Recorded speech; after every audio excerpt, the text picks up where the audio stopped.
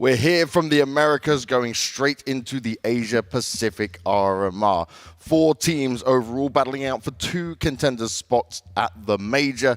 It's a lot to fight for, a lot of opportunity for these teams, and it's time for us to see how this journey will begin for some of them here. Joining me on the desk to start things off with today, we've got Blair. He is known for everything in Asian Counter-Strike, loses his mind, somehow still has his hair from all of it. And Pimp, well, you just get to enjoy this madness and see what happens to Blair for all of it. Yeah, I can't wait to spend a couple of days with Blair and the Asian treatment of Counter-Strike. All right, we still call him the Asian expert, I guess. Yeah, definitely. You know what? I feel like for Asian Counter-Strike the past couple of years of COVID and everything, it's been a rough time, right? It's a region far removed from EU and NA, and like how we talk about the struggles of NACS, and I feel like Asians actually been struggling even a bit more. So I'm actually happy to see these teams here in EU. You have the usual suspects. You got Tyloo, we got Renegades, we got some new faces in the Mongolian team of IHC, and of course LFO, who were recently in EU playing Pro League. So you know what? This is still something for Asian CS, and I'm happy about it. I'm curious, Blair, though. Is there one player or 2 players, perhaps, we have to look out for? 2 players that people may not know out there, and we really should keep an eye on? This is one guy, some people think he's from Poland, but he's not. He's actually from Indonesia, and his name is Hansel Bentetford, and he is definitely someone I'm going to be keeping an eye out for. And from some of the other, there we go. And a couple of other players. I'd look at players like Ince, for example, Alistair. I want to see some of the faces most people don't know, some of these names, to really at least put up a showing here. That's what it's all about for sure. Now, you have managed to keep your hair throughout all of this. We'll see how it goes at the end of it. Yeah, Blair's getting his long hair all the way through, yet he's always losing his mind for Asian Counter-Strike, so we'll have to see how it works out. But for all of you guys at home, if you want to get yourself to the major, it's not too long away, happening over in May. You can grab your tickets down below. A lot of these tickets are selling out fast, so if you want to join us there live and watch the best Counter-Strike in the world go down, make sure you go and grab your tickets. And like I mentioned earlier, there's 2 spots for this region, but only 4 teams in it. Now, Blair, we've got to talk about Tyloo in this, right? Because Tyloo, they're always making it through, but they did actually have a period where they were being beaten out in some of these qualifiers quite often. They are still getting beaten out in these qualifiers, and it feels like the one team, their kryptonite, so to speak, is the ex-VG gaming team, now known as a Rare Atom. You have players like Kaze, you have players like Zoking in that team. I think anyone's been watching CS for a while would remember these guys, and they seem to always have their number. Fortunately for Tyloo, there was only one qualifier for the Chinese region, and Tyloo were actually able to come out on top of VG, and now they don't really have that kryptonite they have to contend with. So yeah, Tyloo, I would say they would be one of the favorites to make it out here.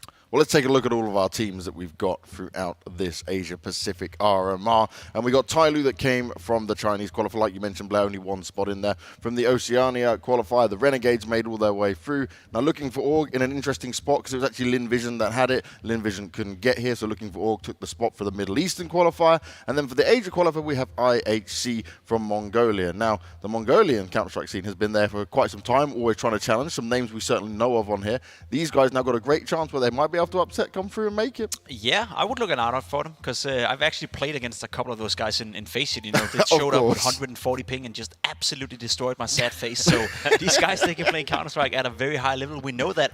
Obviously, as you said as well, Blair, we discussed it in the green room. There's quite a few teams coming out of that region right now, out of that country, and they have some talent in there. Also looking between Tyloo and IHC, we're going to see that matchup, of course, later here. They have some internal history, and IHC have been able to make the games competitive. So yeah, for people watching right now, you may think that that's not a team that's going to do much here, but they stand with a decent chance of qualifying. As you said, 2 out of 4 teams qualified. That's 50%. That's better than the NA region. It is definitely. It's very beneficial for these guys out here. But for all of you guys at home, we've seen some tweets already trying to understand how this format, how it's all working. So have a look at the explainer. Welcome to PGL RMR Asia. The top 4 teams from the APAC region will compete in the PGL studios for 2 days. The stakes, $10,000 and 2 spots at PGL CSGO Major Antwerp 2022. Teams are getting their seeds based on the regional qualifiers, 1 through 4. Number 1 will play against number 4 and the 2nd seed against the 3rd. All the matches will be played in a best-of-3 format. 2 out of the 4 teams will qualify for the major, and the bottom 2 teams will be eliminated. The first and the 2nd place will gain the contender status.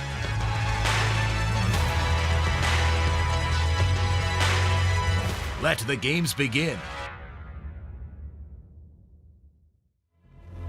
And that is what we're about to do, let the games begin. But what I do like throughout this qualifier, and I'm sure you guys do as well, it's best of threes the whole way through, you know. None of these teams having to go through these best of ones. We're seeing the full strength, full force, nice normal vetoes go down, and we should get some pretty mixed games coming through here. This is the bracket and what we've got on the screen. This is how it's going to be played out across the next 2 days. And that's it. The Asia Pacific RMR is very quick, very fast. In 2 days, we will be done. And let me just point out, right, if you lose the first game, if you lose the first round, you have to play later today in the third game of the day to be eliminated on day one. So the pressure is on from the get-go. It's brutal, isn't it? Like, you come in, like you said, you lose a game, then you play the elimination game. So one team would have flown in all the way here to beautiful Bucharest. They play 1 day of CS and they're out. So that's how ruthless. Well, that's good though. Nice holiday. Yeah.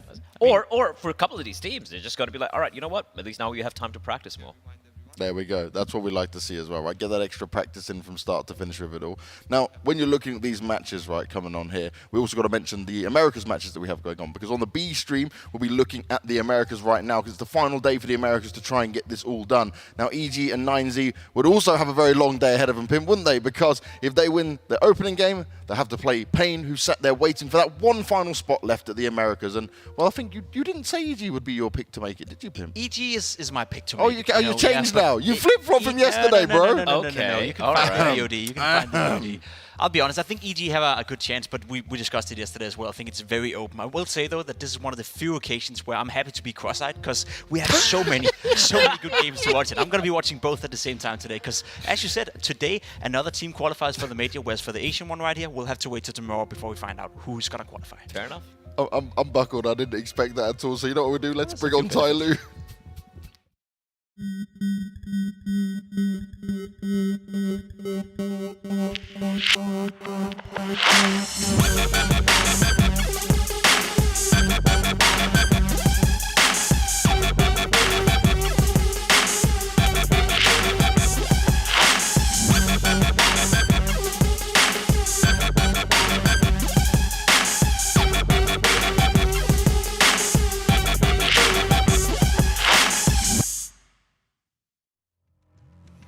Familiar faces and familiar names for this Tyloo roster, Blair, and it is one where they have been the dominant organization through the region over and over again, always claiming the spots. But you know what? It's been a bit of a rough time from, like you mentioned, with the COVID situation. Last time we saw them was in winter. Before that was ages and ages before they haven't been able to get out and experience the European fighting power in here. Now they've been able to be here for a little bit of time and get some of this vital practice in, hoping to see some big improvements. Absolutely, and I think the biggest improvement, I would say, for Tyloo has been the fact that this man you can see on our screens right now, Bented, he's back in action. You know, yes. He was the IGL star player, the best CSGO player we've ever had from Asia is this guy. I think that goes without saying. And now he had a little bit of a stint in Extremum. The Extremum guys was playing out there with some of Chad's ex-teammates. Obviously, he's learned a lot, right? And hopefully, him coming back into this team has maybe elevated the team when it comes to a gameplay standpoint. Well, I've been told that the next intro is something quite special, so let's take a look at IHC.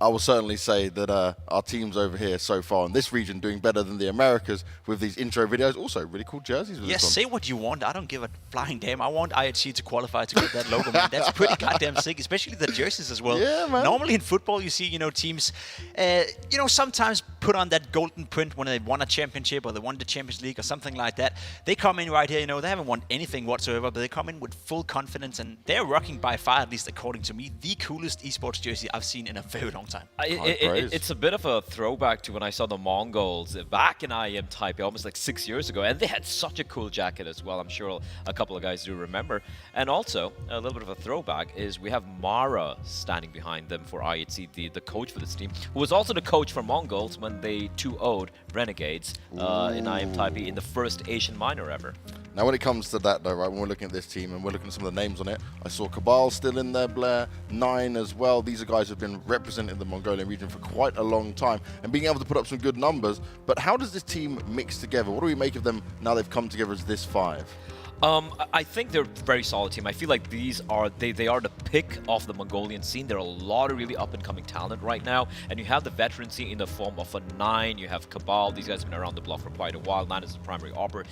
Watch out for Techno. Techno 4K and Score have been two really up-and-coming and really sharp players. And you got to remember, these Mongolian guys, they play 150 ping with EU teams. Yeah. I think it was D13 who even qualified from ESEA Open going to advance, playing at 150 ping, and ESEA Open, as Pimp would know, have pretty solid teams. Yeah, I agree. I was looking up on Score statistic right coming into this one, and the last 3 months, 90% of his games he's posting a +1 rating. So he's just consistent throughout and throughout. So look forward to see him, especially when you consider the maps as well. I'm very curious to the Ancient pick here, Blur, coming in from Tyloo. Yeah. I know Asian Counter-Strike. We know Mirage, especially when you look at Tyloo. That's a map they came into Europe with, and they surprised some of the biggest teams in Europe. I remember them beating Fnatic back in the days where they were actually super good on the map. They get picked that against them, and then they pick Ancient themselves. Is that something that scene is trying to integrate? It's very interesting that IET have gone for this Mirage pick, like you said, right? Like Tyloo, there's a saying, right? Historically speaking, in APAC, you don't pick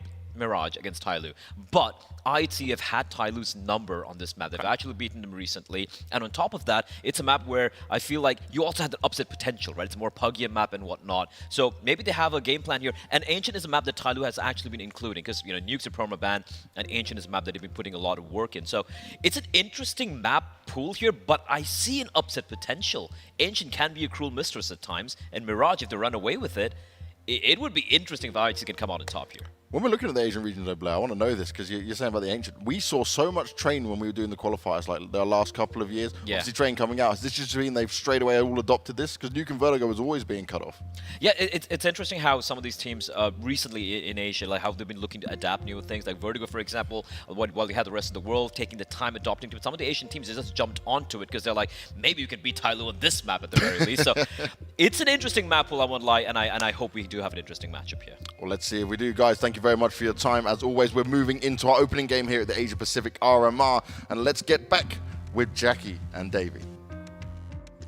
You're in for a banger on this one as we kick off the Asian Pacific RMR. It's going to be tasty, Davey. We've got a spread in the Veto there that looks like we could get 3 maps out of this. Yeah, no, it does. Like they were saying, you know, the Mirage pick, IHC's beaten them on it recently. Anything to do with Asian CS, I trust Blair 100%. He could tell me anything, and I'm like, oh, yeah, okay. Yeah, sure. That's true, Blair. That's true. Thank you, Blair. We always appreciate you. You are correct. India, as we found out yesterday. Thank you so much. He always just comes in big. He's like you with NACS. Just always right. Yep, exactly. No, that's exactly how it is. And whenever he says anything, I'm like, okay, well, Blair's probably right. So I remember back in the day, the Tyloo teams, like they were talking about, historically, those Mirage executes, they were always had this weird, unique style on Mirage. They would do 5 smoke executes, but it was a fake somehow, and they were everywhere else. So who knows what's going to be going on here. Yeah, it's going to get wacky. And we were a little bit surprised about, obviously, when we saw Ancient come in, because you're looking at it and thinking, okay, this is kind of a plunge in the deep end for the both of us. We're going to be witnessing that on the ground with everyone at home, because it is quite different. It will be really interesting to see how they play on the server, because outside of it, everyone's looking fresh to death. I back up everything Pimp said. Those jerseys, oh. Look, I've never met a Mongolian that isn't really cool and has like sick style. Oh, like, yeah. Always. Obviously, I played on a team with a Mongolian for a while, and that guy, he would rock some stuff. He was super into like modern fashion, and he always wanted to like go to these fashion things in LA and stuff like that. He was very, very big. They're big on it. It's all about the look. I remember even like the brief time I had meeting Machine Gun back when he was on Splice with you. Yeah. He was so just like this beacon of just like incredible fashion that would rock up, and he's so tall. He's like massive. 8 foot or something. So you see him, and he rocks over, and he just goes, "Hello, Machine Gun," and you're like, "Dude, you're sick. Like you are actually great. dope." He's absolutely great. Like I said, I've never met a Mongolian that I don't like. So I'm really looking forward to the game. I hope that IHC can put up a really good fight. Obviously, historically, Tyloo is the juggernaut of this region, right? Yeah. It's always been historically them and Renegades, them and Renegades, them and Renegades. And hopefully IHC can sort of break that break down that barrier here today. Yeah, coming into it, it's the first game of the event, and you've got to win them all. That is the real big factor for this. That's kind of the difference of this RMR compared to some of the other regions, right? You have to go in, start it off with a win, and keep those going the entire way through. If you drop a series, you're in the danger zone immediately. If you lose another one, that's it. You're gone straight away. Yeah, exactly. The GSL-style format is a little bit less forgiving, but there's only 4 teams here, so it makes sense that they're going to, obviously they can't do a Swiss system with 4 teams. That wouldn't make Not enough teams, though. It just doesn't make sense, does it? That'd be ridiculous, wouldn't it? Yep, it would be. Wouldn't make any sense at all. You'd be trying to like match up pairings. It would practically end up just being a GSL system, and then like let's say the 2 teams that win, they go 1-0. Okay, they move on. The team that loses the next game, they're 0-2. They have no one to play against. It just wouldn't make any sense. We'd have to send you in with Blair. Oh, maybe Harry Hugo as well. Scrawny as a 5th. That could be big. That'd be pretty funny, I think. Scrawny, he can be a bit of a menace outside on Nuke. I think as long as we pick Nuke, that team would have a chance. Oh, I believe it, honestly. I think it could be pretty fun to win this. We would just have to let us be the only team that does the vetoes. Like, they couldn't pick a map. We would just have to play whatever maps you we just wanted. decide where you want to play. Exactly. Well, we are going to be at play here on Mirage to start us off. Tai Lu on CT and IHC will be your Ts as we get into our first map of this best of 3, Davey. We started off. We do see the nade sets coming out. It was just 1 on 9. He's throwing the smokes. They're going to boost up into the window, try to get the timing on this flank. Player's not watching for it, so Score gets the opening. That's Bintet going down. And King answers back from inside of the A site, but he's getting pinched from all sides. He realizes that. He tries to go up on top of balcony. Can't land a shot on the jungle player, but Blitz swings out, and he shoots him in the side of the head. The A site's been taken. Both CTs are in the vicinity, but the bomb's going to go down, and really there's no answer. Attacker walking up, sees the player on top of Triple, but it's not going to work well for him. And it's just left with Slowly. A little adjustment, eventually lines up the headshot, but he will buckle. And the pistol round does go the way of IHC. The woos are coming out already as well. There's the smiles. So they've got the drip and they've got the energy, Davey. Yeah, it's a good start for them. T-side pistol of Mirage. Get these early ones going. They managed to find really good timings. Tai Lu is very disconnected on all of their peaks. They sort of just got to walk up and take 1v1s, shoot a bunch of people in the side of the head. Really wasn't a whole lot going on from Tai Lu's side. As we do see the 4 spy come in. It is the B stack as well. 4 players here. Looks like they're going to boost up into the site. 1 player jump spots, 1 player on short. That's a smoke for connector as well, just to, keep it interesting. Try to keep them honest. It actually works. 9 decides not to go up into connector because of it. He is boosted up in window, though. He's worried about any sort of peak, any sort of, collapse in middle from the CTs. But with 4 Ts in mid and 1 over there towards A, it looks like it'll be the A split. They're probably just going to get 9 into window, let him sort of scout things out, try to figure out if there is a stack and where it is.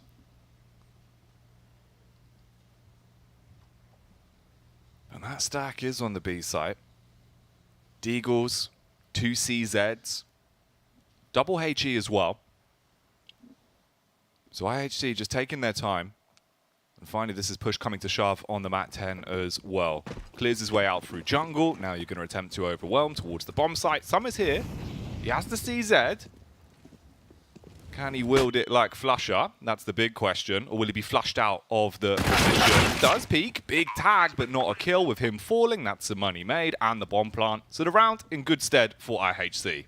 Yep, they get the bomb plant. They're going to secure the round. Tai Lu's not going to go for it. They're just going to save. Try to bring these upgraded pistols and armor into the next round. They don't have a kit. They don't have a smoke. It's like, well, we'll just save all of our stuff in B. This is just Counter-Strike now. This is just how it's played at the highest levels. You save everything you can. Every little, every little bonus could help you in the next round. All those little tasty morsels. Yep. The breadcrumbs of the CT side economy. Better. 5-7 kills there. Yeah. It honestly would. Lucky he stays alive, gets out with 8 HP. So that's all 5 keeping their weapons there on a T side. Good fist bump deployment. That was quick. Yep, let's do it too. Bang. Teamwork makes the dream work. I still can't believe, during the Americas RMR, we did see the 1 missed fist bump. Oh, that's brutal, yeah. That was really rough. You can't be missing your fist bumps. Yeah, what a morale hit, You go to fist bump your teammate, you're looking for some energy. You miss. You just miss. Yeah. Or if see, they we even just like don't tried to reply, miss and we still fist you know what I bumped mean? like that. It's a synergy, David. Yeah, I know. I was like trying to miss your We fist both there. curved, yeah, but we both did the same exactly. thing. We both curved away and just fist bumped anyways. It's impossible. It's like when you drop a bit of toast and it just keeps spinning. So the butter side can never land on the floor. What? You know, if you butter toast, Yeah. it always lands on the side without the butter. I don't. Have you ever dropped toast and it's gone butter side down? Yeah. You're lying. Okay. Just stop making things up, I'm alright? sorry. All right. It's literally Actually, never I guess it happened. was peanut butter, not butter. See, there you go. I knew you Because were that's lying. heavy, so I wasn't lying. No, you are. You're always just such a liar. You can't spell Davey without liar, and it's ridiculous. Look, I may have dropped toast with butter on it. I put it like butter down at one point. I don't think you did. What if it, again though, more likely margarine than butter? See, it's these small inconsistencies into your story. Every Look, time I'm I just, push back, well, the it's thing just is, not I've never adding thought up. about this before, Jack. That's the thing. Now that I'm thinking about it, I have to like, I just like made a statement, and then now I've had to really reflect on it. And I'm just like, well, no, maybe it probably wasn't actual butter. Mm-hmm. It was probably margarine, and then like peanut butter, and like it. Other brands of spread are available. Yeah, yeah. I suppose other types of spread, really. Other types, yeah. Like, all I'm saying is it wasn't on purpose. I've just never had to think so deeply into this topic The before. intricacies of butter. Yeah. the physics of toast dropping. It's a big picture, you know. You gotta pay attention to it when you drop your toast. It's what matters. Dankin dropping out the window though, as he will be looking for an opening pick towards middle. And they're grouped up for a heavy B hit. They do have the weapons they carried over from before, so a bit of a bonus to work with. Bentet on the jump sees one and does take down Techno. Yeah, the Molotov was good. Forced him forward. Ends up finding the opening. And IHC, they're just like, screw that. We're not going out there. They were so separated. The opening kill goes the way of Tai Lu, and they just decide to back off. They're going to reposition. The problem for them is they threw all their nades at B, right? They don't have any smokes for the A site. So going out here against this op is going to be very difficult. There's going to be crossfires. There's going to be positioning here from the CTs that makes it so hard for the T's to scale forward. Dan King's in the side. He did miss his first shot, and he actually goes down to the lurk of 9. Not aware of the positioning. Oh, the player inside of Connector. Going to have such big impact into this round. As Score finds another headshot, ties it up at 3-3, and there is the lurk from Blitz. He swings out, finds the headshot onto Summer. They have control of the site, and Tai Lu. If Bentek can win out on this fight right here, then maybe they have a chance. But without the kit, Jack, I don't think they're going to be going for it. It's looking unrealistic. Bentet as well, knowing if he goes through the murder hole, it's never a favourable fight to go for. So instead, he's going to weave his way round towards CT, slowly comes up on stairs. He's peeking in on ramp. Cabal's at the site. There's the fight from Bentet. Does get one pick, so we're back on the 2-1-2. But as you mentioned, there's no kit, so you'd have to go swift. He doesn't really have the time to work with. He'll pick up the AWP. And just try and stay alive here. And he should be able to. The HP's low for the T's. He does have the op, and actually this peek went to him.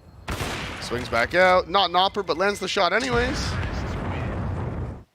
So he does hold on to the op, but the excitement coming out from the Mongolians. Yeah, he moved the mic away too, just to make sure that it was Tai Lu who heard him, It's like Chocolate Rain. Moves Mike away to woo. Woo. Woo.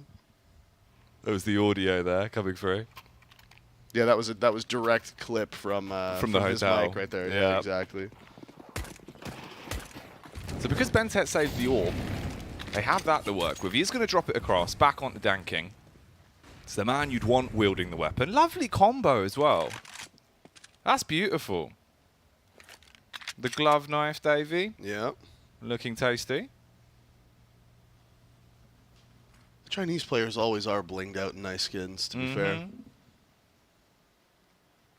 That's always been a thing. Techno holding inside of the palace for the aggression. Slowly's nearby.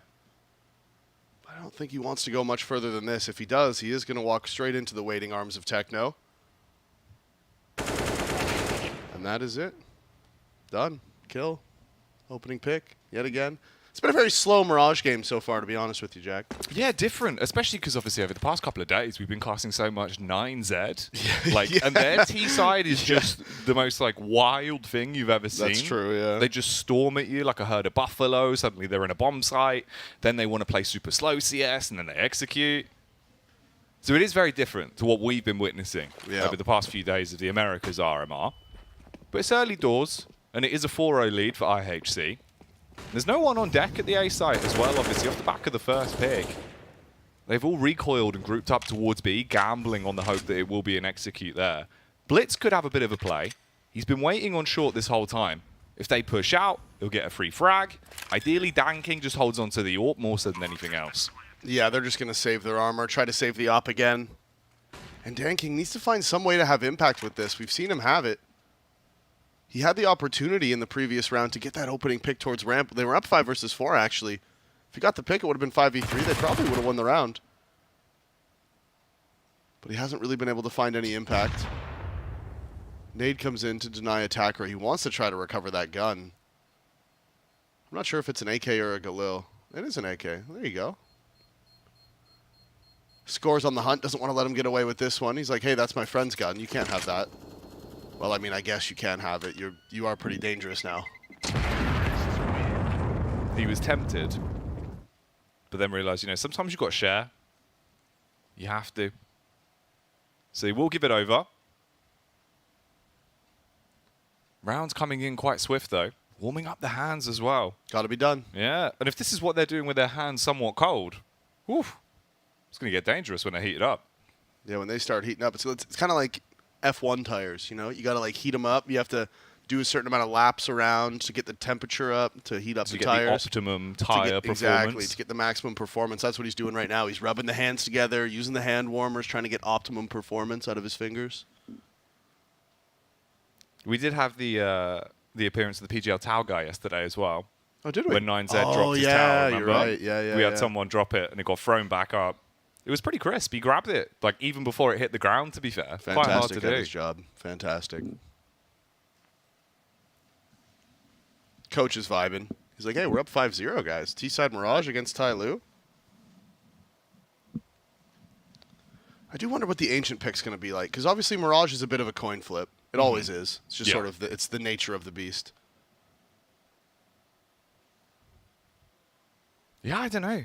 Like, the Ancient game we had yesterday has left me, like, scarred for life. I think you're right. Because I didn't even get excited about the Ancient one today. When I saw it pop up on the Veto, I was like, nice, Ancient. But I wasn't like, yes, Ancient, let's go. Yeah. Which I normally am.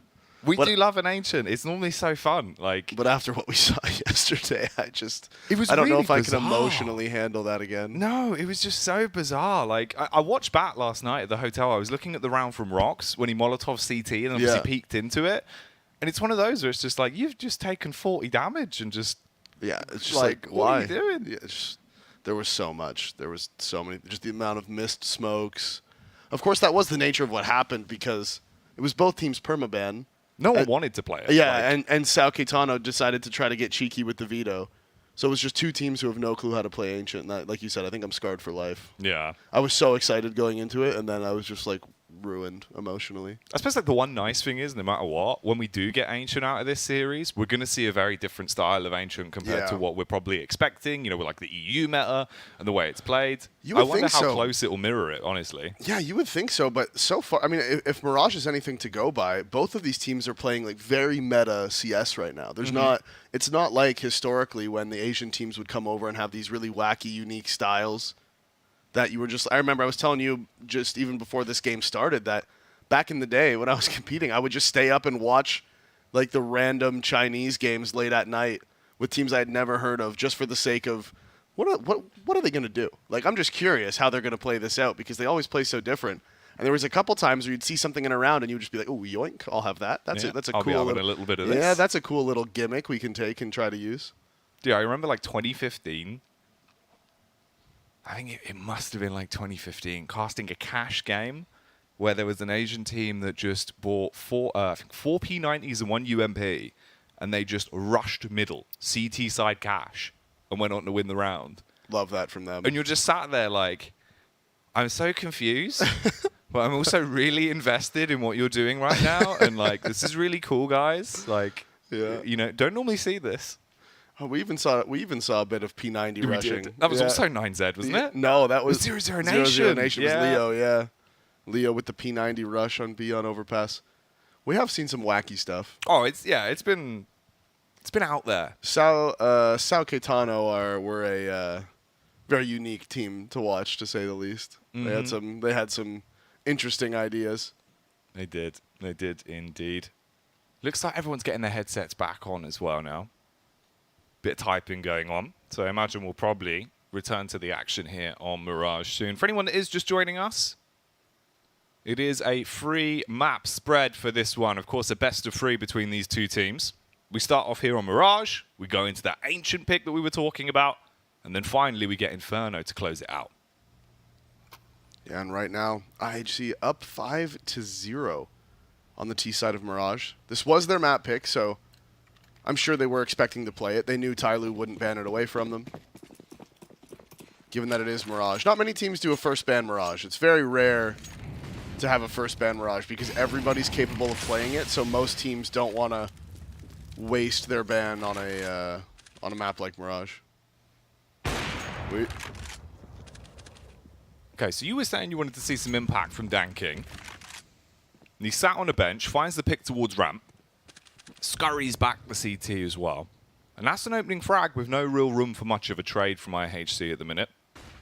And Tyloo, if they can convert this, start to get into the groove of things, maybe we go 5-1. Who knows where this game's going to go. They do have 2 warps on display as well. The other being in the hands of Bentet. Oh, missed flash. They wanted to flash the Opera off of CT and then go for the pick, but he missed it. So now he's had to pass the flash over to his teammate to make sure he can throw the second one. Repositions, posts up. Dan King can't re-peek now. Molotov is supposed to isolate him, but it doesn't go deep enough. Misses the shot regardless. That's on Cabal now. He's picked up the op. The lure towards middle, and Blitz has been so effective with this so far, but Attacker winning out on the trade this time, giving Tyloo the 5-3 lead, and it's felt like IHC have had the man advantage almost every round. This time, Tyloo looking to capitalize off the opening pick.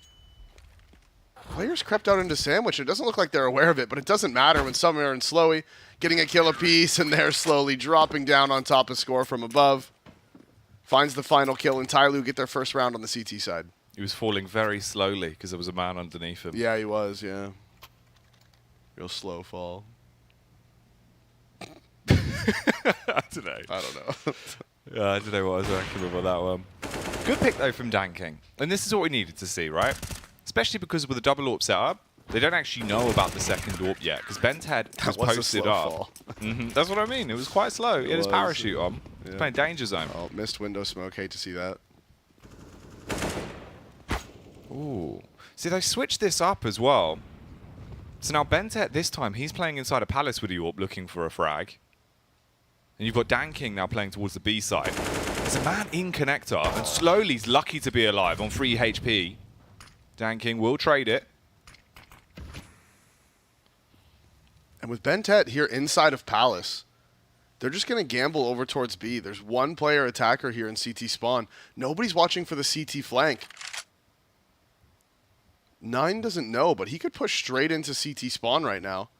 He's inside of the window, and you can see now Dan King has adjusted. He's aware of this potential. He's clearing out the CT flank, clearing out all these pushes. If the timing works, 9 could peek right into the op. He's just sitting here waiting for it. Hasn't been spotted yet. Keeps checking back and forth. They're going to go into the A site.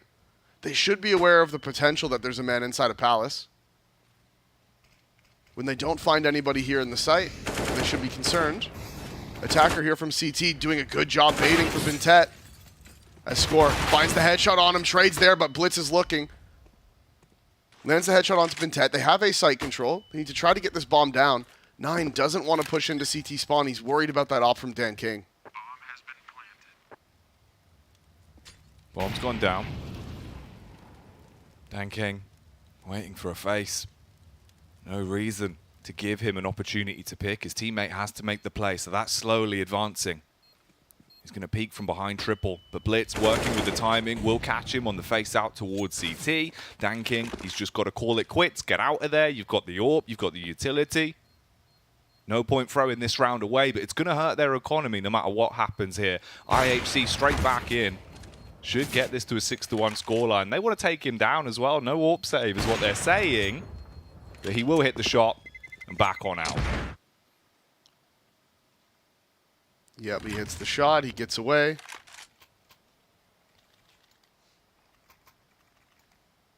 IHC enter back immediately. They get that sixth round. Tyloo does have the money to buy. They're actually going to go straight back for the double op. Bentet wants another one. See where they decide to position these this time. Of course, last time there was one over towards B, one inside a Palace.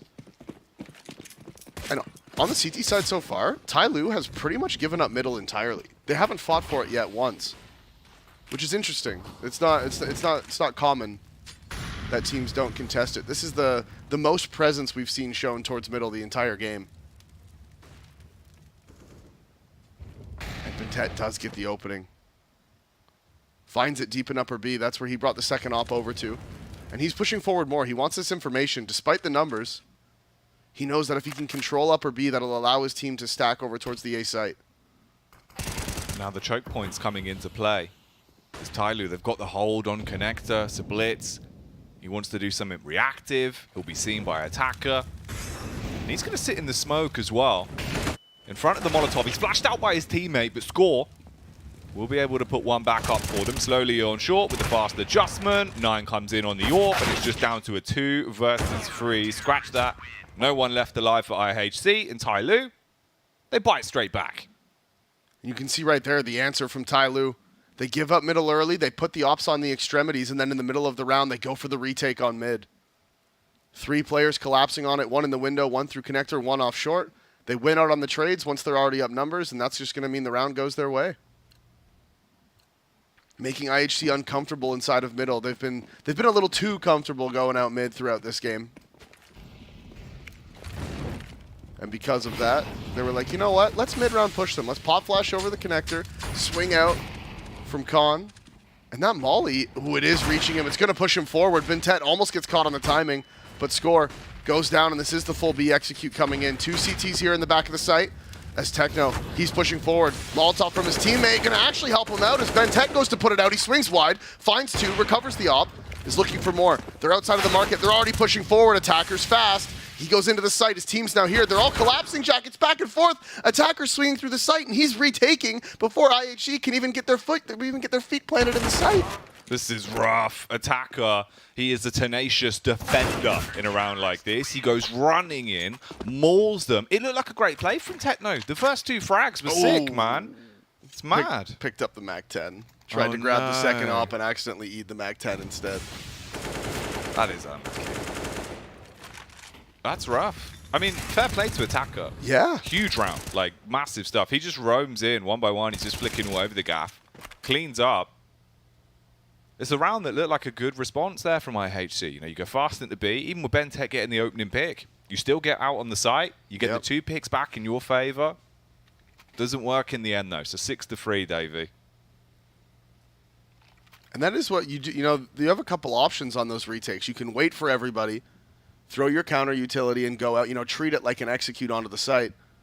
Or you can do what Attacker did. And it's actually what I'm sure you remember the Immortals team, the Brazilians on them, Henny, Luke, you know, those guys.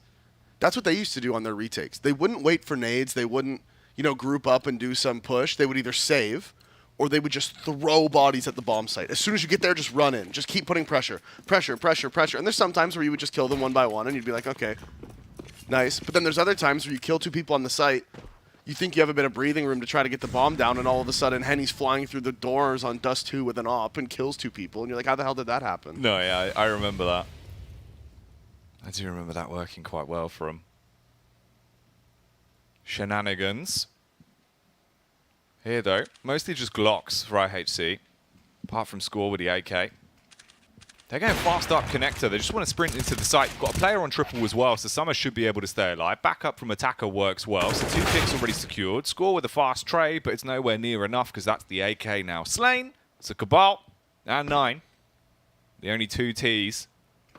attempting to boogie their way through the realm. Jumps out through jungle.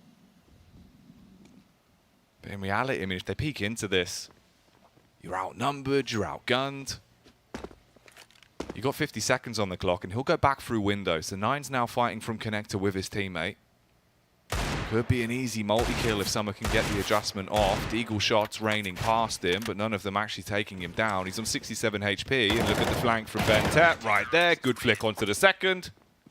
And that's 4 rounds now for Tai Lu. I hate that man like Bentet is on the A4. I expect more from him.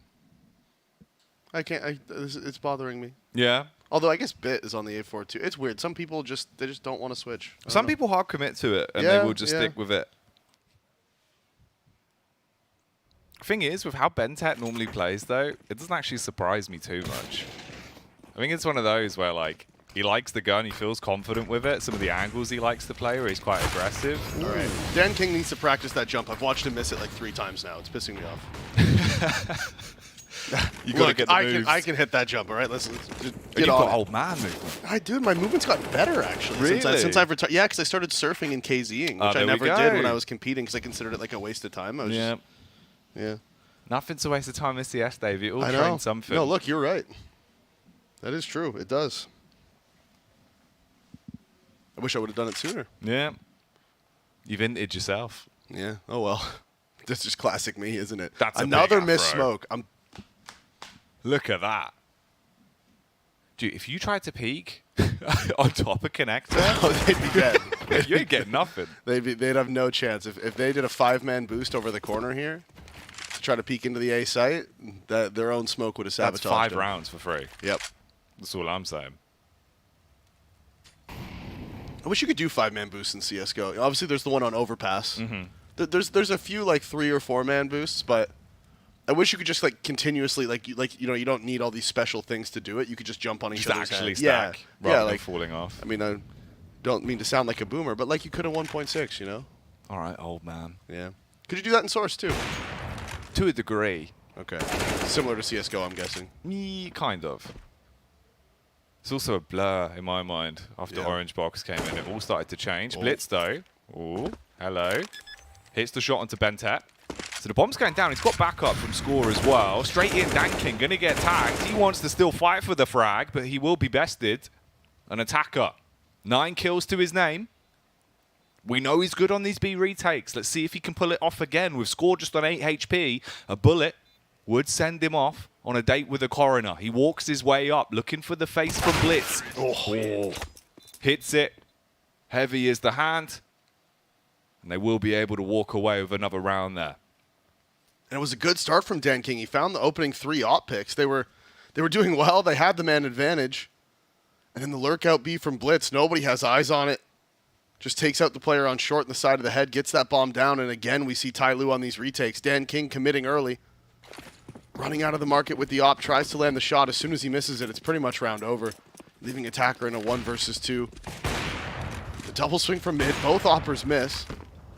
Window smoke does land this time. There's a 3-man setup here towards the connector for the CTs, so I wonder if they're going to sort of group up and decide to fight for middle here.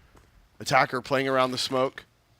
A lot of free pressure being able to be applied in upper B from IHC. He has 9. Jumps in. He spotted the second as well. Summer does eventually trade it. Kills back and forth. A Score gets 1. It was over towards middle. And now Tai Lu's collapsing. They want to go for more, but Score is in the underpass. He lands the headshot onto Dan King. They did trade weapons, so Summer has that op. He's going over towards Ticket Booth. But the play is going to be in upper B. There's 3 men here, and they're going to be walking out. There's nobody here to respond. Pass the AWP onto Score. Play with the Bogdan's Law. 50 seconds on the timer now, as they are walking their way through apps. B site, wide open. Techno.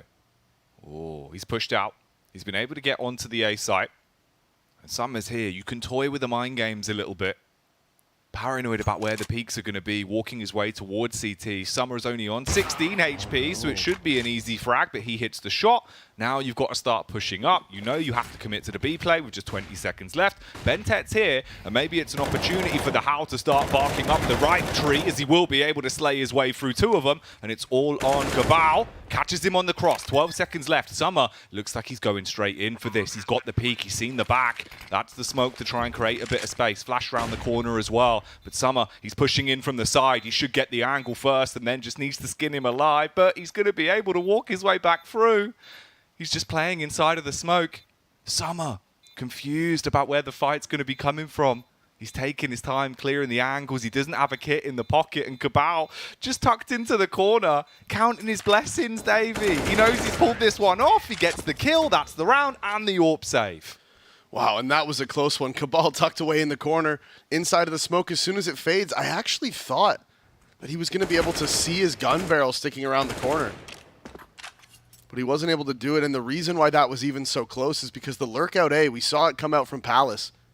He's walked in, he clears the whole site, and you can see him say to his teammates, hey guys, I think they're stacked B, A's clear, come back. Walks around the corner, dies to the Opera and CT spawn, and then they're like, oh, no, they are playing A, all right, let's just run out B. But Bentet was on short. Yep. So then he gets the double kill. If he doesn't, he tries to drop that flash and jump away. If he just takes the fight, there's a chance he even gets the third and just wins the round outright. It looked like he was revving up for just a huge spray, right? Yeah. You have the bullets for it. And did create a big dent into the game. Blitz. Shooting up onto short. Slays Summer. But slowly, he snipes him down with the USP. Leaving them in a 4 versus 3 now. Just USPs on the 3 remaining Tyloo players. Nothing else to give them a benefit in the round. No, they just really couldn't afford anything. They had to go for the full eco if they wanted to make sure they could buy. Dan King, of course, had that little bit extra. A score finds the headshot onto slowly. The spray continues. He gets attacker. Down to 4 HP, but the 2 eco frags are for him. And ecos are cool. Ecos are forever, mate. Yep. Friends may come and go, but eco frags will always be there. Need my eco frags. This is like a selfie of you on Dust 2. Just like 4 dead CTs. Just hanging out with me and my ecos. Yeah, just hanging out with me and the eeks. Just me and the boys having a great time ecoing. Bentet. More so than anything here. Just waiting for the round to pass, of course. And IHC, they're going to be able to take this game to 9-4. Coming out relatively swiftly on the T side. Bentet does push back out, looking if he can catch anyone. He knows score was low as well, but score's right there. Headshot with the AK. Does not fall. Finds himself 3 kills on the ecos. Happy with those ones. So it is a 9-4 split when the buy comes back for Tyloo. Ecos will never abandon me.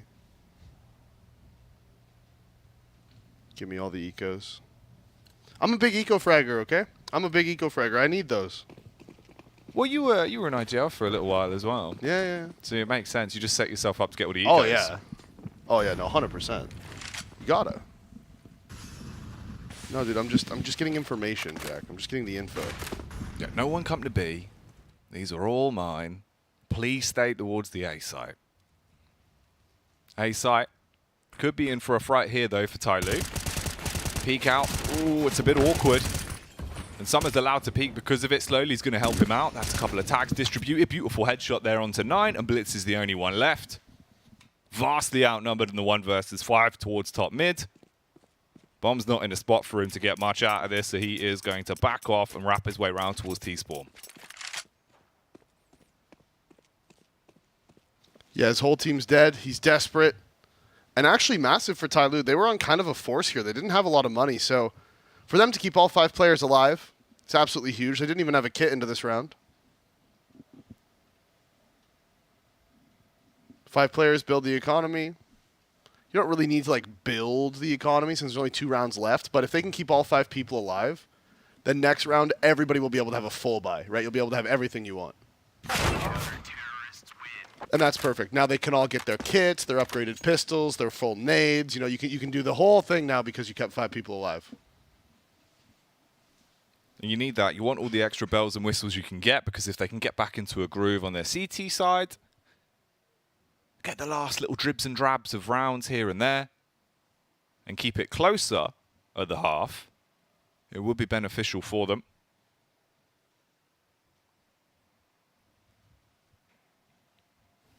Some comms coming across here as well.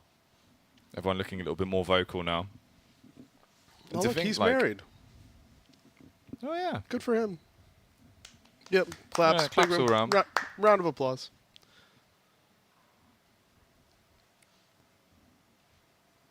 I never really liked wearing jewelry when I was playing. No, it's only I more couldn't now. do it, Now, yeah. like, obviously you don't have to play. It doesn't bother me. But back then, it was just like, I don't want anything on my hands, my wrist. It I feels think weird. if it was your keyboard hand, it could be okay. Yeah, but even then, it always made my fingers feel a bit weird. No, you you're know? right. Yeah, look, I don't think I could do it either. No. Hopefully, I never have to worry about that. Never again. Shh. Shh. Get me in trouble. So, IHC. You push down mid early. They've actually got a lot of space off this. Like you were saying before, right? Tyloo are playing a very restricted CT side setup. They're giving up the mid control. So Blitz reading off of this. He goes running up short. He's got a huge timing as well. He can get in the back line here, frag onto Slowly. This could all go wrong in seconds. And depending on Slowly's res and timing, the second he looks away, he goes down. He's going to not be happy about that. They have control of the B site, but the problem is the bomb is top middle. They're going to know that Bentet is pushed up into upper B, and they do have the time to clear him out. But it is still going to come down to the timing because the CTs know they have to react at this point, right? They can't just sit around inside of the A site. And none of it's going to matter. Blitz jumps up, Bentet goes down.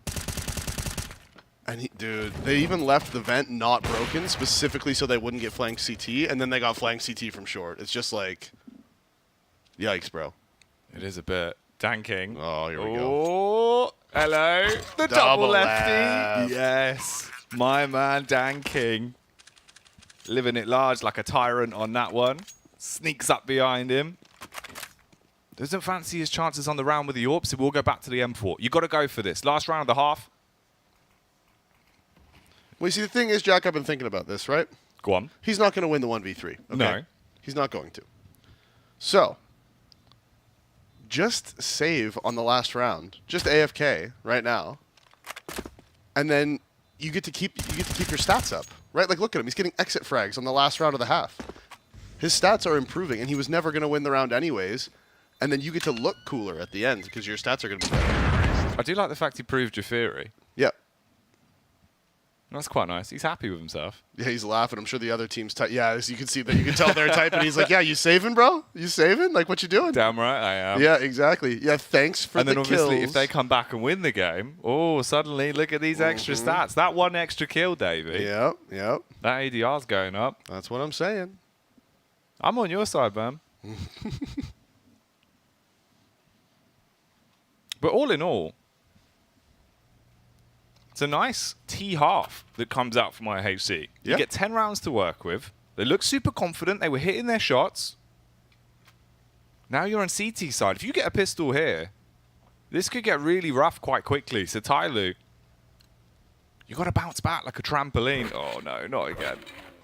Just giving us that moment of madness from Dan King. Of course, it's Cabal too. Man who's 3 and 10. It just had to be, didn't it? Had to rub salt into the wound, yeah.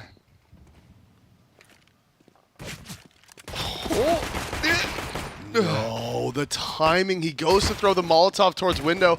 The push from mid comes out. He finds the kill regardless. And that's going to be the call for the B play as Tyloo, they're pushing in.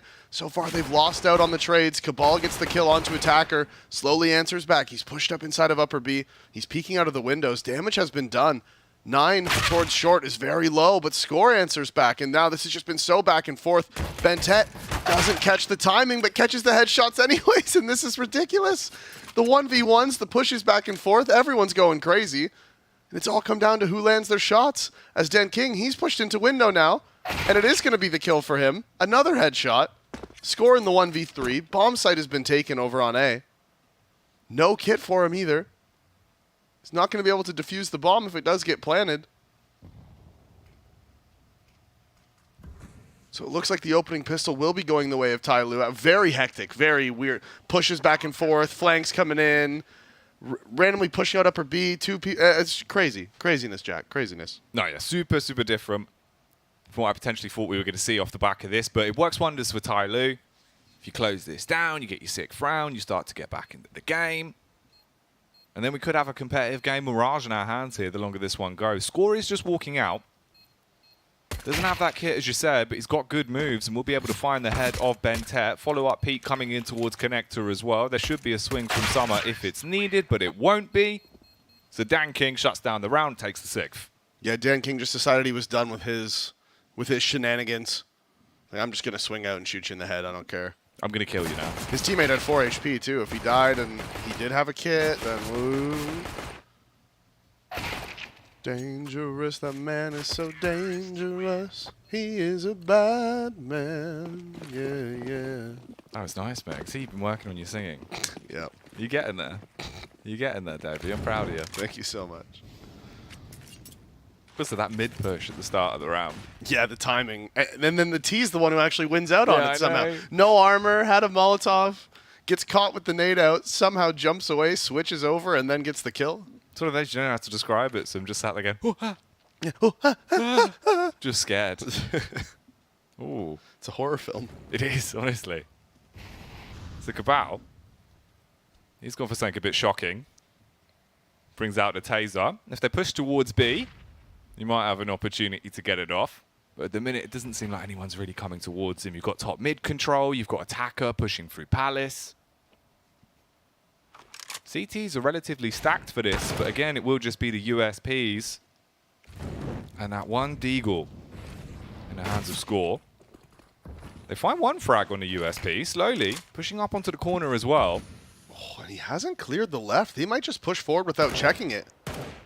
He's gotten into such an advanced position. No, but the USP. Blitz can't land the shot, so slowly gets 2. There was a moment. He gets 3 instead. He went from being just dead to getting 3 eco frags. Oh, hang on. Ooh. All right, give him a sec. Give him a sec. He's got it on the corner. If you get the taser off, it's a moral victory. Bentet's walking into him. No! Oh, that's rough. I was rooting for him. Yeah, man, you got to. You got to. Could have been the difference between the round being soul crushing and the round going, look, boys, tased him, didn't I? Got him. Yeah. It is always fun when you just hear from across the map, one of your teammates, you just hear the... Yeah, you hear the... Ah! Yeah. Just in the corner somewhere. He's like, what was that? I tased him. That was really rough. Yeah, it's unlucky.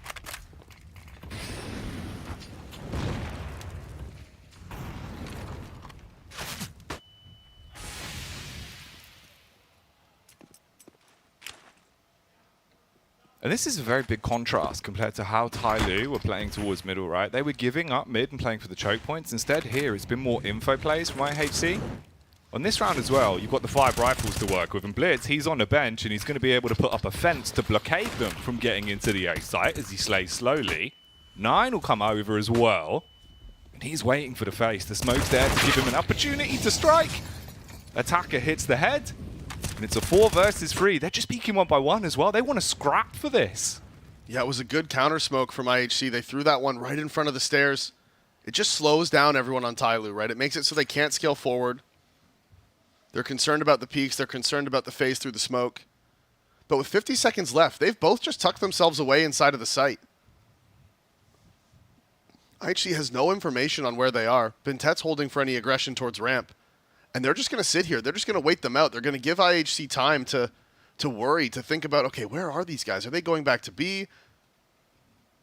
Are they going to go back mid? Do we have to be worried about our flanks, right? Those are the things they have to think about.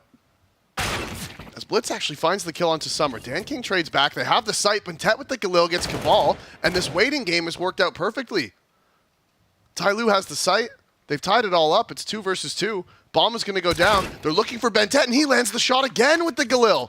Immediate headshot onto Score. So 1 versus 2 for Blitz. He doesn't have a kit. He has only 21 HP, and he needs to find that second T. Bentet, he's pushed out through jungle. He's clearing towards CT. Dan King just holding on the aggressive pass. 100 HP, confident, willing to fight. And will shut him down.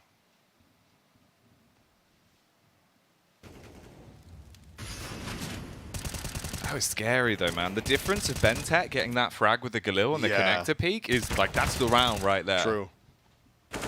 He was low HP too, and he just swings out and first 2 bullets immediately just dink dead to the player on short.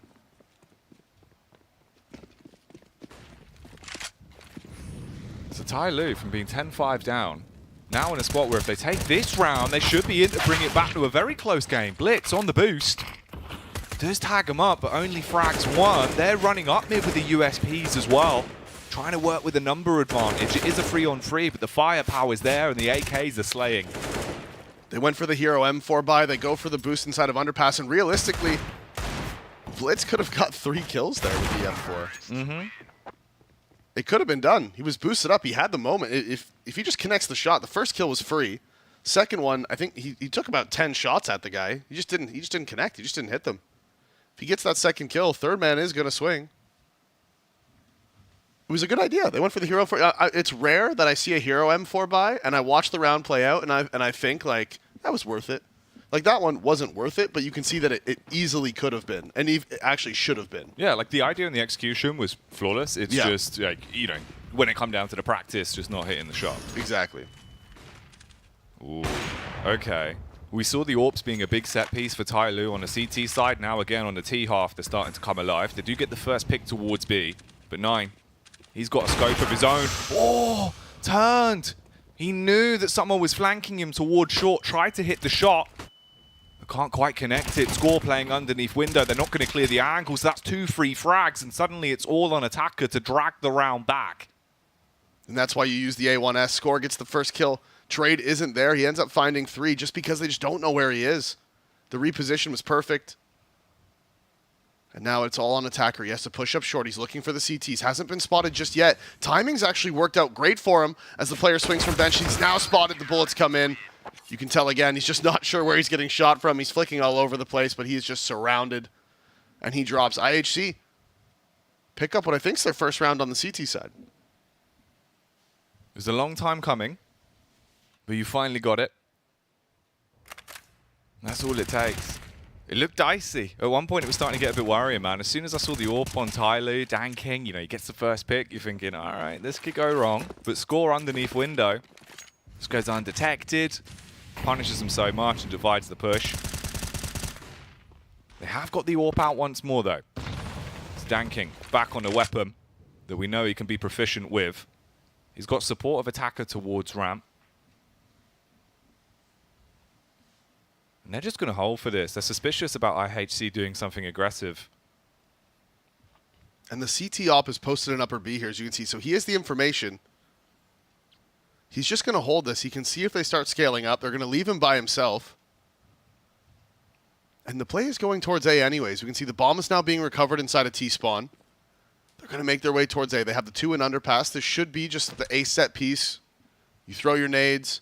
You put some pressure, and you allow the 2 players in middle to get the flanks off. Counter smokes from IHC, though, and this is a big setup for them. They have 3 players inside of the site. The crossfires are there. And there's 1 player inside of ladder room, and he can hold down the entire middle flank, so they don't have to worry about this. That op in upper B allows them to just play so heavy towards A.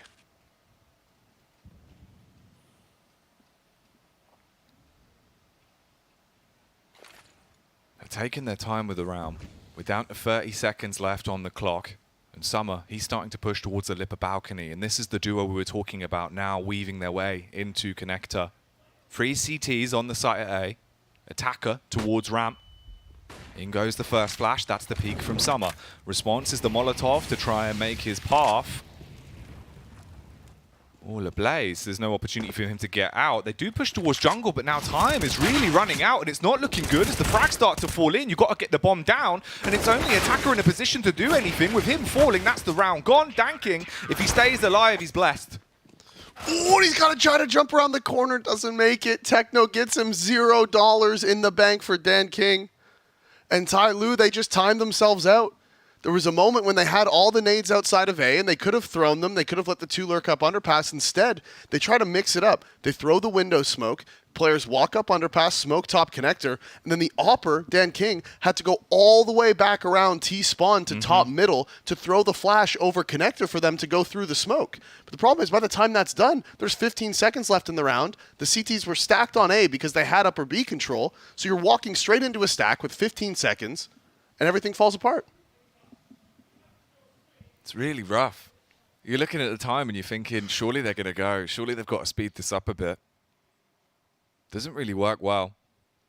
So Tai Lu, you know, they brought it back on the pistol here on their T half. They start to piece the rounds together. But you don't have that much of a buffer to work with. So every round you concede, that puts you closer and closer to losing this opening map pick. This is the home turf of IHC. This is the map they wanted to be on. After this, we will go into Ancient no matter what happens. But Tai Lu, on the 22nd round, Davey, they've just got Glocks. Yeah, and poor Dan King, look at just $0. No money for you. Absolutely nothing. Dying after time in the previous round, trying to save that up. So he goes down to 0, and they are just sort of grouped up outside of A. They don't have any nades. They have absolutely nothing, so I'm sure they're just waiting, trying to see how much utility they can get out of the CTs, make it as costly as possible, I guess.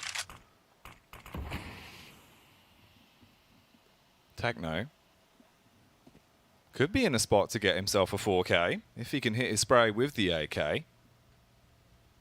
Playing on the lip of the ladder. He's instead going to opt to play underneath towards dark. And Tai Lu with no utility, it's just got to be off the skin of their own back, really. If you go for a burst, you just got to hope that you can find a frag, get the bomb down, best case. Yeah, that would be a blessing, I think. Player under balcony, actually, he can't pick a target. Slowly gets one, but that's it. No bomb plant. Damage was done to Blitz. I mean, there was a little bit of potential there. The player under balcony just couldn't pick a target, couldn't figure out how he wanted to take the fight.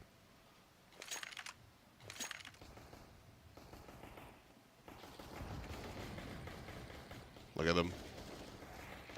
Both trying to make it down the little ladder hole. Yeah, only room for one. The singular inner tube. So 13-9. Tai Lu. If you lose this round, you're staring 14 in the face. That's one away from match point for IHC. It's going to get a bit dicey. And they're playing more aggressive as well. This time fighting for ramp control early. Back up from Technos. He'll actually take over and leave the AWP of 9 covering him. Summer's towards the A side, but he's sat in Palace. Yeah, this is a very passive default now from Tai Lu. They don't want to give up any more opening picks. Cool Molotov from Cabal. I'm stealing that. It's yours now. Yep, that's mine. As they go for the upper B control, the CT's putting a lot of pressure. They tag each other back and forth. Slowly's down to 15. Cabal on 23. AK passed over to Dan King as well. Remember, he had no money, so he had to just go for the Deagle. But now that Slowly's been tagged down, they switch it out.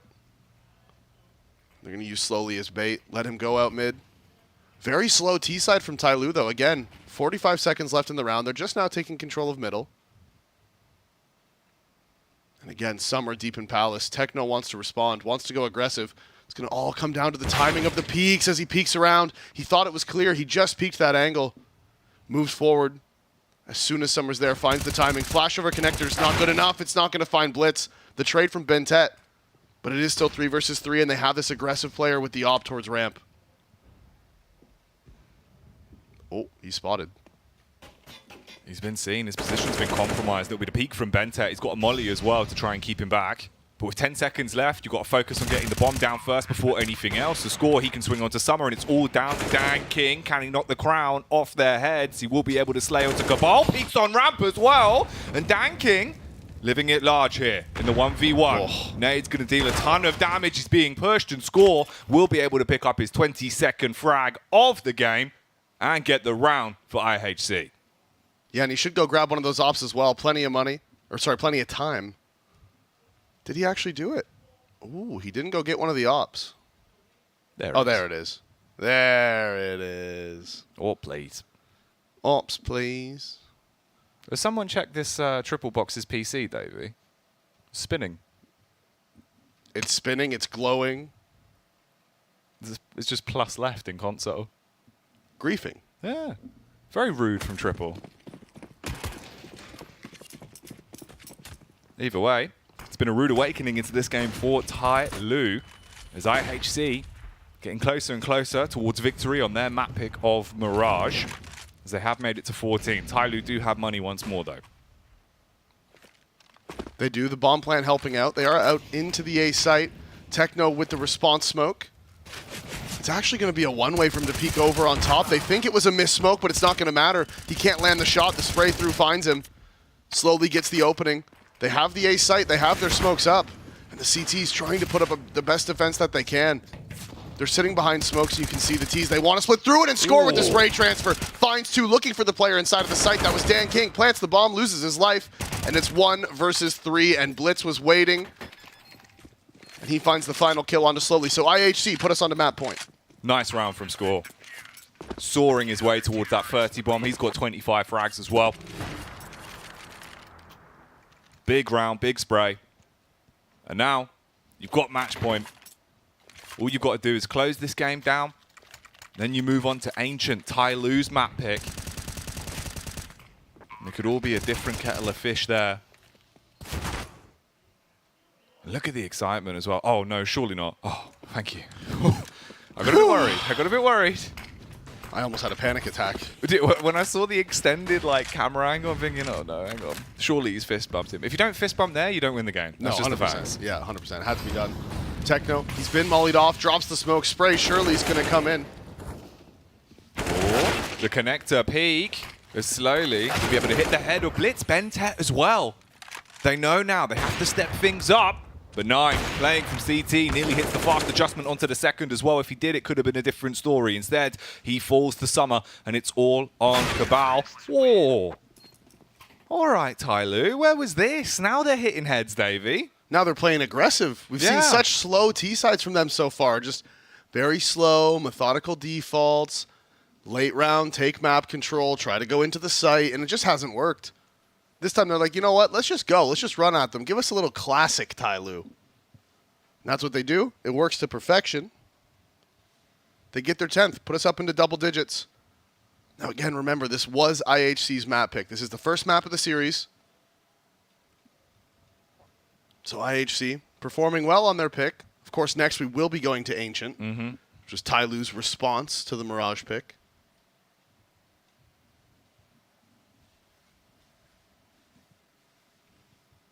If we need it, we do have Inferno as a decider as well. Which is looking likely. It is. With the way this is going, if they pick up their map pick here, Yep. if Tai Lu are hitting shots like they weren't that prior round as well, Ancient could be a lot better for them.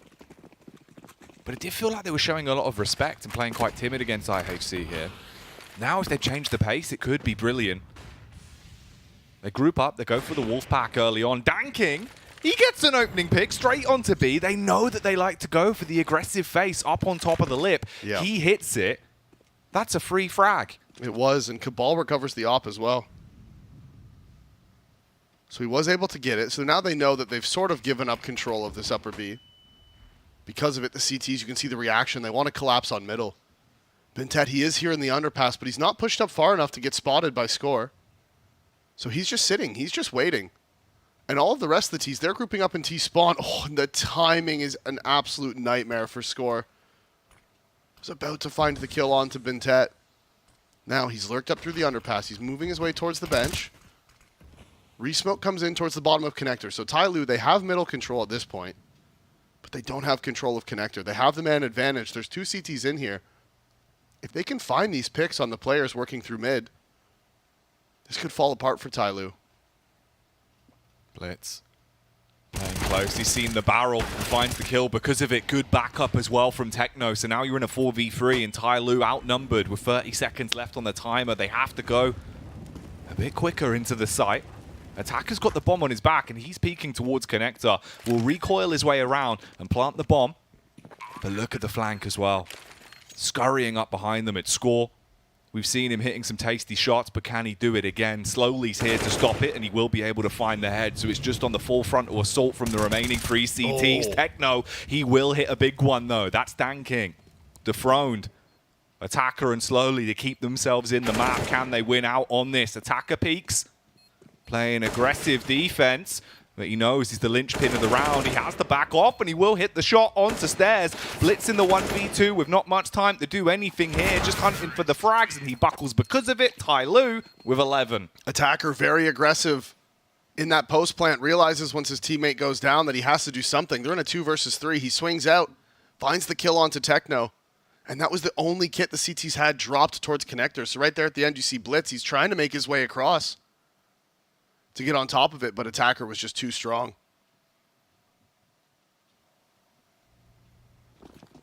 Attackers had so many good rounds for them. A lot of impact frags in those 16 kills. Blitz, ooh, he's doing something a little bit ill. Oof. And I don't want any of it, Davey. Keep him at an arm's length there with a headshot from Ben 10. And now it's just the USPs that you got left. Yep, just the USPs. They do have a decent amount of money, so they will be able to buy into the next round. That's on fire. He's bad. You're burning. He's dead. Yeah. He went up into the fire as well. Did they molly under Balk too? Mm-hmm. So he had to go up on top. Well, I mean, I guess he could have ran away. Go, it's just fire. Well, he could have gone like sight. Wow. You'd have to run through it still. Oh, you know, you'd have to run through it, but like you wouldn't die. Yeah. We can't go under. We can't go over. We've got to go through. We've got to go through. It's the only option. Poor Cabal. He went in there to try to recover that upgraded pistol just for a little, just something into the round, but the T's have already taken it, so it's just a Glock there. Ooh. All right. All right. Cabal. Ooh. He mauls 2 of them. The Palish Punisher. He's got the HE to bounce around the corner as well. Pulls out the AK. He's just swinging on him. And Dan King doesn't want none of that. Backhand and stops it there. He was feeling himself. He was like, you know was what? hyped. I'm going. You would be. You get those 2 kills in the USP, you're like, all right, where's the frags? Where's the kills? Come on. Swing. Tyloo's making a comeback here. They're battling back on the T side. I was a little watching their T side in the early rounds. I was kind of like, okay, like, you know, they won pistol, so then they won the following 2, then they won the, you know, it's like, okay, that's fine. But their T side was not looking very strong. The executes were coming in late. They were timing themselves out. They weren't able to find the kills. But now, towards the end of this half, it's been getting better and better. They've turned up the heat, and it's what you want. If you're going for these more aggressive plays, if you're getting in their face, if you're being able to hit your shots, it's going to turn the tide. Score does find the opener through the smoke, though, and slowly he's ready for the response, but no one's going to push through. There's so many gaps in these smokes. The CTs are using those line of sights for their advantage. Attacker does go straight in towards Stairs, though. Plays it reserved. He gets 1 pick and then backs off, and that's the buckle of Techno towards CT. Good tag through triple, but no kill yet. And they know he's lit. They want to try to find him, but the bullets are just missing, and this might be the save call. They don't have a kit. They need to hold on to what they have. They have the op onto 9, and they're just going to get out slowly, somehow keep himself alive. If I watch one more person miss the jump, I'm going to lose it, Jack. I can see it just irritating you every time. It does. It gets me every time. It's rough. That one, he may have pulled out of it mid-jump because he was going into underpass. Yeah. But it looked like he tried to do it, like missed, and then just strafed down instead. He was like, you know, whatever. Like a paper plane, just woo. Yeah. I didn't like it. But Tyloo are the ones soaring back into the game. Quick pause there from IHC. It's 15-13. They've been on match point for quite some time now. The past 4 rounds have all gone the way of Tyloo. Okay, I think this is a mistake for IHC. They've dropped guns, and they're going to buy into this round. Which means they're not going to have the full utility on most of the players. Ooh, I don't know about this. I feel like it's... But every time I say this, the team wins, so whatever.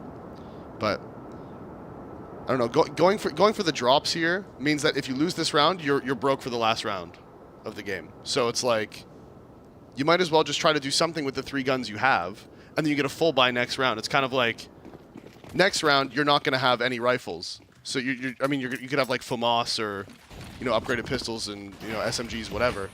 But this round you would have 3 rifles and like pistol armor. and the next round you would have a full buy. So you're just maximizing the amount of buys you get by saving here and just keeping with the guns you had from the previous round. Macro CS. Numbers. Economy. I thought that was Semphis for a second then. No, Corey would say it more like this. It's all about the numbers, Davey. Look, I'm just saying that if you save more guns, then you're going to have more guns in the game. That's all I'm saying. And if you've got the guns, you just win, bro. You don't sound anything like Corey. I don't know what that is, but it's not him. That's so good. Right, well, Tai Lu, going back to that slower style of CS, they were pulling out into the early few rounds here at a T-half. Nine's going to peek. He was clearing towards underpass, but it's slightly off with the timing. His stopwatch didn't go off, so he goes back into connector, and this now gives them a way in. Bentet had the bomb as well. Yeah.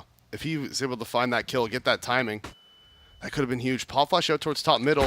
He's going to peek out. He gets the pick towards top mid, but Bentet is there to trade it. 3 Ts here in middle. It looks like they want to work up connector. You can see the rotations coming already. One player in CT spawn. One towards the sandwich and one towards the site. They need to try to find them. Bentet pushing forward. The trades are going the way of the CTs, and this is exactly what I was talking about. Whenever I say a team has done a bad buy, they win the round. Dan King can't hit the shots. Cabal finishes it off. And that is going to be IHC picking up their map pick of Mirage. 16-13. A bit of a battle back from Tai Lu at the end, but overall, very convincing. Yeah, especially when you think about like the first half, right? 10-5, you come in, you look really sick, you're getting into the groove of the game. Falters a little bit, but that's more so because Tai Lu kind of got out of their own heads. Yeah. It felt like the first few rounds of the T-half, like, I don't know, it just didn't really look like them, right? And we didn't see a very dynamic T-side coming out of Tai Lu either, right? It was very much late take middle, push in, try to split A. We saw it time, or just A execute. We didn't see Tai Lu really try to end B on the gun rounds at all. We didn't see any short pushes, right? We didn't see anything B splits. Absolutely nothing. So very strange. It was a bit strange. But let's go back to normality with James Banks on the desk. Oh, I'm glad you called it normality. I'm not 100% sure on that, but here we are on the desk once again. And, well, we get to see Tai Lu normally look good on a Mirage. We saw some fight in it, but IHC, they got away with a great T-side to kick things off that 10-5 scoreline, really set themselves up. Got close towards the end, you may start to worry that there was some way in for Tai Lu. You know how Asian Counter-Strike can go. But overall, IHC did what they need to do on that map pick. Yeah, and they show why they picked Mirage, right? Yeah. Like, it looks like, you know, the Tai Lu dominance of Mirage, it's in Asia at least seems like a thing of the past, so to speak. A great T-side coming out from IHC. Apart from a couple of rounds towards A, where they're just going for a contact place and got punished by Tai Lu, I think they had a fantastic game plan. Tai Lu CD side, we saw aggression expected coming out from Tai Lu multiple times, but what I like from IHC here, Pimp, they punished Tai Lu for that aggression. And they did that by having good spacing. You know, as you said, the default was good. They spaced out on the map and they were ready for that aggressive, I guess, Tai Lu CT side coming at them. So you said it coming into this game, and I was raising an eyebrow just for myself there, saying that they play an EU-esque type of Counter-Strike. I can see where you're coming from after watching this game. You know, they try at least to adopt that style, and especially when you're up against a team like Tai Lu, you can really pressure them, you know, by just sitting back, waiting for the aggression, punish it, and then figure out what to do in the round. So a couple of middle round scenarios right here where I think IHC conducted themselves well, and overall a good game. Again, they split the pistol rounds, they go 3 for 3 there, so the better team on the server, no doubt. And then, I guess, you know, when it comes to Asian Counter-Strike, individually speaking, when you look at the crosshair placement, when you look at the aim, they're always crisp. Yeah.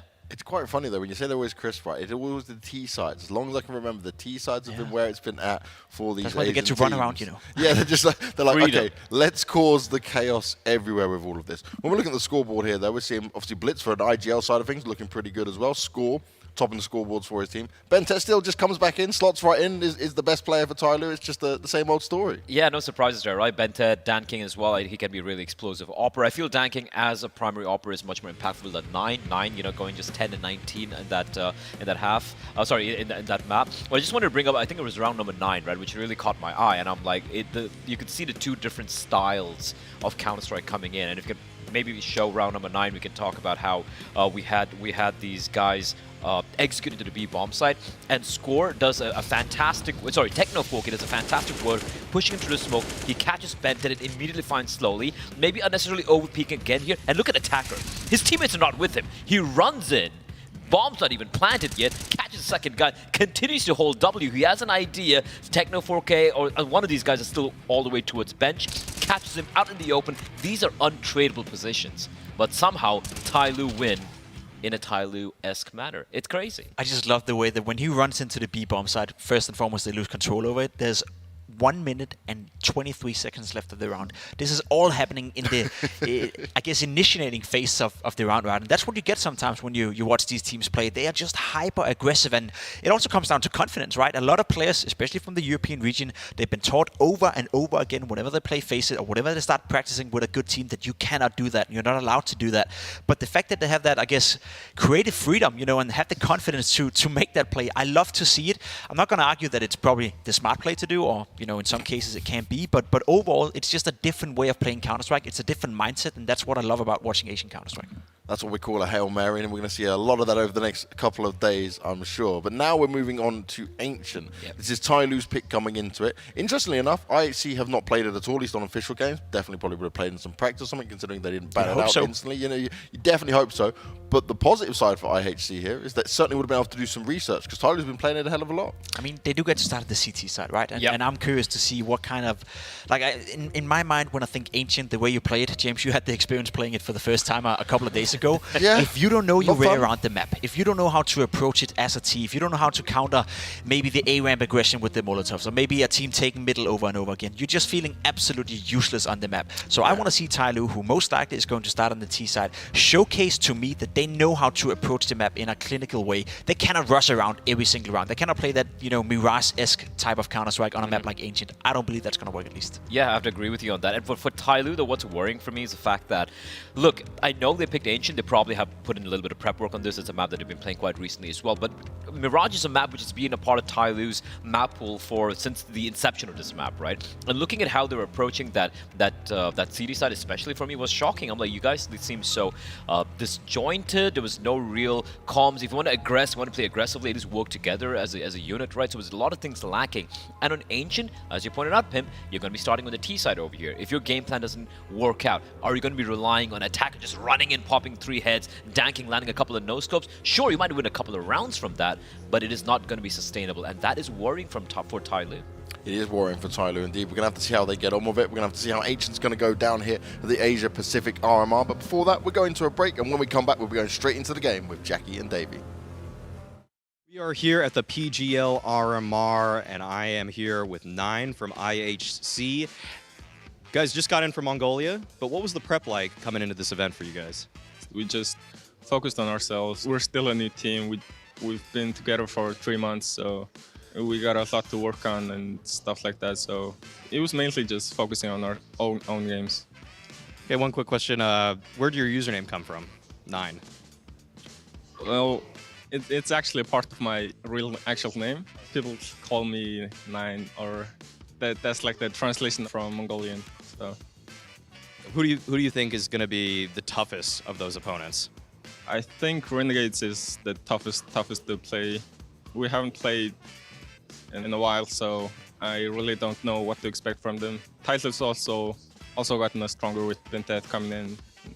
Okay, so you kind of told me before a little bit about this, where practicing from Mongolia can be pretty difficult. So for the audience, what are the circumstances that you have to play in to practice? Well, yeah, we have a lot of ping issues, and the lowest we can get is 60 from Mongolia. So, and the amount of teams in Asia has decreased over the past 2 years, and to get a decent amount of practice, we have to play in European teams, and we gotta play with 110 and 110 pings. So it was a bit tough, but yeah, it is what it is. I even played against you in a Face It Pug. Is that normal for you guys to just queue up as a 5 stack to just get some games in, or what? We're not like practicing or anything, but I mean it's better than Asian Face It. All right, okay, that makes sense. Okay, let's see. If you did qualify for the major though, what would it mean for your team? For now, we just focused on this tournament. We were just focused on getting our stickers. So yeah, it would mean everything. All right, well, thank you so much for taking the time to interview. Really appreciate it, and good luck in the tournament.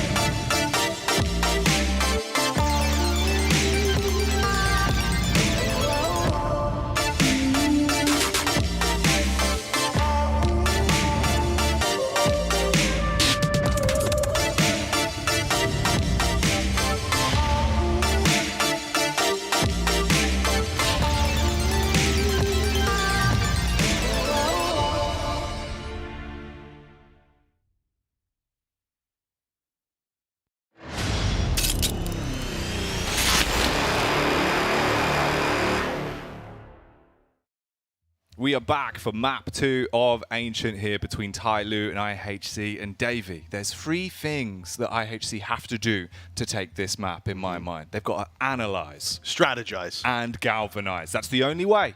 That is the only way they're going to be able to take down Tai Lu on their map pick and secure a big upset here in the opening game of the Asia RMR, right? This is 4th seed against 1st seed, so this would be a huge upset. If they can take down Ancient, I was actually looking earlier. I was doing research, Jack. Ooh. I know. I was looking, and there is not a single map on HLTV from this team on Ancient. Like you said, new team, only been playing for 3 months, and most of it has been spent, obviously, in Asia, so... Yeah, it's rough. Limited in terms of what you can do there. So Ancient, going to be a bit of a question mark, right? As we were saying, there's always the opportunity this goes 1-1, we end up in Inferno, Yep. and at that point, it just comes down to the battle of the best, mate, the battle of Banana, the utility, all the classics. Yep, exactly. So they definitely don't want it to go back over to Inferno because that's where Tai Lu has some potential to sort of show that how much longer they've been playing as a team together. Inferno is one of those ones where your comms need to be on point, your rotations need to be at the perfect times if you want to take advantage of any sort of timings on the CT side. So they definitely don't want to let it even get to that point. They want to pick up the win here on Ancient. And you know what? I played against a couple Mongolians in NA Face It. They're over there living there, and they love a bit of Ancient. Absolutely love it. It's every time I run into their 5-man God stack, I'm just like, oh, here we go again. All right, it's going to be Ancient. I already know how this goes because I'm not banning it, so here we go. All right.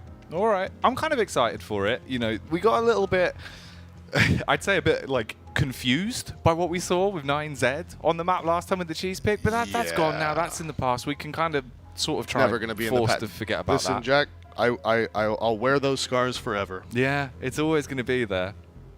Certainly fired them up on the map. It's just never going to go away, man. It's never going to go away.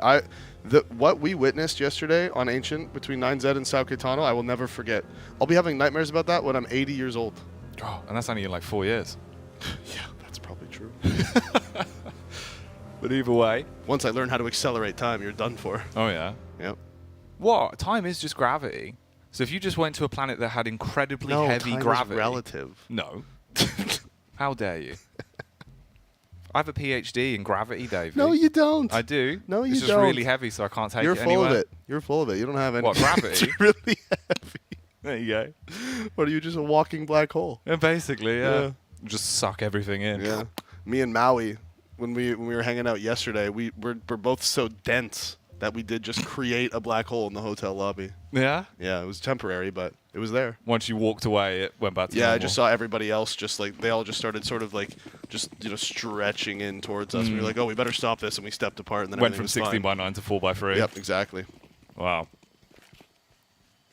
We'll leave that in the past. We will get into our pistol here for the second map. IHC, will they be able to have a big upset, close it down in 2, and best Tai Lu? Or will it be Tai Lu getting back into the series and taking us to Inferno? Early on, Tai Lu grouped up towards ramp, ready for the B attack, and they're going to bombard their way in, jumping into the site, and Summer with the first pick. But 9, he's already in the rear. No one's watching it yet, so he's hit the first head as well. Now they're peeking together. Tucks into the corner. Good face from Cabal. They're dealing damage, but they're all quite low. Oh, Doolies. Hello. Dualies are in. 2 players push towards long. Needs to clear the player in Cubby, and this is exactly what the Dualies are for. They don't have a kit. He's pushing forward. He clears his right to flick over, and Summer, low HP. 1 bullet for all of these players is going to be enough, and it is going the way of IHC. Tai Lu, they find the 2 opening picks, but they can't find the final kills. They can't get the headshots. Actually, I guess they did get the headshots. They gushed them. They just couldn't finish them off. The second I saw the Doolies just sat in cave. Dualies, like, ooh, okay. Dualies. See, they know that. 2 guns better than 1. Yep. Those bad boys, you run in. You know what's better than 2 guns? 4? No. What? I don't want to talk about it anymore. Just a baseball bat? No. They'll steal your bet. No.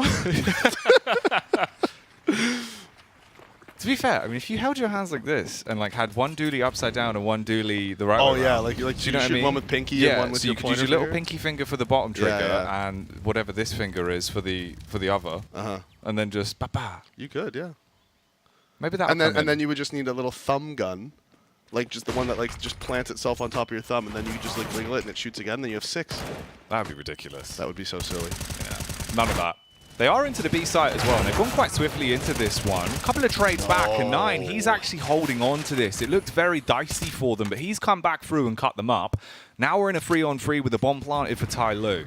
And they have the players isolated here outside of B. They know there's one in T-spawn. They smoked him off, and he's seen him. Potentially a little smoke glitch there that we didn't see, because it looked a little... All of a sudden, he just sort of looked over, and he was like, oh, look, this person. I'm just going to shoot him through the smoke and kill them. So maybe a little smoke glitch there for the boys. As IHC pick up their second. And remember, this was Tai Lu's map pick, which means IHC get to start on the CT side. They do. They do indeed. And if you can farm up some rounds, have a hefty CT half here against Tai Lu, it could all get a bit risky. I do like the fact that Cabal actually threw away the dualies as well to grab the Tech 9, and 9 was just like, no, whoa, yeah, don't leave those on the ground. They're for me. And they're dangerous. Yeah. They're a fully loaded weapon. That is not proper gun etiquette. You don't just throw it on the floor. You recycle it in the nearest bin. And what if it goes off? But you could shoot the floor, wouldn't you? Well, maybe. It depends which way it's pointing. It'd really hurt the earth. It could shoot one of your teammates' feet. It'd make it cheaper to buy shoes. Just buying shoe from now on. Just the one shoe. No, they come in a pair, sir. Well, I don't want it. Didn't ask. Yeah. Ratio.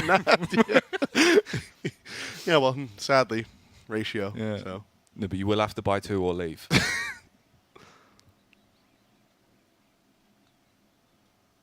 Counter ratio. Whipped out the Uno card. Sprawled on it saying just need the one shoe. Blitz with a headshot onto Summer. Dankin's got the deagle. He's peeking on the ramp. But they're all just getting their heads popped like watermelons, and one by one they will fall. That's IHC with all 3 rounds off the back of the pistol here to start off on the CT side of Ancient. They kept everybody alive. Or not everybody, of course, Score died. They kept 4 people alive, which isn't everyone. It's close to everyone, but it's not.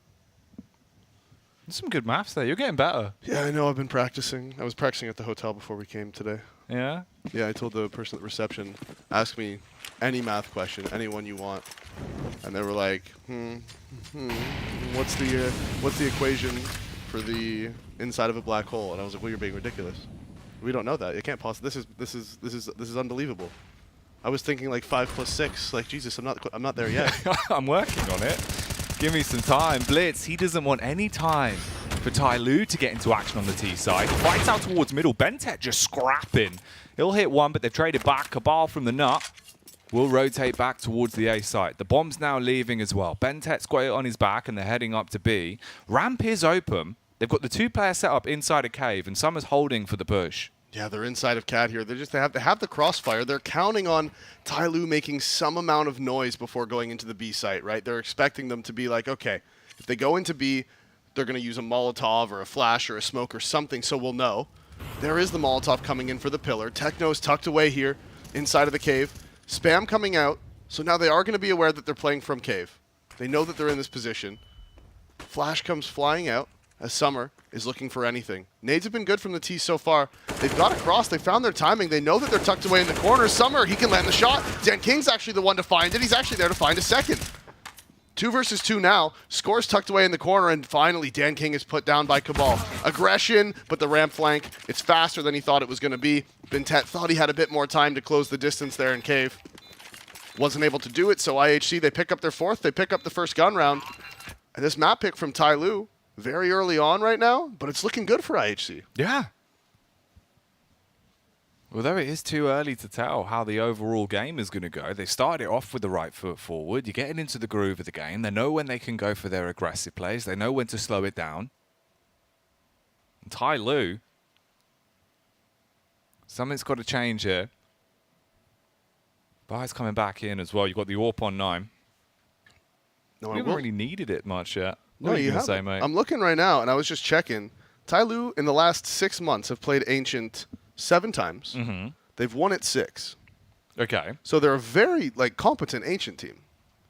So I can see, we can see why the pick came out with IHC having never played it. But the one thing, the little tricky thing about a team having never played a map means you just don't know anything about how they're going to play it. You have no clue what they're going to be like. You don't know the positions their players play. You know, like you just don't know anything. You have no info. You can't read it if there's nothing there for you. Exactly. It's always a little risky. Can't very well be. I like this. Look at the aggression from 9. Oh, he takes the AWP towards A main, hits the head of Slowly. And now he'll be very slow in the round because he's dead. So 4 players alive for Tyloo. They're just going to hold.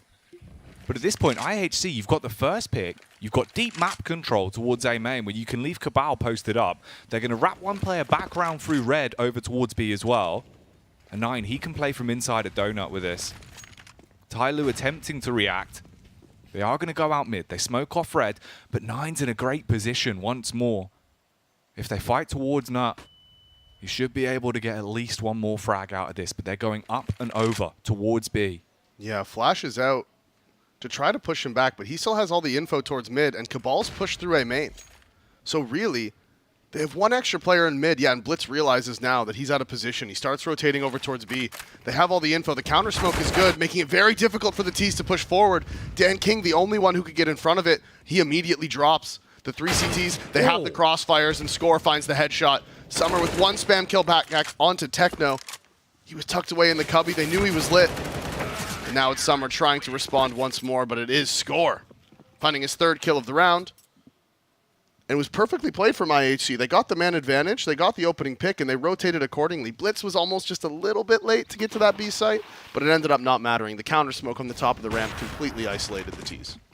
Did love that opening pick as well. Just go for the white face towards A main. He hits the headshot. It's not an easy one as well, you know. You got to flick down. He was behind the stairs, so you're just seeing like the top of his haircut. No, that shot is difficult with an op. Especially because it's so wide. They could be standing anywhere along that staircase, right? So, and just a tiny little head, you got to flick. You got your horizontal and your vertical. Yeah. All of the math coming into play. Geometry. Trigonomics. Trigonometry. Triangles. Squares. Oblong. Acute. You're an acute angle. Oh, you. And you're a QT pie. You little 3.14. Tyloo. They go back towards B again. Tech 9's out. CZ, Deagle, Big Nate coming in. But it won't do any damage. They hadn't pushed through the doors. They're just sat either side. And they know that IHC have been quite quick to make a play down ramp. But this time, Techno, he's just facing it close on the lip. He's got the smoke as well. So if he gets contact, he can drop that, immediately dial back, and then be ready for them to assault towards the site. Getting that smoke down is so important. Now the execute's coming. He immediately drops it. Like I'd said, it just makes it so difficult. He's tucked away in the corner, but he is burning. Score's here to save him. The flashes don't blind the CTs. The smoke actually isn't great. Gives him a big one-way, and Dan King answers back with the deagle. Headshot found. Techno knows there's one more somewhere nearby, but he hasn't been able to find him yet. Tucks away in the corner, 47 HP. One headshot from this CZ will be enough. Instead, it's Dan King with the spam through the wall, who answers back. He's pushed forward. He doesn't expect him, but 9 still hits the shot onto Dan King. Summer with the trade. He's pushed it. He knows where they are. He's looking for him in CT spawn. Now he's worried about the flank. He has the bomb on his back, and Blitz, he's rotating over. Pushing through towards CT spawn. They're very separated at this point. They've lost complete track of each other. Both players were spotted by their teammates. But with how much time has passed, at this point, they both know that they could be anywhere, and they're just walking circles around each other. It looks like Summer's going to make his way over to the A site, and Blitz with 25 HP, he's on B. He doesn't have the kit, needs to find one. If he wants a chance to retake this, if he wants a chance to... I guess he can still have a chance. There's plenty of time. But the kit does help. Smoke in towards CT to isolate.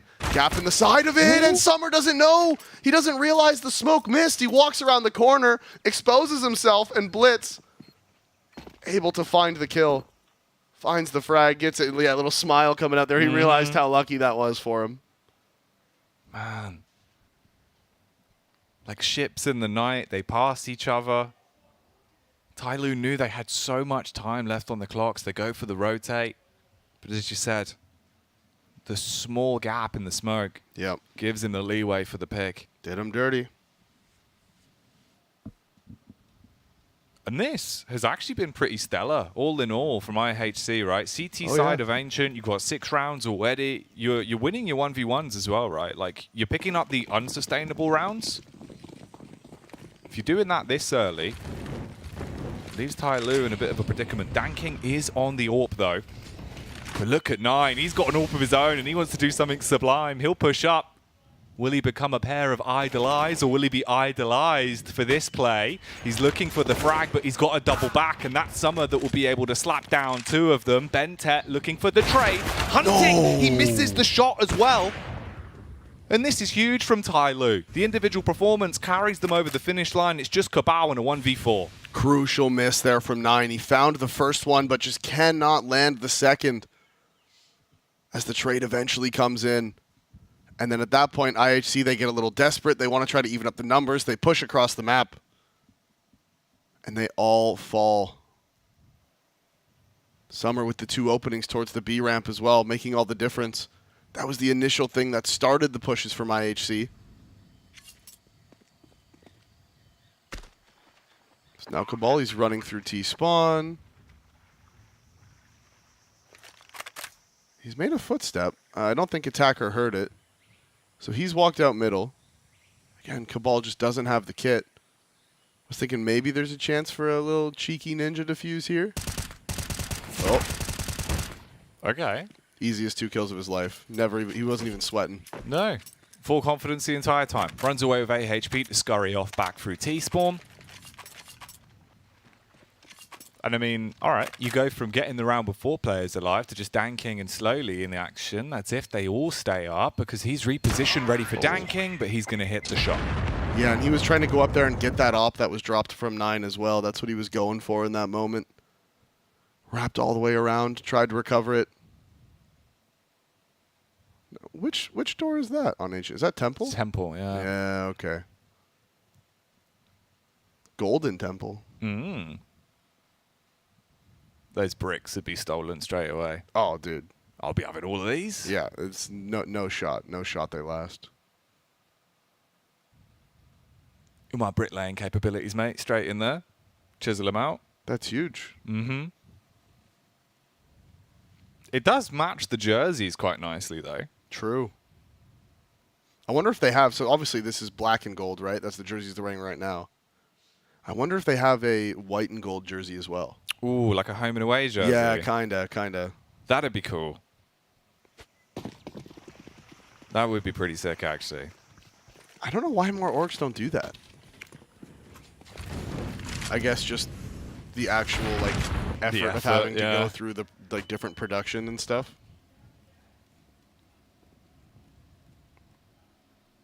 I can imagine so. Otherwise, you would have very fashionable-looking players at every event, to be fair. Ooh. Bentet. Can he deal with the 2 players in cave in a fast fashion? Because they are attempting to play together. They've got the utility to force him off the angles, and they're just facing it right now. Quick turn from Techno so he can go anti. He peeks back into it. They do peek together, but with Bentet buckling and there's no real trade, they're going to smoke it. At that point, you've won out for cave. They have, and the Opper, 9, doesn't connect on the kill, does connect on the shot. He's still here in main, and slowly doesn't clear it. He just assumed he escaped. He assumed he ran. Instead, he's still here. Nades are coming in, and that is going to be 9 now, finally making his great escape. He's repositioned. He's moving into the donut. He's about to get contact with Summer.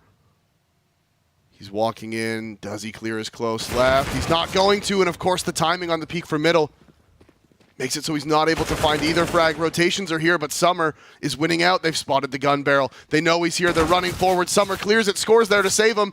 And again, it's all about the positioning. The CTs, they swing out. Dan King gets a trade. Smokes down to the CT spawn, but it's so back and forth. And finally, Blitz on the flank. The push through B pays off.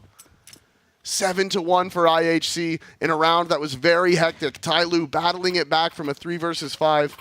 They get the trades onto the site. Summer almost found that 3rd entry on the player towards the Xbox, but the player in CT spawn was enough. Saving his teammate, saving the round. And Tai Lu responds with attack pause immediately after. It's a good call. It's the right time to take it with how the game's been going. You'll still have weapons to work with, but rounds are the most important thing at the minute. And that's what IHC have been building. A very large vault of. They've got 7 of them. And it's so rough, man. Like you were saying, you know, summer comes into bloom. He's in season. He's hitting all his shots. He knew exactly where the player was towards the box. Tried to go for the peak. Gets shot in the side of the head. And then suddenly things start to crumble. This was just, you know, bizarre. Oh, see the timing on that smoke. Just if it was half a second sooner, Summer gets the triple entry on the site. Again, 9 going aggressive here in A main. Goes for the op pick, doesn't find it. Does quite a bit of damage with the nade, allowing Cabal to get the kill. But 9's taking quite a bit of damage himself. That Molotov there will just slow the T's down, as he has to worry about his middle flank. So he was looking towards Donut. Now the smoke comes out into A main. But Tyloo getting what they wanted out of it. They get the 1-for-1. They pull the rotations over to A, and now you can see they're regrouping towards middle.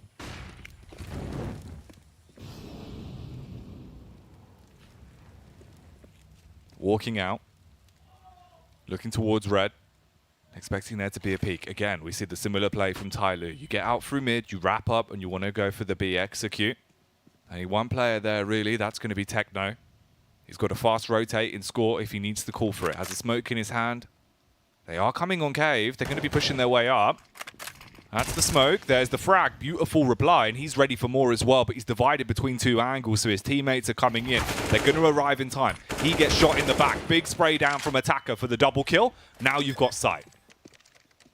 And the CTs have done the damage, but can they find the kills? The peek out, just the timing not working out for 9. Attacker swings from long, and Summer finds the final kill of the round onto Blitz. Tyloo biting back now on their T side. The pause, working exactly how they wanted it to. They find those trades into A main. You could tell they were looking for an A execute, right? They were trying to group up and hit that A bomb site. Once they get the 1-for-1, they find out that the op is over at A. They're like, well, wait a minute. I mean, they're going to have to rotate somebody over here now. We take mid control to make sure they haven't pushed. Then we can just split over towards B.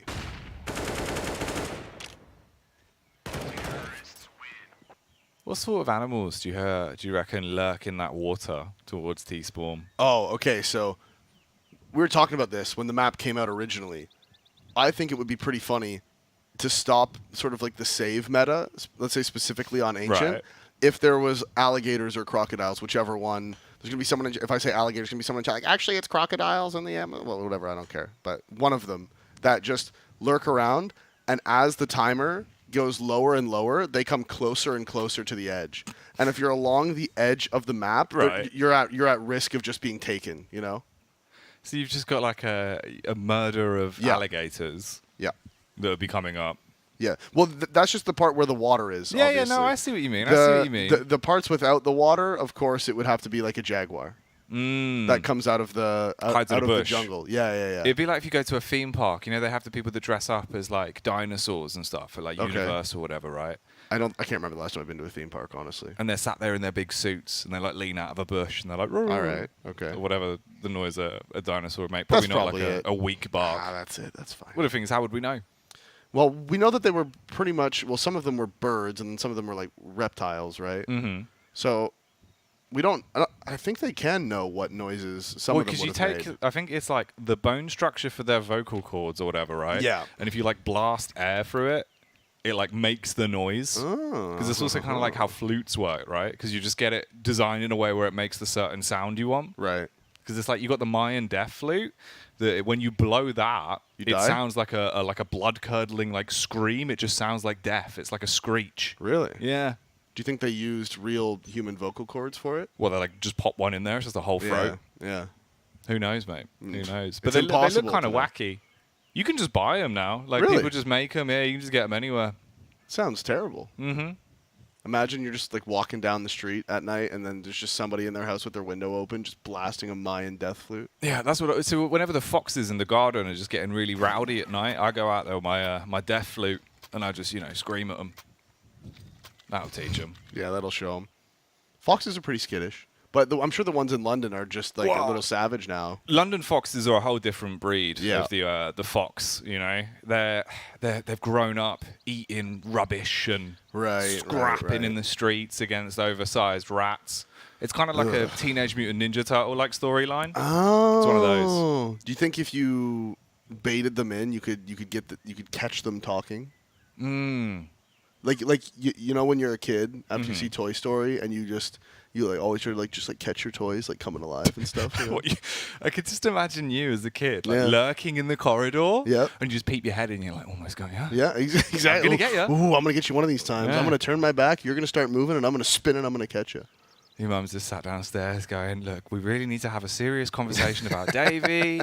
You know, he's been telling me that the toys are talking. They've been moving. No, they weren't talking or moving. That was the problem. It was all fake. Can you believe that? I only found out last year. Oh, mate, I'm sorry. Yeah. Well, at least Santa Claus will always be real. Yeah, exactly. That's something that they can't take from us. No, that and the Tooth Fairy. Yep. Easter Bunny. Don't forget about the Easter Bunny. Oh, yeah. Do you guys do Easter Bunny in the UK? Yeah. Okay. You hide all the little eggs. You go looking for them. You're like, oh, look, I found an egg. Yep. See, my mom. Actually, no. On Easter, we got quite a bit of candy on Easter. Actually, I was trying to because there was time like on Halloween, for example, we weren't allowed to keep most of our candy because she's very kind of a health nut, you know. So we could eat however much we wanted on Halloween night, however much we could handle. But after Halloween night was done, candy gone. Surely that's worse though, because then you're just gonna like food coma yourself. And No, go but into, she like, a knew. sugar attack. But she knew you could only handle so much. You know what I mean? Like you can't. Like as a kid, you think you could eat all the candy, but you just like can't. You know, you just get full. You start to feel sick. Like you just have to stop. That's true. Score. He could be coming at them like a Halloween scare actor. He's lurking in the haunted cave. Hits them with a boo.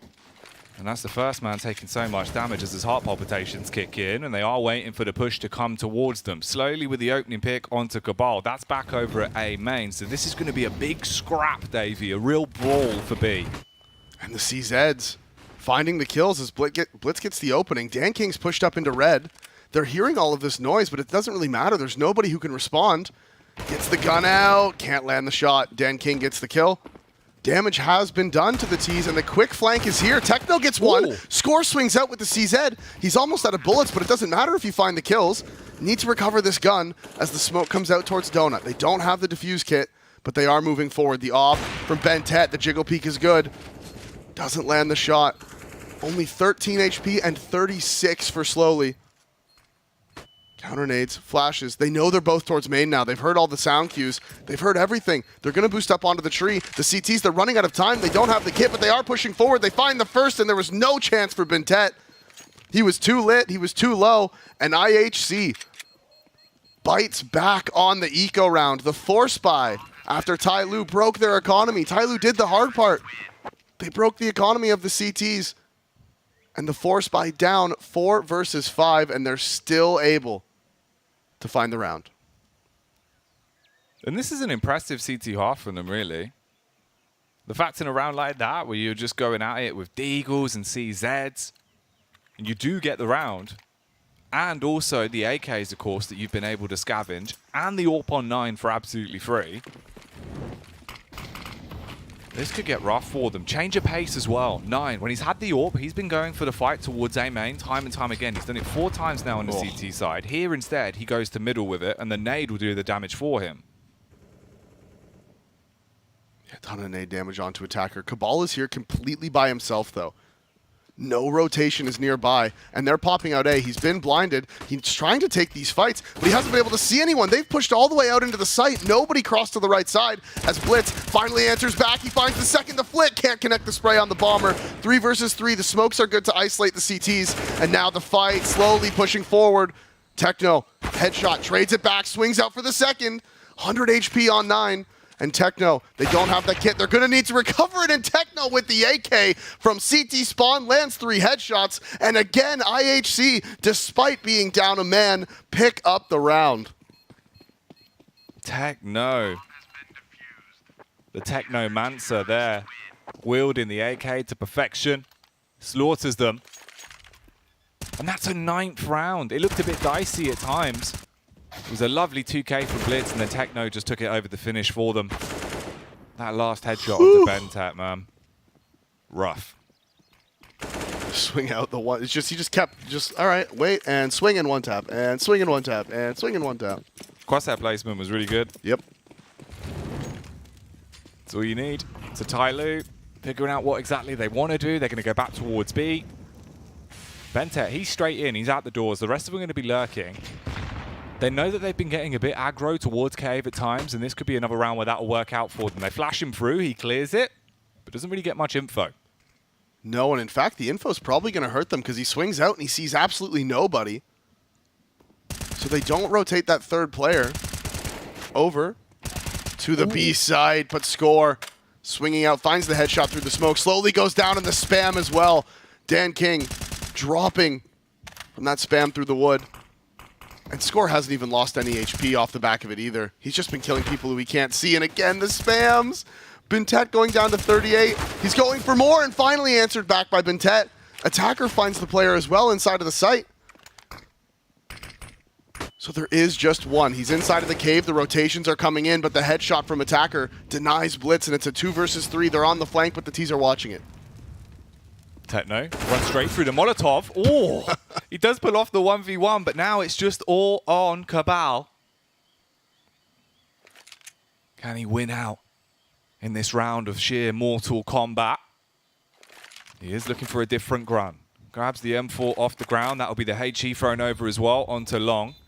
He's got an idea of where they are, but he has to isolate the 1v1s, and time is ticking down quite quickly. Headshot onto Attacker, not quite the defender, but Bentet in the back line will be able to spray and stay alive. So Tyloo get themselves a third round.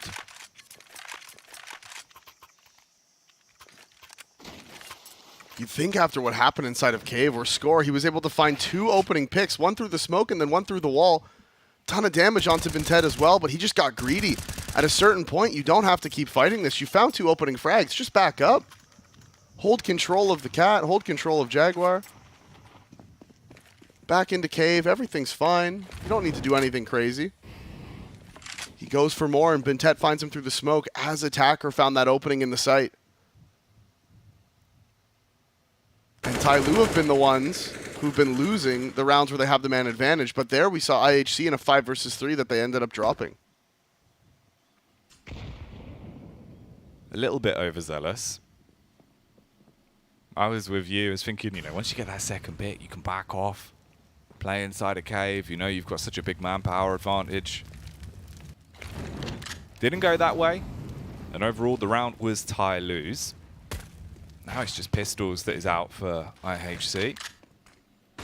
1 Deagle, 1 P250, the rest of them on the USPs. And Summer, with a MAT 10, he could go full easy E, drive his way into Cave, and make a ton of money here. Let's see if he can secure the bag as he is walking into the stack. Sees the first, Flash is coming in over the top, but he's going to be switching. Will be able to clean up at least onto 2 of them. Attacker gets the kill onto Blitz. And now it's just Score here for P250. And that should be the round for Tyloo. Yeah, I mean, if they somehow lose this one, I don't know, time to uninstall maybe? But I don't think they will. I don't think that'll be a problem. As Cabal is the last man standing, he's making his way towards lane with just the USP. Offshot misses and decides not to go back for more. He's just going to run away. It's like, no, I'm not even going to give you the satisfaction of killing me, actually.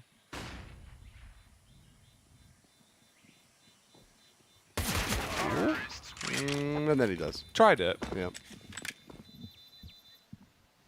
He was hoping for something, but doesn't get anything. So 9-4, Tyloo towards the end of the T half.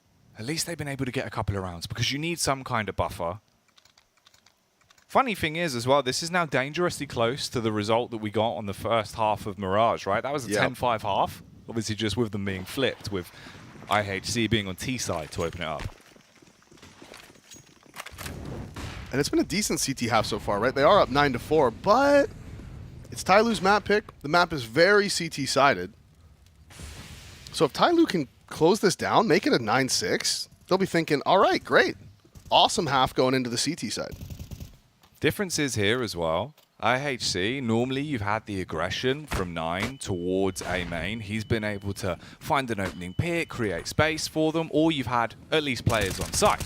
This time, everyone was grouped up towards B, expecting a B attack to come out. They are now on A. Tag through the smoke, so Attacker, he's left on 36 HP, and they're just walking straight into it slowly. No! He flicks away on the Galil, gives him the opportunity to strike. No bomb down, everyone falling over. Danking, hard scoped in, watching towards Temple. Summer's here, but he's just had a nade delivered as a hat. You can't really do that, it's not going to work. It doesn't fit on your head, it just does damage. So Summer's jumping and suspicious about someone coming in from the rear. You've got bomb control, you've got another frag as well. Score with a 2K, and IHC, they get the round. It works wonders for them. That CT push, man. Yeah, and I mean, that was a round where Tyloo gets into the site, and that's the problem with the A site on Ancient. Is if you don't get that bomb down instantly, you almost have no time to get it down. The CTs rotate in so fast.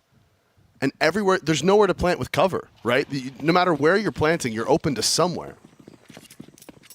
And it's very difficult. If you don't take map control, if you don't get that bomb planted early, it can become very hard. Now listen, I love this. I love this. IHC are one of my new favorite teams. Every single one of them upgraded pistol in the last round of the half. Every single one. They all have the kits. I was going to say 9 doesn't, but he does. And so they all have the kits. They all have upgraded pistols. They all have head armor. That is what I love to see. Because if you're in the last round of a game and you don't have an upgraded pistol and you could have afforded it, you are trolling and I hate you. 9. He's got the dualies as his choice. So we'll see if they get any love. At the minute, it's just the M4. He's playing on the close off angle, and they're going to come walking straight past him. He strikes onto the first, but the problem is Attacker with a quick burst will be able to battle back against 2 of them. So it's a 4v3. Great headshots from Attacker, and he's been doing that time and time again. He's got the aim. As Cabal looks to react, pushes through the donut. Score finds one. Cabal does get the kill in the back of Vintet. Dan King's pushed up. He's going to be able to recover the bomb. He has the op, and Techno wins out against Summer, and Dan King doesn't catch the timing, misses the shot. He's going to pick up the AK. He's going to go for the reposition. Cabal is still over here inside of the A site. And as long as someone turns around to watch this CT flank, it's going to have to be Techno. Yeah, he's already looking at it. So it shouldn't be an issue. He's going to walk straight in. Techno needs to stop changing his position. Just hold for this flank. He got timinged. And that's why you just don't look away. Just don't look away, Jack. He got timinged. Now Dan King, he's going to be able to get into the A site. The time is running low. He's going to have to make noise. Cabal's going to be able to hear him. And that's lucky for the side of IHC. Cabal finds the headshot. They get the 11-4 half they were looking for. But Tyloo still very much in this game, getting to go into the CT side of Ancient on their map pick. Couple of big asterisks that obviously could affect the outcome of this one. Pistol round. Following on from that point, it also depends if there's going to be some miracle T-half from IHC. If they just go into this one full confident, and if some of the big names that were working wonders for them on Mirage can also keep hitting their shots. Techno's been having a great series overall as well. Yep. Rounds where you need him to be clutch. Just roam straight into the site, farms a couple of heads. He's got some clean aim, man. Oh yeah, his crosshair placement, his flicks, like the actual tracking. It's really nice. Yep, it really is. And Score has been a menace in Cave. You can see Tyloo doesn't even want to try to take it from him. It's just been a nightmare for them. Even when he gets dinked, he's still just hard commit. He'll hold the angle with like 4 HP and still find another frag. It's true. As we see now, IHC, slow pistol round from them. They want to just walk into Cave. They do have the 2 nade sets, the 3 players with armor inside of Cave. Molotov's going to push Attacker forward. It's not enough to do any real damage to him, though. Smoke comes in to smoke towards long and short. Attacker, he's alone in the site. He's isolated. He's tucked away in the corner. They do clear it, and he can't land the shot. Spray's coming through the smoke. Sprays exchanged. It's actually a missed smoke there towards short. So Bintet, he has the opening. Dan King finds the headshot. 3 versus 3. They're in the site, and they have the bomb down. Dan King, swiftly going. Aggro gets the adjustment off, and Score won't be able to fight anymore, but Blitz will bombard back with the Glock. That's how you start to push this into a really rough spot for Dan King as he's fragged out. 12th round picked up. That's the pistol taken. IHC in a huge position now to get themselves very close to the finish line on map 2, Davey. They won the first map of Mirage. That was their pick. Now on Ancient, where Tyloo should be able to come out of their shells. They're cracking a bit. Massive, massive pistol round for IHC. They're on the T side. It's Tyloo's map pick. Now they just get to just close down that gap, right? They get to just get them that much closer to the 16 as Dang King doesn't want to let them get close at all. He says, "Get the hell out of middle, man. This is my spot." Swings out, finds the 1 dig, but they do have to give it up. So you can see they're all grouping. They got mid control. They've crossed towards lane. They're worried about going into cave, understandably so. You know, if it is going to be that force buy from the CTs, you don't really want to give them these close angles. Molotov's going to force the CT out, but he doesn't actually peek, so he hasn't spotted him. The Molly's not burning him either. Bentet gets a tuck away in the corner, but Techno, he's pushing into the site, and he's going to farm the two of them. No armor, of course, on the CT side. Now, Techno wants to clear it out. He gets his third. He's farming the money. The MAC-10s are absolutely flying. Everyone getting ruined there by the SMGs. Cabal with a final headshot onto Slowly. And Techno, that 4K's in his name for a reason. So many of these rounds where he's been getting multi-frag after multi-frag. He's been a wonder to watch. And now he's farming ecos, getting the confidence up. Getting the kills. And one thing I want to point out, too, I was just thinking about it. You know, I remember back in the day in 1.6, the Canadian teams, whenever they would go to LAN, they would play so much better because they always had to play online with such high ping. Right? You have to play with 70, 80, 90 ping for your entire life as a 1.6 player in Canada. So as soon as you go to LAN, all of a sudden you get that 0 ping, and it's like, oh my god, yes, the training weights are off, you know? And the IHC guys, they were talking about how, you know, when they want to scrim against decent teams, they have to play at 110, 120 ping. Now they get to, even playing against Chinese teams, I'm sure they have 60 or 70. So now, getting to come on LAN, and they're really showing up. They're showing us that they are competitive. Tyloo are the favorites, and they're up 13-4 on their map pick. Ooh, big dink on Slowly. Him and Dan King are both low, but luckily enough, the strike with the CZ will stop 9. So it's all on Score and Techno. Outnumbered 2-1. But look at the HP across the board. 14, 8, 39. They're not healthy, Davey. No, they're not. 3 of them are very low. 1 bullet will take down 2. You're going to need 2 bullets for Bentet, but I mean, it's really not that bad. IHC, they're in a decent position here. I know it's a 2 versus 4, but I'm sure they're not super uncomfortable right now. The crossfires are in. The CT is spotted behind the site. Can Score find anything? Gets the first, and that's exactly how it needed to start. Flash is coming in towards Temple to isolate the CTs, spraying through the smoke. Bold, considering the HP that he has left. And Score peeks out, sees the first. They're not sure where everybody is. You can tell to see they're clearing out Donut. They want to clear close Temple as he's pushing forward. Bomb tap is going to be in. It's going to force the CTs forward, but he can't find them. Bentet finds the perfect spot to swing out from. And around that really, I mean, they're lucky to get away with 3 people alive at that point, but Tyloo's not going to care. They get the round, they make it 13-5, and the CT comeback has started.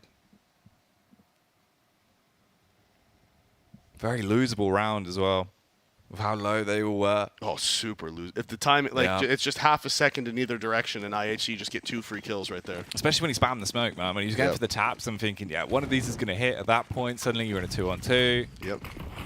They're both playing on top of each other in Temple as well. And with that much time left, if IHC just go for a fake plant, the Tyloo swings out, it's a nightmare.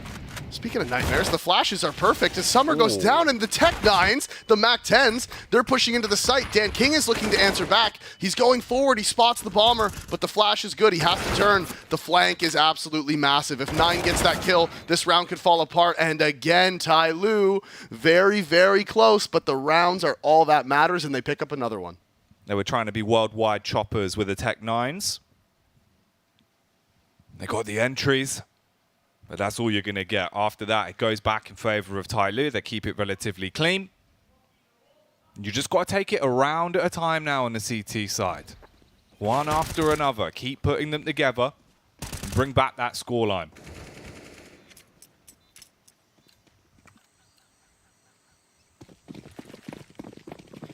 And that was the force from IHC, so they are going to be on the eco. The 1 hero AK coming out from Score. He's having a good game. You can't blame him. 22 and 13. He's feeling confident. They're going aggressive, and they're just running out A. You can see the AK is going to bait the Glocks. Oh, and Dan King, he's rotated in late, but it's not going to matter. Slowly inside of Donut has heard everything. He peeks out. Headshots galore here for the CTs as Techno flicks over, lands the one onto Dan King. It's score. He's by himself. He's boosted up. The reaction from Slowly, he flicks up. Nothing slow about that one. Lands the headshot onto score. And again, the money for IHC is just not really there. Techno's aim is actually just disgusting. Yeah, he's he really is crazy. It doesn't matter what position he's in, he still hits his shot. It seems like nothing ever bothers him. Like confidence-wise, he's just consistent. Do you think he's going to level up to Techno 5K at some point and become even better? Techno Ace. Yep. Maybe. Right now he's Techno 4K. I'm assuming at some point Techno 1K, right? Then he gets better. Techno 2K, 3K, 4K, etc. If he gets to that point of Techno 5K, do you think he just becomes the next simple? This is where we get into the question, Davey, of is it about the kills or is it about the res? Is he just, is he saying he's a 4K gamer? You see what I'm saying? So the next one would naturally be Techno 8K then. Yep. I see. See? We're gonna have to find that out. Gonna have to get on Maui Snake to interview him and ask that question. I think it's essential. We need that background. That's the pivotal information that we want. And the information we've got for you is that the game is now at a 13-7 split here on Tyloo's map pick. The second map in the series, and 9. I thought he was about to be swung on. They wanted to flash out of red and go for the double push through the smoke. Slowly's on the close left. He's walked up onto them, but they do catch him, and they do stop it there. It was a good spot to be in. You can see Dan King, he's looking for it. Spots out the boost. He has the op here in CT. They're going to need to smoke him off. They can't just be going into the site. Flash is good. Smokes are there.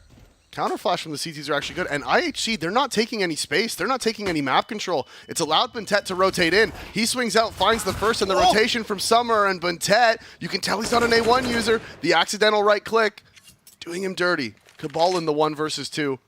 The bomb is down inside of the site, but there's plenty of time to play with. When I saw him start taking the silencer off, it was just like, oh no, oh no. That's why he uses the A4 still right there. That happened to him one time. He's like, I'm using the A4 for life. Now he gets it dropped in A1.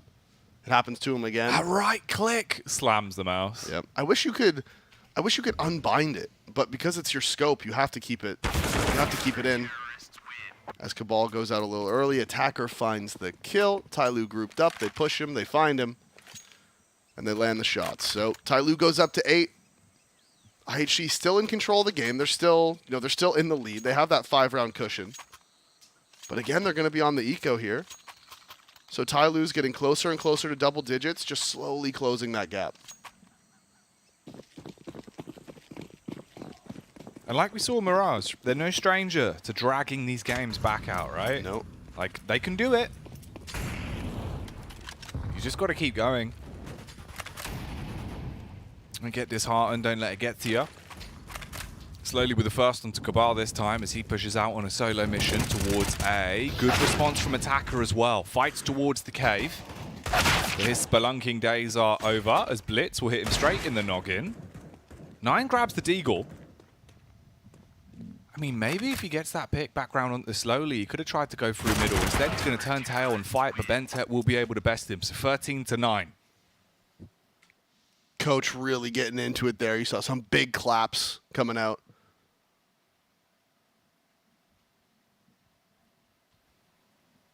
As opposed to your little claps. Yeah, well, sometimes it's just a little like, Golf clap? Yeah, just like, all right, nice job. But he was like, yes. Let's go, boys. Big claps. Thick claps. Large. Well, Tyloo on fire now. It's a 13-9. The bite is back out on either side.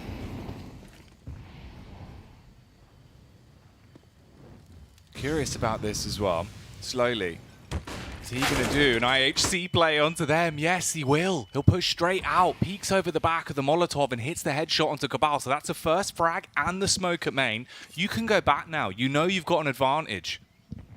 Yeah, the flash was good. It was a nice aggressive play. They find the opening, and Dan King, I mean, he has control of middle here with the op. He's inside of the donut. He has the cross, and that's allowing Tyloo to stack 3 players over towards B. Utility coming out to top mid. Just to give them a little bit of space to work with here. The two players in Donut, you can see slowly. He wants to go through the smoke. Tyloo has lost all their information. The utility here from IHC working exactly as intended. And they want to get up into Red Room here. They want to find that fight towards back Ivy. It's what they're looking for. The smoke comes in to isolate Ivy as well, so they're going to be able to push into CT spawn, and the split is on. Summer in CT. Oh, he gets the angle to peek out onto Blitz and the follow-up frag as Techno. He's come into trouble. And this is looking rough for them now with just 8 HP on score. There's the peek from Red, all on 9 in a 1v4. He's out at the A site. He has the bomb on his back. And he's looking for some picks. Tight angle there from Dan King. Hits the shot. 3 rounds of difference is all that stands between the two teams now on Ancient. And it's just ridiculous. Even with the man advantage, Summer just goes jumping through that smoke at the entrance to Ivy. Just straight through it. Finds the 2 kills as well. And this is how it started. That's a nice shot through the Molotov smoke as well. And there, that's just Summer running right through the smoke that's meant to isolate him. Dan King finishes it off with the op pick. So IHC definitely on the back foot now. They still have that 3-round cushion, but Tyloo is very much in control of the game at this point. The Tech-9's trying to do what they did in the previous rounds. Takes a little bit of damage, deals a little bit of damage, drops that smoke inside of the cave just to make sure there's no fast Tech-9 plays coming out for him. 4 CTs over inside of the B side as well. It is only slowly here inside of Donut.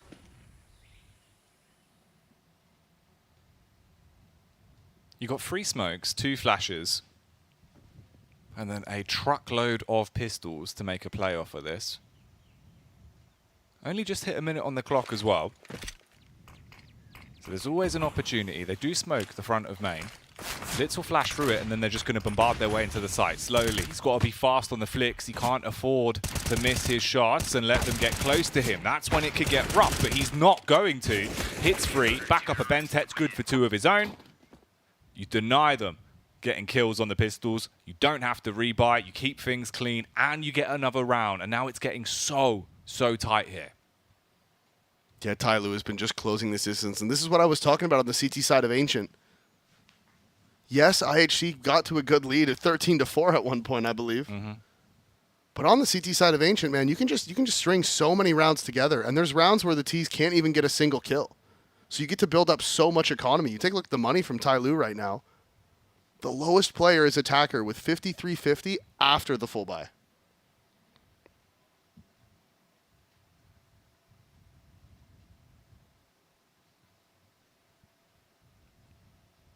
IHC figuring out their buy.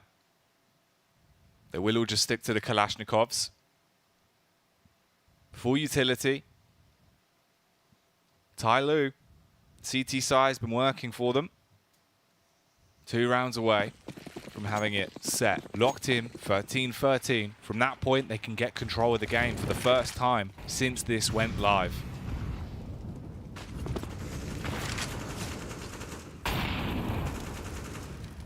Counter nades coming in from the CTs. Spams as well, trying to find some damage, but score. Not going to take any of it just yet. He knows all about the spams over there in Cave. As Tyloo again, they have this 3-man setup inside of the B site.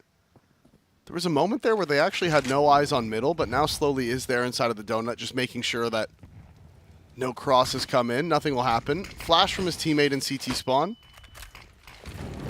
will mean that he goes for the aggressive peek, but it's right as the utility comes out. Counter utility from Tyloo. The Molotov towards bottom mid to deny that push. But still, pressure applied. It does pull that 3rd CT player over towards Red Room. Just makes this B hit just slightly easier. But he is backing up. He's making his way towards the B side. He's sitting at the back of Ivy. He's going to be holding for the mid cross. The 2 CTs trying to play together here close to the pillar in the cave entrance. And they're just going back and forth as the nades are going to come out here soon. They have full execute nades across the board for the T side pretty much here. They can do whatever B execute they want. So here comes the smokes. That's the Molotov, and they're going to go pushing in. Problem is, it doesn't actually land, and they're just sat still in that position towards the cubby. Attacker as well, dancing out. Will be able to down 2 of them, and Summer never in doubt for the easy frags. All on Blitzer Cave. Bentet will bust straight in. Closes the door on his face. And now Davey, from the scoreline they once had going into the second half, it's just 1 round that stands between them. At that point, Tai Lu, you can get to 14 first. Look at the spree they've been on. Tai Lu, they've won so many in a row. As soon as they got the guns, they have not dropped around. And their IHC just crucially missing that pillar molly. It bounced off and landed inside of the smoke. That would have made all the difference. They would have been able to isolate the player inside of Cubby. Instead, they miss it. They're being shot from 3 different sides, and there was no way for them to come in. Counter flashes from Tai Lu were on point as well. Makes all the difference. As IHC, they're looking at a half buy here. They're not going to be able to fully buy into this one. I'm assuming we'll see the pistol light armor. Minimal investment. Whereas Tai Lu, they don't have to worry about money for the rest of the game. If IHC win 3 rounds in a row, it's done. So that's the only way you're going to break Tai Lu's money.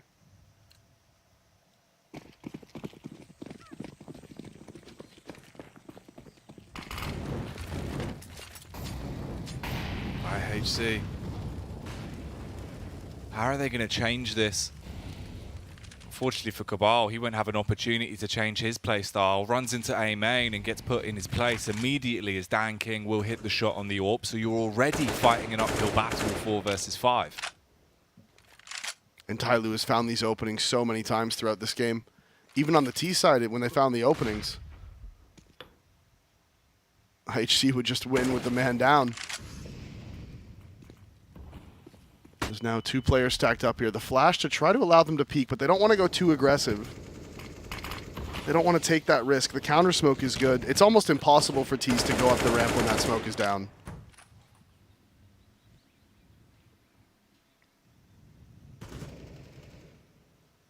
Techno is the ramp player. And we were hyping him up so much in this series because he has been a real big factor for them. Blitz, though, he comes in with the opening, so that's Summer now taken out of the round. 4 on 4, push out on the B site. The CTs have to back up to give them space. The smokes go down, restrict the line of sight. 9 wanted to get the bomb plant in. More of a risky one, it seems, and they're actually going to call it off. The smoke comes over, and they're expecting a fast retake. Slowly just spams through it and is able to cleave his way through 2 of them like a human hatchet, and it's on Score and Blitz to somehow pick up the pieces in a round like this with 18 seconds left. Wide pink on the short. That's a nice kill. Back up as well being found, but Blitz, he'll buckle in the 1v1 against Slowly. So close, but yet so far.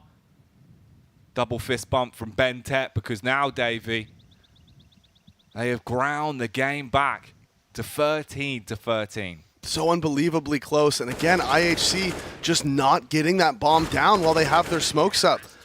The Molotov came out to the pillar, but you don't have to plant pillar. You can plant off to the right. Yeah, you might get spammed, but like, you just got to get the bomb down.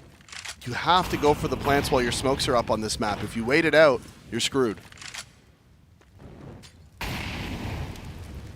And now with the buy, they're busted as well.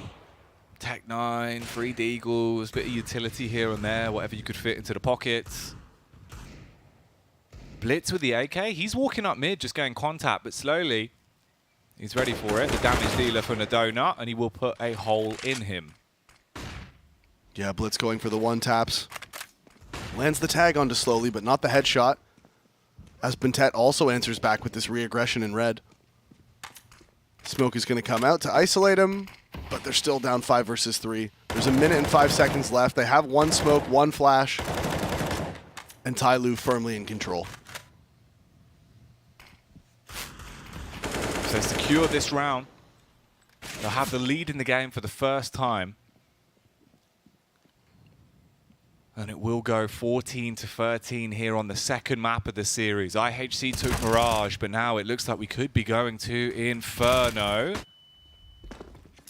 The bomb's on the rotate. Cabal will be sprinting over back towards the A site. Dan King is still here. He's got the AWP. And there's a close man in CT as well. That'd be Bentet. They've spotted him, so they know exactly where he is. Has to land the one taps with the Deagle. Spams off the warning shots, but he's dancing around the back of the box. That's one way to open it up on the Bentet, but you've still got to deal with Dan King. He peeks. Deagle of his own is going to be able to bust him. And you get 14 rounds now for Tai Lu. They finally take the lead back. Their map pick, they were down 13-4. They've gone on a 10-round win streak to bring it to 14-13, and the coach not looking pleased with what he's seeing from his T side. Take attack pause, figure it out, decide how you're going to get into this round on T side. They've been able to get into the bomb sites, Jack. They just haven't been able to win the post plants if they can even get the bomb down at all. The crazy thing is, it feels like the success rate they've had towards the A site when it comes to being able to push their way out has been way higher than what we've seen in B. Well, Dan King, he has the op there now is the thing, right? They've just, Tai Lu responded by just putting their opper inside of A site. And this round, I mean, they don't know it, but the op has moved all the way over to B, so very dynamic here from Tai Lu. Yeah, this time around, it will be slowly stationed at the A site. Smoke's up. Cabal will work with this. He's just going to hold to see if anyone pushes close. But slowly, he's moved off. He's in donut. And look at the pressure coming out towards red as well. 2 Ts holding either side. The bomb's on 9, still back down towards bottom middle. There might be an opportunity for him to make a play out of this. Yeah, they've worked into red. They don't know. The opper from Dan King's op is actually posted on it, but the smoke is perfect. It isolates them, and 9 swinging out in front of the K, finds 2. And now it's all on Dan King. He's alone. He's isolated inside of the site, lands the first shot, tucks away, allows him to get that second, but he's being flanked, and he recognizes it. The shot in the leg is not going to be enough. It does the damage, but it doesn't get the kill. And it is slowly now in the 1 versus 3, and IHC in position to win their first gun round of their T-half, tie the game back up at 14-14, but unless Slowly can do anything about it, he cannot score. Swings out, lands the shot with the op, and IHC finally bite back on a gun round. That's what it took. 9 getting the multi-kill towards Cave. They pushed him together. He cuts his way through them like a hot knife through butter. And are we being buttered up for a 16-14 or a potential overtime here on map 2? A lot of questions with this one. IHC, it's taken them so long to win a round. 10 in a row for Tai Lu, Davey, before they finally get one back. Yep, and the op pick from 9 going aggressive inside of the cave. And again, the tag is there, but the kill not able to be found from the T side op. As we see Score re-aggressing. The timing was perfect, but he doesn't land the shot. Summer wins out on it. 39 HP, and IHC, Jack, they're doing the damage, but they haven't been able to find the kills in this one. It's only tags, no frags. Dan King comes over to support his teammate Techno. He's here. Spam through the wall. Smoke in the hand of Dan King. He peeks into the contact, but Techno, he's aware that there's probably a player on the tight left. Uses the Molotov to force out Summer. Hits the head. Wants to go in to try and make some more bread, but Dan will stop it. And it is left on Cabal and Blitz to stop match point going to the Tai Lu camp. Cabal walks up. He's been able to find a play out through ramp. They know he's here. This could get a bit risky on the close peak. Bentet gets the adjustment off, and Dan King will be able to stop any shenanigans there. So match point for Tai Lu on their pick of Ancient. Yeah, they go up 15-14. They've done quite a bit of damage to the economy of IHC as well, and that round really could have gone the other way if just that one fight, you know, the leg shot to open up the round. You get that kill, completely different. The follow-up right after that, again, 60 damage onto Summer. He catches the timing of him with his nade out, but Summer reacts fast, and he's the one to land the headshot. It's been so close. At the end of the day, Tai Lu's not going to care how much damage they take. If the players stay alive, they win the rounds. That's all they're looking for. 15-14 now. IHC, they have a few guns. They have the 3 AKs, Galil on Techno, and the MAC-10 on Score. And this is a situation where I feel like Score and Techno probably shouldn't be the ones with the MAC-10 and the Galil, right? They're the ones who have been popping off. Someone should be tossing them one of the AKs. Give them a rifle. See what they can do with it in a round like this where everything is on the line. Because if you lose this round, that will mean that we go to Inferno. And effectively, at that point, it's just the best of one. It's just the last map to decide who gets out of this. So Dan King, he's been crisp on the AWP towards the A site. And he is stationed there with a weapon once more.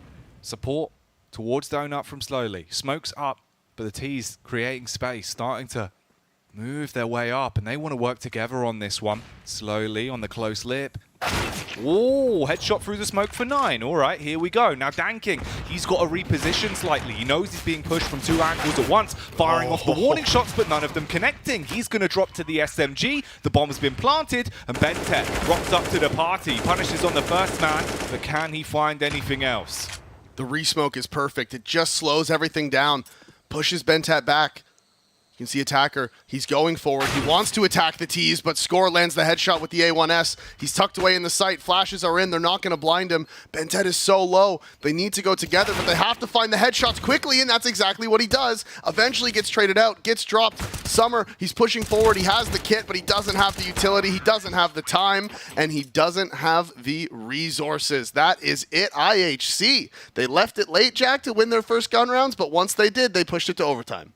And this is kind of what I was thinking as well. We saw him gravitating towards B so much, trying to make plays towards the B site. Cave was a real big issue for them, Davey. Yeah. Much like what we had with their CT half, right? Cave was a no-go zone. As soon as they were able to pull off a split push here, get the pick onto the player towards the donut, that's it. Dan King, he's overwhelmed. He's got to reposition, especially because he was missing a couple of pivotal shots on the AWP as well. He gave them away in. So they'll take it. They'll be happy with this at the very least. It means that Inferno is pushed back for a few more moments, and it will go 15-15. We get into the OT, but their T side has to be clean now. No more mistakes, no more messes.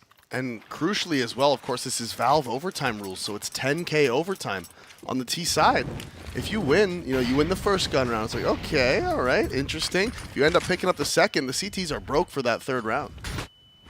The knock-on effect can definitely start to haunt you very quickly, but look at the change of pace again from the CTs. Tai Lu, they want a battle for control of Cave. Score will be able to hit one onto Slowly. An Attacker backs off. Yeah, Attacker decides he doesn't want to go for that one, decides it's not worth it. He'll take the 1-for-1 at that point. Rotations are coming in. Dan King's brought his op over here to the B site, and it looks like they may want to go aggressive. He's tucked away in the corner, 9. If he can land the first headshot, he's going to set him up real nice. Flash looking over. Decides not to throw it. He wants to keep himself alive here. But does he know the op of Dan King has walked forward? I don't think he'll expect this. He's tucked in the corner, but it's the exact moment. Dan King pulls out his nade. Molotov isolates him. Keeps him in that position. Keeps him stuck in the corner. As we can see, they do have that one lurk over on A. That's going to be Cabal. If he finds the right timing here when this execute comes out, it is going to be an open bomb site. Molotov misses, so it doesn't force Attacker in either direction. He spotted the player inside a cave.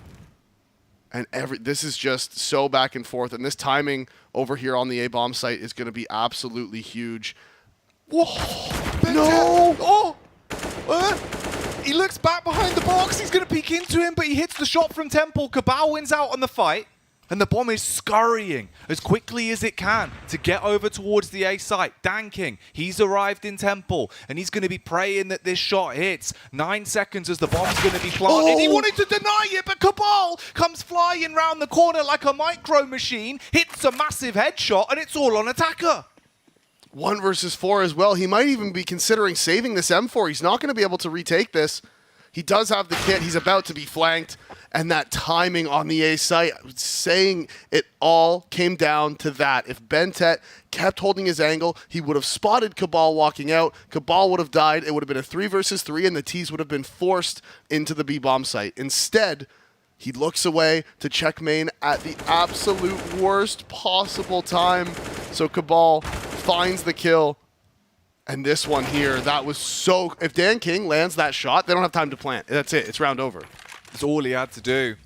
Cabal understood the situation perfectly. Great peek. And IHC, you take a T round. They were few and far between in regulation, so the fact you get 1 in OT, that's the dream. If you get 2 out of this at the very least, Davey, we're seeing that they had a very good CT half. It could get rough for Tai Lu. Same play towards Cave once again, though. Jump spot on the close contact. Score realizes where they are. Oh, no. Bentet's down to 21. The Molotov is supposed to isolate him. Score is here. He's fighting with the players in Cave, trying to do as much damage as he can. And we can see the aggression here from IHC. The op has moved into the donut, and it's looking for picks in A site. It might be able to find them, too. There's no op there. The op from Dan King is over towards long. But look at this. The smoke came out towards back Ivy, and there's no one from Tyloo with eyes on this. So Nine's pushed forward. Now you can see Summers responded. Now he's seen the smoke, and that means the CTs have to be worried about their flank. But Dan King, he's in front of the cave, lands the shot onto Score, falls back.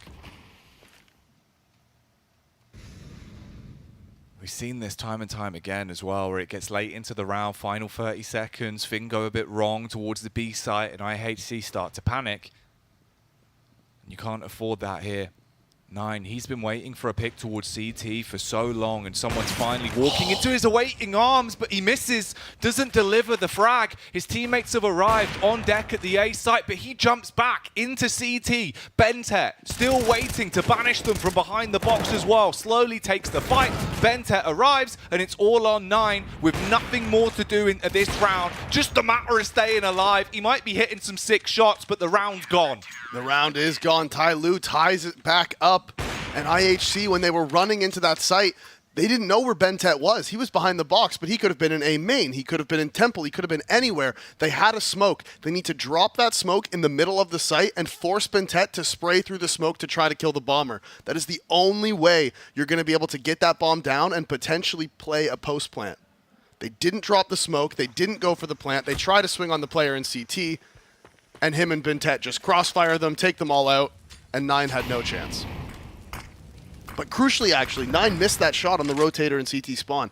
If he lands that and holds that rotation so nobody can go over to support that A bomb site, then Bentet's completely isolated. But because he missed that shot, CT's able to get away, get back towards A, and that's why all of that happened to begin with. So many small things that added up to the result that we saw there. So the game, 16-16 already. In the last round of this half, we do see a frag falling in favor of the Tyloo camp. Bentet will peek out towards middle. He's got a bit of contact and he drops the Molotov to hold them back. But look at the play from Slowly. He's just going to sit, waiting on the smoke. They're going up through red though. And they're going to flash to clear this. They want to try and hit. If they can somehow bypass and actually get the kill onto Bentet, then you can flood your way into the A site, and it's just down to the AWPer of Dan King. They need to clear it. Bentet, hot blitz, the blitz! Hits the shot. Dan King now stuck between two mines. He's got to rotate and try and hold towards CT as well, being shot in the back, and he's going to buckle slowly. He gets slain by Cabal. The bomb can be planted, and Summer comes sprinting in, hits the shot onto Blitz. Once more, but he's got to reload, and he's done for. Attacker, he's actually making a big play out of this. He's brought Score down to 47, but the nade will be dropped on him, and he's blown away, Davey. They get 2 rounds on the T side, 17-16 in overtime. What a round of Counter-Strike. If you had asked me at the point when Bentet is tucked in that corner, the T's are split 2-2 in a 4 versus 5, and Bentet is staring at the back of somebody's head, if in that exact moment you asked me to bet my entire life savings on who was going to win that round, I'm taking Tyloo. I'm taking Tyloo, hands down. That was a 100% guaranteed round for Tyloo if Bentet lands the shot. He misses it. And then the flick over, somehow, over on the A site, everything was still fine. Even at this point, Dan King just needs to turn around and watch his flank. Everything is still fine. You're okay. You have a teammate in Donut. You just hold your Temple flank. Your teammate in Donut can make sure they don't push you. Everything's fine. We don't need to freak out about this. But Dan King gets shot in the back. The player in Temple wide swings. He misses, and all of a sudden everybody's dead, and Tyloo is in perfect control of the round. Unreal. Unreal, man. Unbelievable. I'm sat there as well, you know, even just the Bentet play. That's the one thing that's like, okay, cool. 2K spray down. Yeah. You're going to walk away with that. You should be in a good spot. Tyloo are going to be happy, right? Exactly. You deny T rounds, and that's the big bit. Instead, now Tyloo go onto their T half, 1 round down. And IHC, their CT side is what did all the work for them. Score towards Cave, he was just unbelievable. They couldn't get rid of him, they couldn't isolate him, he was fighting, he was playing passive. He conditioned them to be so worried about Cave that they would waste so much time.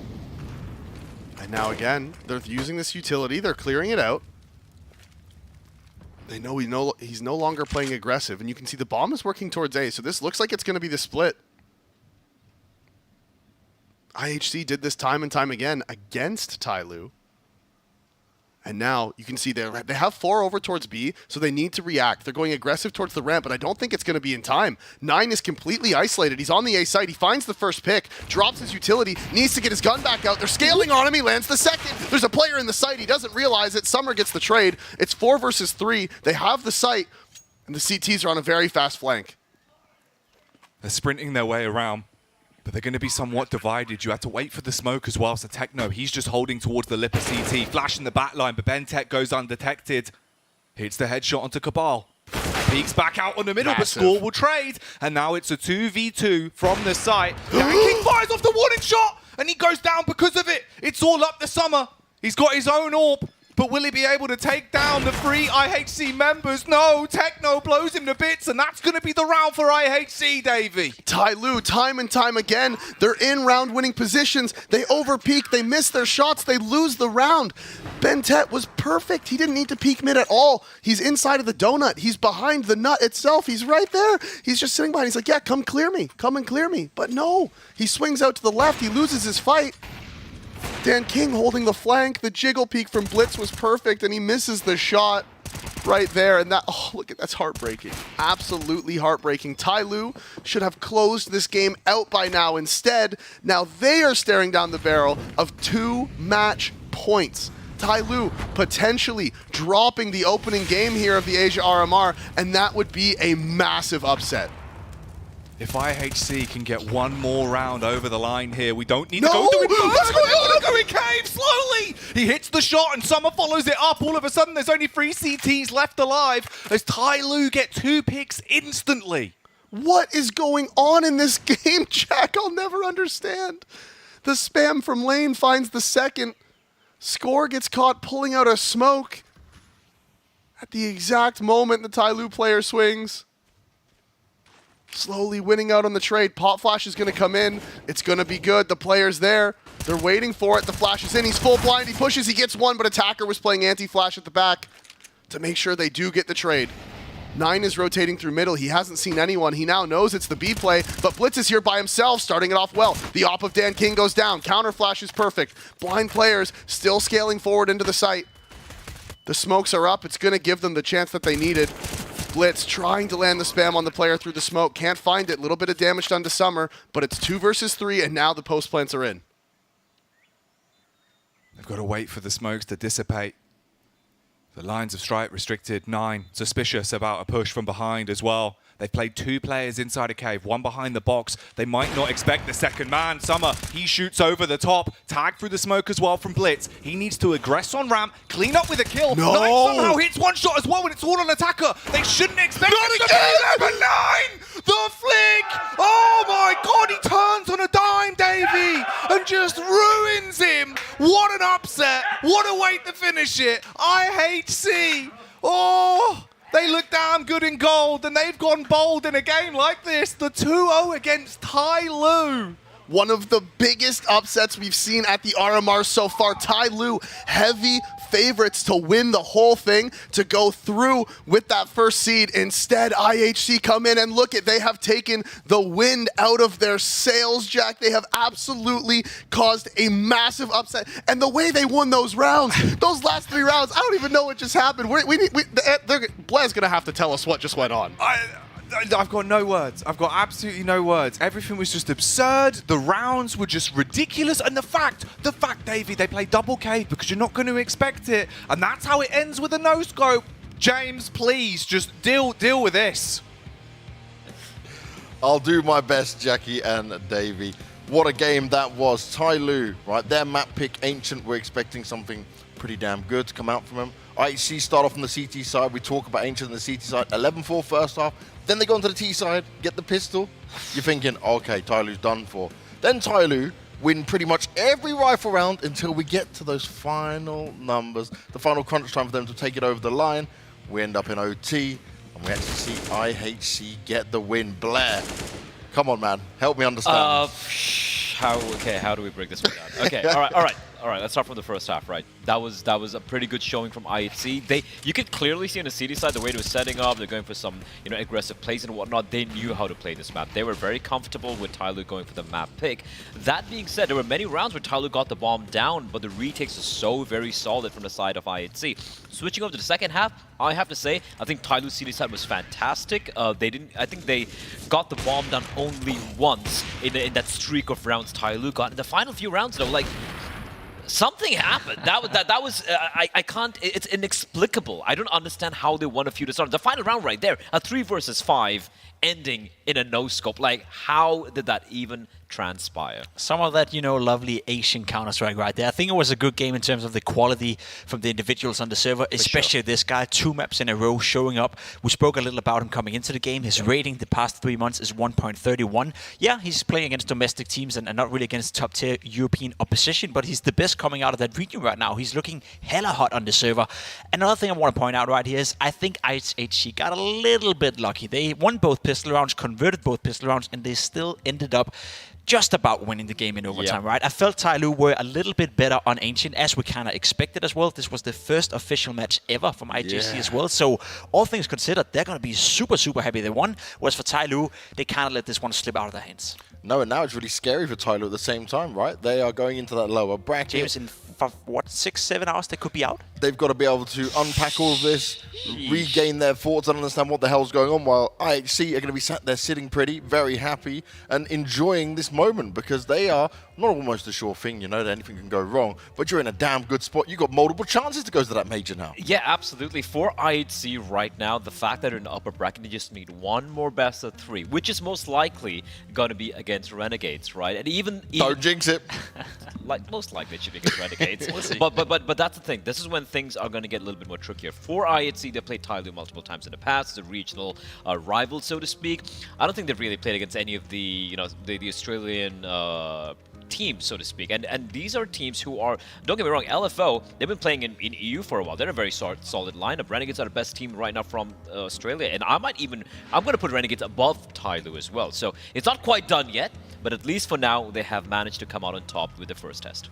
What you just saw, though, from IHC, when you're looking at the individuals, we spoke of the players. Yes, some of them certainly able to step up the score there, right? Techno, the same thing as 9 just then as well. Looking at that, are you more impressed than what you expected coming into this? I'd say so. I think some of the individuals really showed up. We mentioned Techno a couple of times. I think Thgor played a fantastic game as well. He started out a bit slow on Mirage. I believe at one point he was 5 and 6 on the T side, and he finished up being the top frag on the first map as well, or at least up there. So for him to turn that around and show up, I highlighted him before the match saying that he has a high rating. 90% of his games he's posting a +1 rating, which is insane stability. Again, against domestic opposition, sure, but he's getting it done every time he joins the server. And in this game, he was the difference maker as well. Also, from time to time, picked up the AWP and could play that secondary string, at least a couple of those clutches where he picked it up, he did fine with it. So, to me, a player that is showcasing that, yes, like we always know about Asian Counter-Strike, individually speaking, they're tough to keep up with. Yeah, and just to add on to that, right, score obviously being fantastic, but you have to mention Techno 4K as well. This guy really showed up. He didn't Why do we call him Techno 4K? I don't know, it's his name, all right? But he did. But listen, but I remember a Techno 4K, and he had some moments there, just popping heads. I'm very impressed with Blitz as well. I've seen him around. The fact that he is comparatively a newer player in the scene in Mongolia, and he's the fact that the IGL is a fragging IGL as well. The only weak point I've seen IHC is 9, right? He's been around the scene for a while. He's a primary operator, and in the current day meta, when in the primary operator, and kind of like at the bottom of the ratings for your team, that can be a little worrying. Sure. But right now, the riflers, they're putting in the work though, so it's all good in their camp. It definitely is all good for IHC right now as they move on forward. Guys, thank you very much. We're going to a break, and when we come back, it's going to be the battle of the boys. We're seeing Renegades go up against Looking for Org. We'll see you in just a few. We're here at the PGL RMR for the Asia side of things, and I'm here with Bentet, the star player from Tyloo. Talked to you before. I'm glad to see you again in the flesh. It's been a while, but I will say, I want to know, what was your prep like for this? Our prep for this event is basically we just gonna play our main, like our main gameplay. We're not gonna change anything so special against any other team. Okay. But of course, we do some preparation. We're gonna watch their demos to see how they play, and then let's see what happens. So from the research that you did, who do you think is your main competition for the Asia RMR? Definitely Renegades as a favorite on these events, but I also think that the team from Mongolia called IHC is also pretty good. We play against them before as in online events, so we're not gonna underestimate them. We're just gonna play our best, I think. Yeah. What would you say are some of the stylistic changes when you play versus Asian competition versus European competition? When we practice here in Europe against Tier 1, Tier 2 teams, even Tier 3 is pretty good, and they have a lot of things that we haven't been go through before. Like we never faced this kind of style in Asia. So in Europe here we practice so much harder, and we found a lot of mistakes in our practice. That's good because we're just gonna make it better for the events. So everybody, when they watch Tai Lu, they love. I mean, it's just such a unique style. You have so many players that kind of pop off in different ways. Who's somebody that you think people should be really looking out for on your team? I think it should be Dunking, our main opper. He's been really good recently in practice and also in matches. He's a young player as well, and he have a really good skill in op, I think. Not only op, his rifle also sharp, so I think it should be Dunking. Yeah.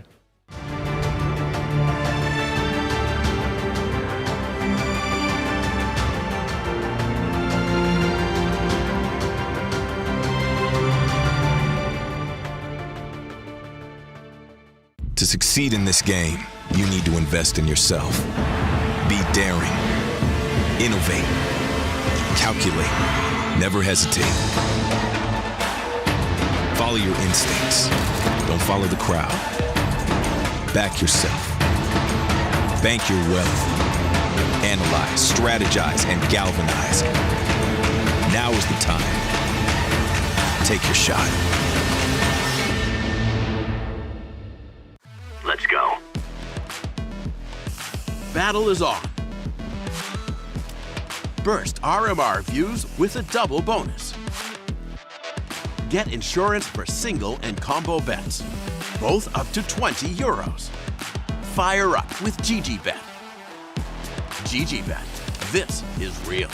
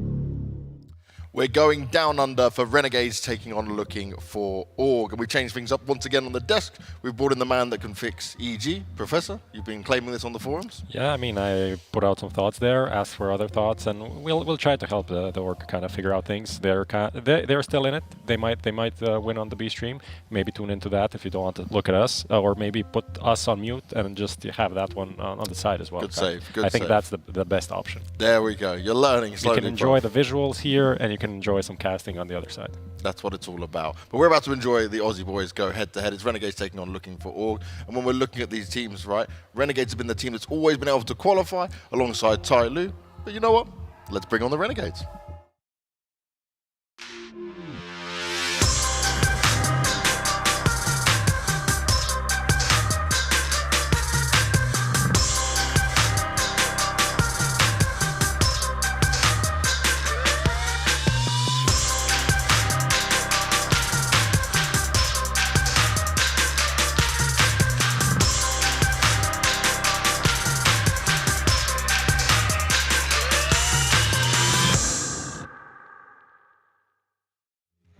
Oh, you're enjoying that one, aren't you, Prof? Amazing intro. Throwback to the legendary Fnatic, We Are Fnatic video. Props to Renegades for that one. What do you think, Pimp? I love it. I love it.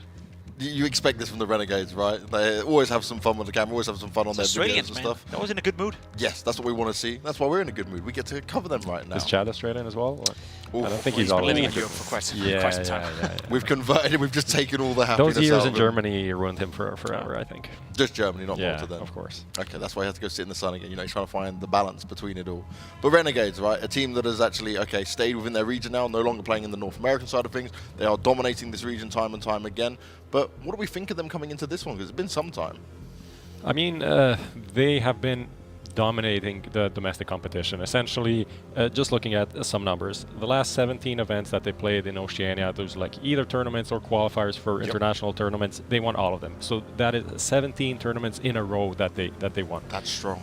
Currently on a 7-match win streak. They are just like the best team in Australia. That's how it is. Yeah, it's 8 weeks since they last lost an official game. You know, that was against the European opposition in Tropic. So it goes to speak for how good they are. You look on the other side in Looking Forward, they just come from Pro League, right? They can't get it done against the Europeans either. They haven't won a game in 7 weeks. So there's quite the disparity between the two teams. Well, let's take a look at LFO and see how they're feeling going into this one.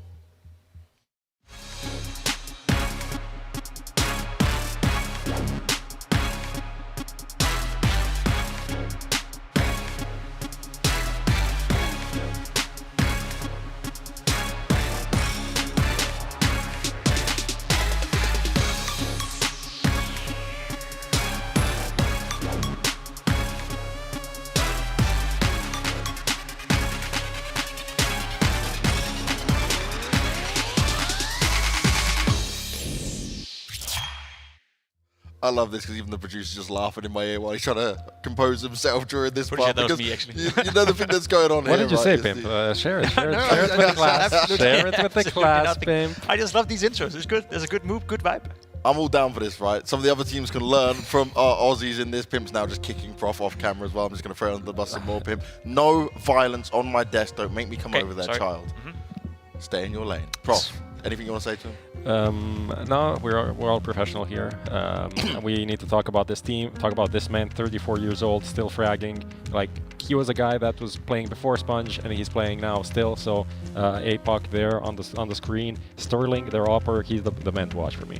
You're saying we're all professionals, but as a matter of fact, you know, Looking Fork is I guess, not professionals just yet, right? They're looking for a home to represent, and I guess that's the storyline for me, for them coming into this tournament. There's 2 teams qualifying out of only 4. They were a little bit lucky getting a spot, you know, taking over for Lin Vision, who couldn't attend here due to visa issues. So if you're Looking Fork right now, you've just been in Europe, you just played Pro League, you had a decent amount of time to practice over here as well, and you have a monster of a chance to actually qualify for the major, earn some bucks, earn a sticker in the game, and maybe become a professional Counter-Strike player in the essence of the word. So I think it's a great opportunity for those guys. Yeah, I mean, it's a similar situation to the guys that we watched, like Party Astronauts. For them, getting to the major, stickers, money, orgs that would come knocking on their doors would just open a lot of more opportunities. And yeah, just being at the majors, of course, a goal for all of these players. The Veto coming in, Mirage, Overpass out, those were the expected bans. Renegades kind of started avoiding Overpass. Used to be a pretty good map for them during the Dexter era. Nuke, Vertigo, and maybe Inferno to end it up. No, Inferno banned by LFO. Dust 2 for the final game.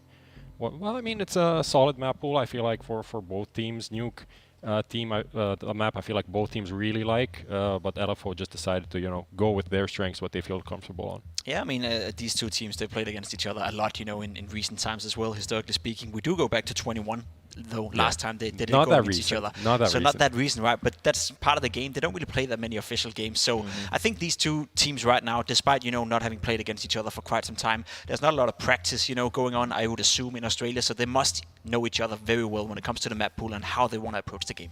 And am I right in saying we're going with Renegades being the favourites for this one? Massive favorites for this one. Just talking about like all of the international experience that they have and just the players that they have. They have been the team that just picked up the next best player, the best player from the second best team consistently over the last 2-3 years, right? And it shows in their results. All of their players like could be star players in the second best team, right? And they have been in the past.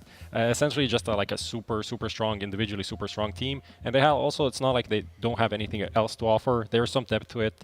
I think their European struggles have often been the late rounds, the calmness, some of the pressure. So yeah, I think that's not going to be an issue here. Renegades haven't lost in 7 weeks, and Looking Forward haven't won in 8 weeks, right? There's no doubt that Renegades are massive favorites in this game.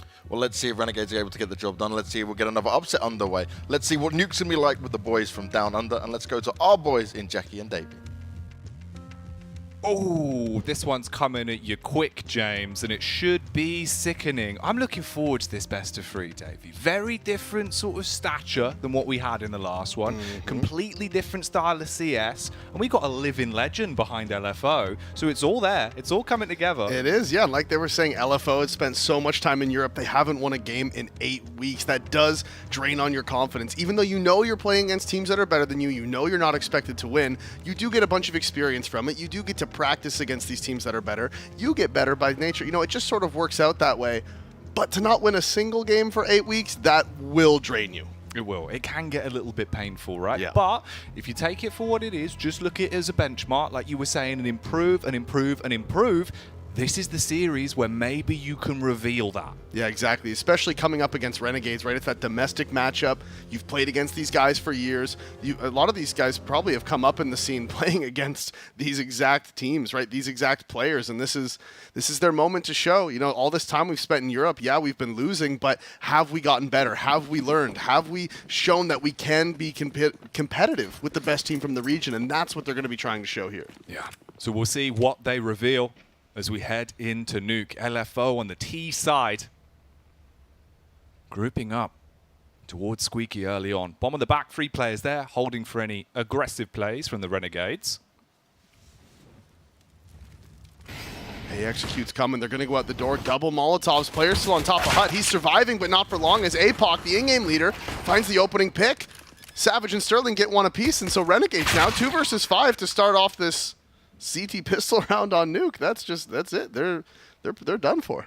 Yep, hung out to dry as LFO. They make it work. They go straight in. Big props to APOC. The 2 frags he found there weren't easy ones as well. The flick up, really nice. I also just realized, I just assumed he's the in-game leader because he's 34 years old and been around forever. He might not even be the in-game leader. I don't even know who is. You see, but now you've said that. I know. For the people that didn't know, you seem quite confident. I know, and but then there happy, is and now people you've ruined that it. did know and they were just upset. Sicko's probably a bit upset. He's about to be. Even more so now. Sad face there as APOC will come around the corner and clean up. So LFO, you take the pistol. Good start. Very good start. T-side of Nuke. This was their map pick, so you would expect them to be able to play the T-side. Pistol rounds are always a bit of a coin flip. But they do start it off well. Alistar's going to get the scout. They are going to go for the force. They've bought all the way down. They have some utility. No kits, so they're trying to stop them from getting into the bomb site to begin with. And can they answer back? Can the Renegades answer back against the LFO boys? We see this aggression outside from Ince. He's pushed up. Can he find the kill? No. 93 damage, but that's not enough for the kill. You can see Alistair's scout ringing out, trying to find an answer, and Diaz. Just shoot, forehead. Just shoot. There was no shot, there was no kill. Mats is going to be left feeling a little bit ill inside of the vent. As APOC does hit the connection. Fast flick. Lovely tag from the scout. He's been doing a lot of damage, but none of these have been converted yet until Sicko. Up on the elevated position, will finally hit one with a deagle. APOC trades it back on the AK. And Savage about to be overwhelmed. They're attempting to peek him together, but he's got backup. And they know there's one more player deep inside of lobby, but they're going to probably just try to hold on to what they have. The scout for Alistair could be a huge factor in the next round if he's able to hold on to it. Liaz with the armor. Would have liked to grab that Galil from around the corner inside of Squeaky, but that player deep in lobby. Going to make sure that's not allowed to happen. And so they're just going to walk around. They're going to push through into T-spawn, save what they've got, and try to prepare themselves for the gun rounds, because the next one is going to be the eco, the full save. They're not going to be able to buy. It's always sad when you just have to play that USP round. You're just like, man. Or you just be Forest and be like, there's always money for P250. The classic, yeah. The classic Forest. I remember talking to him once at a LAN, because remember back in the day, he used to just take a silencer off his USP all the time and still kill like 4 people with it.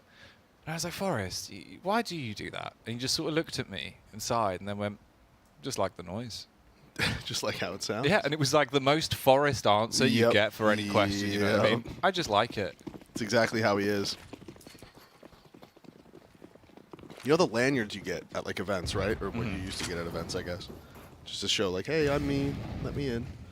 Well, I was at an after party one time and Semphis had it, and he was like spinning it around in a circle like this. It was like an outdoor after party, but like on like the second or third floor of a building. And he was just in the after party, just like flipping it around in his hand, you know? And Forrest just reaches over, grabs it out of his hand, throws it off of the building, and goes, enough of that! That was it. That was it. I was like, oh, all right. Fair enough. Yeah, okay. Won't be doing that again. Enough of this is what LFO are going to be saying, because this round's got quite dicey. It's come down to just the 1v2 as the lobby crunch worked out for Renegades. Now Sicko, he has the choice of both AKs, one of them being a Galil, so he will grab the AK and go through the vent. Sterling and APOC both on the site. Bomb will be planted, but he's already weaving his way round towards Decon. And the door's closed, so they don't feel like they're in too much danger. The swing out, the nice shot. Immediate headshot landed onto Sterling. He's not going to expect APOC inside of the site, though. It's going to come down to the timing, and APOC swings out. 7-0 for him. But Sicko, that was a sick shot on the guy inside. Crossing over towards Dark there. Opens the door, flicks, first bullet straight to the head. That was absolutely disgusting. And it's one of those as well, and once you hit that, you're kind of hyped up and thinking, you know what, like, we've done more than enough in this round already. Yep. Let's get it over to finish, get the second frag, but APOC, with the positioning, surprises him. Good game from him so far as well, 7-0. Already getting into a good position on the scoreboard, but now the buy is here in full force for Renegades. With how close it was in the prior round, could start to get rough. Yeah, Alistair has that op. The outside smokes have been thrown, so information's denied. Means someone needs to rotate down to B. That is Ins. He has his M4 out, though. You should probably take out his smoke when you're doing this jiggle peek. You want to be able to smoke it off. There you go. Spots the player, drops the smoke. Very standard, very just, this is just how it goes sort of thing. But he dropped the smoke from the single door side. Never mind. I was going to say he dropped the door from single door side and then switched over and ended up going to the double door, so they might not necessarily expect him, and then he just sprayed through the smoke, so then they knew. And then threw a nade at them. Yeah. Little bit of damage. And they're walking in as a free. You got back up now as well. So 4 Ts heading round. Looks like a 3-1 split as they will go down towards Decon door. One over by double. Ince is playing in the window. Close on the stairs. Can he be the Banisher? He will peek. Unlucky for him as he gets licked up with a quick headshot. Damage done from Sterling as well. And now you've got space to get out onto the site. Alistair, he rotates in with the orb. Molly on his right, smoke on his left. None of this helping him out, so he'll back off and tuck into a position to hold on to their guns. Yeah, he rings out some shots, but obviously doesn't find anything. Hats will find Savage lurking in lobby. But like you said, they just got to hold on to their guns. And you can see APOC, he's on the hunt. He wants more.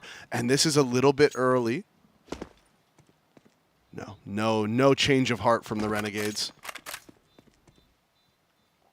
They are going to go for the save. 1 towards ramp, 2 inside a CT spawn, and that is going to be it for the hunt as well. LFO, their money's too low. They don't want to throw away too many guns. Especially after that last round. Yeah. So 4-0, T-side opener. It's gone well for them. Renegades, though, straight back in as the purchase comes out. Alistair will still have the orb.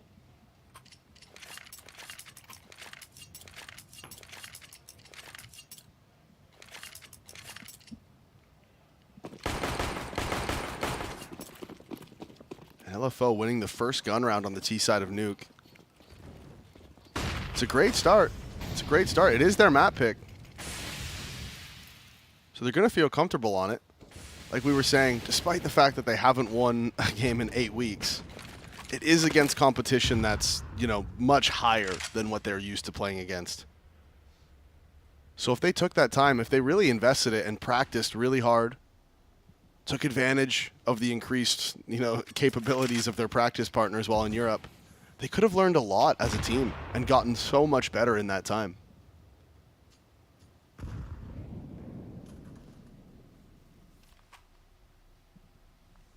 Sicko playing on the box, waiting for push to come to shove. That's the flashbang round the corner.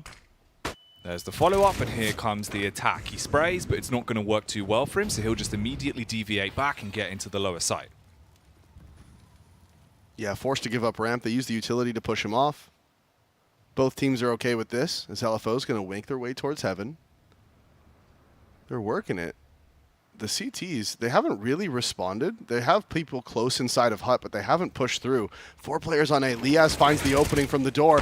Ins trades one back, but he's getting shot in the back as Savage comes out of the hut, finds 2. Molotov to cut the rotations.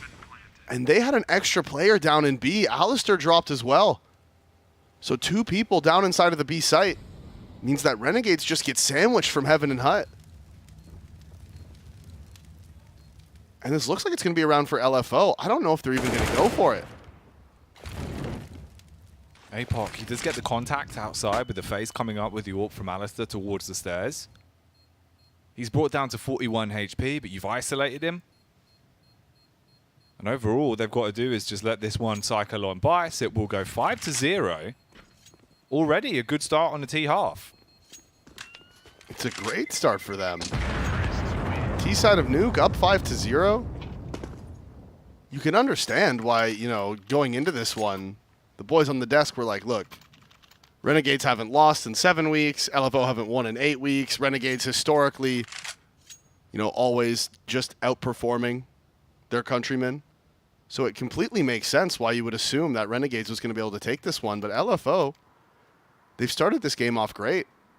They win the pistol. They won 2 gun rounds in a row now because remember, Renegades, they kept 3 players alive after they lost that 4th round. So round 5 was also a buy round. Now round 6, similar situation, also going to be a buy round.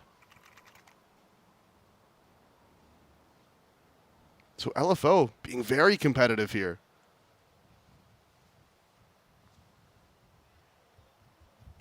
Renegades take that pause as well. Don't tunnel vision. Like you were saying, you lose those 2 buys. If you're not used to pause, sometimes it can cause question marks. Yep. So at least here, they have played it properly. Now you can go back into it level-headed, but look at the change of pace from LFO. They want to bombard towards outside, and Int, he gets taken down by APOC. He's been an entry machine for this roster right now. He has. He's 8-1. One of the oldest professional players we have around. And he's outperforming everyone at this point. Top frag in the server. As now with the man advantage, they're just holding. They don't want to do anything. Ooh, and Alistair, he's crept forward, and APOC's already got a cross on the angle. They're down numbers. They try to respond with aggression. And so far, Sicko's the only one to have any success. Liaz now pushing through the hut. The flick from Savage lands the headshot onto Liaz, and you would think maybe they could answer back with 2. Liaz was looking favored in that fight. But the flick from Savage is perfect. The Shadow going to give away Licky, but still, site control taken. Actually, Sterling's gone down to B with the bomb. Sicko is nearby. I don't think he really has a win condition here. With just 19 HP and a Molotov on the ramp, he's instead just debating where the push is going to be coming from the T's if they're trying to hunt for him, because they've been building up a bit of money on 3 players. And he'll just try and get out of there, walk his way through trophy room, head back through lobby. Now he feels safe, he'll sprint away and tuck in to save this for another day. And they may be able to force again if they decide they want to be a little bit crazy, because Alistair's going to be able to get an op off the back of the bonus. If Sicko saves this, he'll be able to drop 1 gun. I don't think he can afford to be jiggle peeking with 19 HP, but... Ooh. Right, so Sicko can drop. Alistair can buy an op. Yeah, they're going to go for this. Hats and Liaz can buy themselves. Right there, Ince. He almost lined them up. He almost got 2. But wasn't able to finish them off. And that flick from Savage was just the perfect timing. And we see another gun round. So Renegades, because they keep saving these guns, they've been able to get consistent gun rounds in a row, but they haven't been able to win any of them yet. LFO running away with it on the T side of Nuke. It's not just that like they won one gun round and then they've won some ecos. No, these have all been gun rounds they're winning. As Sterling now, huge change of pace, going aggressive, going fast out of the door, but Liaz, Int, and Hats are all here, and they shut them down completely. It was looking good for LFO. You thought they might have got a timing out of the door there. But the play through the mini smoke means Renegades are poised now to finally pick up their first round of the CT half. And now this is looking hazardous for Hansa. The Zil peak round on to Sicko. Headshot connection. 5 players stay alive. Critically there for Renegades as well. And you get your first on the board. But it comes in quite late. We're already into round 8. And this is a 6-to-1 split. Remember, this is a best of 3 as well that we're working with here. We start off on Nuke, LFO's pick, then we go into Vertigo, Renegade's turf, and if we need it, there is a Dust 2 decider at the end. And LFO, I did see them playing Vertigo in Pro League, if I remember right. I think they did play it. Don't remember if it was good or bad. Well, I mean, they lost, so I'm guessing not great, but I don't remember what their Vertigo was like, but I do know that they're capable of playing it. So picking up, this win here, starting off on the T side of Nuke, would be an absolutely massive start, as the Molotov from Hats is good. Finds the kill. Bomb still in lobby. Counter smoke towards Hut. Gonna just stop any aggression towards A that LFO was planning. They've changed it up. They're going to ramp. Sicko finds the first, immediately traded, but the number's already in favor of the CT, so they'll take that. Alistair takes a ton of damage though. He's on 51. 3 versus 4, minute on the clock. Savage sat towards the vent. He's got a sneaking suspicion about Liaz's position, as he has been on top of the hut quite a lot. CT vent being covered by Ints as well. He's watching for the run out. So many CTs in position to strike. Just depends on the timing. They're going to be walking their way out, trying to clear for one another. Good first headshot. Adjustment from Savage isn't speedy enough. Ints and Hats work together wonderfully, and Renegades do lock down the A site. And Renegades dedicated 3 people inside of the A site. And crucially, there was a player in Hell as well with the op holding towards ramp. There was nobody with eyes on outside. Renegades had the read. LFO wasn't going to have a lurk outside. They weren't going to be flanking outside. Renegades playing very confidently. I know me personally, I would have been nervous. I would have been like, guys, what about the heaven flank? Someone, you know what I mean? We need to reposition. We need to do something, blah, blah, blah. They didn't care. They had the read. They stuck to their guns. And it worked perfectly. The crossfires were absolutely impeccable. LFO walked straight into them. Oh, big dink on Ints. He's down to 44 HP. In terms of the weapons they're working with, we've got 3 Deagles, a P250, and the AK for Sterling. There is a scope covering outside as well. That'll be Alistair. He does drop off, playing close on the ledge towards the AC. And they're walking out. Contact face towards ramp. Has gonna hit the first with a P250. Tries to grab the weapon. That's an M4 now picked up. So you've now got 2 real firearms to play with. But Ints, he's in a good position. Sat towards the window. Hazard's here. This could be a bit worrying. You can see 3 players here for the T side with the armor. Want to try to get that M4 in one of their hands. And they've slowed down completely. And look at this. That's made Renegades second guess themselves. Ince was in position. He's walked up now. The Molotov does come out. Smoke to extinguish. 35 seconds left. They do still have some time to play with. They're pushing in towards control. They want to clear this out. Doors get opened, but Ince has isolated them with the smoke. He has them split. The lurk down secret has been spotted as Hats finally gets him. They need to try to get this bomb down as soon as possible, and they do. Bomb planted, 3-player face through the doors. They're walking up. He's going to spam into the first, and the tag will slow him down so much. And now there's only Savage and Sterling left. The double S's here on the side of LFO. But can they strike with Sublime? Plays, or will it be Renegade setting up to slay? Savage still waiting on the stairs. Bomb starting to tick down. They've got the crossfire set up. They can try and play off this, but here comes the smoke. Oh. Good adjustment, but it's not quick enough. Hat survives on 22 HP. Liaz finds the adjustment on Sterling as well. That's the defuse, and they do get 3 rounds now. Yeah, LFO making that eco round very close, very costly. They get the bomb down at the very least. And Renegades saving themselves from a very risky situation they were in. Even the 3 versus 4 post plant. I mean, that's not very CT-sided in that moment. The T's could be anywhere. And right there, unlucky for Licky. If he just swung not touching the door, because obviously his player model just went through the door, which is what allowed the pre-fire to come in. Okay. Straight outside, APOC was going for the same play he went for before. Wanted to get the opening pick onto Alistair. Problem is, this time he's in your face, wielding the AWP like a shotgun. Ints as well. He was able to push up with the smoke, uses that to his advantage with a headshot on Licky. Now LFO, they're grouped up, but you're relatively stuck towards top ramp. Yeah, Renegades are warming up now. They're getting their aggression in. They're starting to land their shots. The double push outside finds 2 kills. LFO is coming down the ramp, though. And Sicko, he's here. He's at the bottom. He's holding for it. He has the support of Alistair to watch his left side. Molotovs are in. Sicko changing his position. Gets blinded by the flash. They line up. He finds the first with the op. Gets the tag as well. Second player's here. Hazard eventually trades it, but he's low. And Sicko with the headshot. The swing out. The kill. And Renegades, they're heating up. They're warming up. They're really getting into this one now.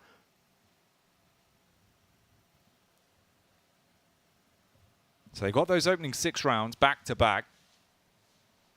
They were looking pretty lively. And you can't afford to be too frustrated with this. It's still a quality T half that you've got, but if you can get anything else, that's what you're going to be looking for. Hey, what's up, bro? Yeah, it's a little give us a little head nod. One of those. Yeah, eyebrow raise. Yeah, What's up? What's up, dude? What's happening? That's how Maui Snake talks. Did you know that? Yeah, I've heard him. Yeah. Just goes, "Suh." Suh, bro. Suh, bro. Looking quite vocal there as well. Who's their coach? No, you're not going to know. Let me just Google. I'll just go look. I asked you, and I was like, we're not going to know this. I do like their jerseys as well. I will say that. Renegade's also looking quite stylish. It's not quite as good as, you know, the gold with the kind of the silver decals. It looks a little bit like a motherboard with what we'd seen previously. But I do like the Renegades look. Yeah, the black jerseys look nice. Kingfisher. Oh, but his name's David, so he's really smart and cool and handsome. Absolutely. This is smart, cool, and handsome, though, from LFO. You go for the smokes outside. You run your way down. You know you've got the Tech 9, so you want to go quick into it. But Alistair, he's here. Oh. Good shot so far. Hits 2 on the AWP. Bomb needs to be planted. At most, get the money out of this. Sterling on the Deagle. He's going to peek out, but can't quite hit the follow-up shot. Apox goes running up the ramp. He's going to turn around. Tried to hit it with the Tech 9, but he goes down. All in all, you get the bomb plant. It could have been a lot worse, but Renegades, they do get 5 rounds on the spin now. And if they can close this out 9-6, they're going to be very pleased. They're going to be very pleased considering how it started. Because like I said, there's situations where at times you go down 6-0 and a half, but it was like, okay, we lost pistol. They won the 2 anti-ecos. We lost the first gun round, then we had to eco. You know what I mean? So there's times where you just lose a bunch of ecos, really. So you know, you're like, okay, yeah, the scoreline looks bad, but we haven't even got to play the gun rounds yet. The thing about this one was that LFO won 3 or 4 gun rounds in a row against Renegades, because Renegades kept saving their guns once they lost the opening picks. So it was a very impressive half. As Alistair, again, starting off this round with the pick outside. Ince missing his jump. It would have actually been perfect if he had got up on top of the big garage there. As they're trying to cross over, the pop flash through is good, but there's some players at the back who aren't blind, and that's what can happen. Spam through the smoke. That's the bomb dropped inside a big garage, but Hazard is here. He's pushed forward, and the T's now, they're just need to work the map, try to find any sort of openings that are going to be left by the one-man short Renegades defense. Hazard's worried about the push as well. They know they should be able to recover the bomb. 3v4, you're outnumbered. Nats, he's sat inside a locker room and he's going to lock it down. Good adjustment onto the second as well. So Savage, he's just left with 10 HP. He's got to be crisp on the one taps. Hazard will get one shot off. Doesn't quite realize Hats comes bounding through the window. He still wins out in the duel. And you're down to a 2v2 where the bomb has now been picked up. 30 seconds to work with Davey. Ooh, he's running into the arms of Alistair, though. Needs to hit the op shot. Walking around the corner, making it much easier for him. Obviously not aware of the fact that Alistair had dropped down into secret. He was posted up with the op. The bomb is dropped. Hats was towards Hell, so he just doesn't have the time, honestly. If he can somehow find both of these kills, that would be ridiculous, and it's not even going to get to that point. Liaz takes him out on the cross, and Renegades, they tie us back up. And one of the big things about this game now is that APOC was kind of going unchecked for the first few rounds, right? When he was going outside, he was keeping it relatively dynamic with the way he was playing it, hitting a shot and creating space for them. Now Alistair is doing the same with the AWP. He's always playing from a new position. He's being able to get that opening pick. Without the entries from APOC, LFO seem to have lost that extra bit of oomph they had. Yeah, absolutely. And one thing that they did really well is once they got the entry or once they got map control, they were really manipulating the CT's rotations by putting pressure ramp, sending somebody up through heaven, flanking through main. They were very confident, and everyone was taking their fights, and they didn't have a problem with anything. It was like, yeah, even if we lose a guy, that creates space elsewhere, and we can keep moving, etc., etc. But Renegades now, like I was saying, they have simply woken up. They're in the game. Should have been a free kill for Liaz right there. As the main split is coming out, APOC's gone through the smoke. They might not expect this. They do. Hat spotted him from inside of the site. Lands the headshot onto APOC, and they're coming through again. They're walking through the smoke. Savage has crept in. This time he opts not to go for it. He backs up. And you can see now they want to get towards heaven. There's a minute left in the clock, so they have a ton of time to go wherever they want.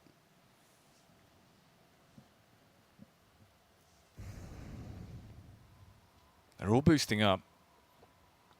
They will be able to try and make a play out through Nest onto the A site. It is being watched, though. Ince, he's playing on rafters. And the bomb is in secret, though. So even if they get these kills, which they're not going to, as Ince finds 3 from up on Mustang, and even if they found those kills, how was Sterling supposed to get into the site? He would have been coming through main by himself with the bomb. None of that even matters, because Ince from on top of Mustang gets 3 kills on the players coming through heaven. The spacing wasn't there. They don't hit their shots. And Renegades, after going down 6-0, are now going to take the lead. It's a big swing of the pendulum, isn't it? It is.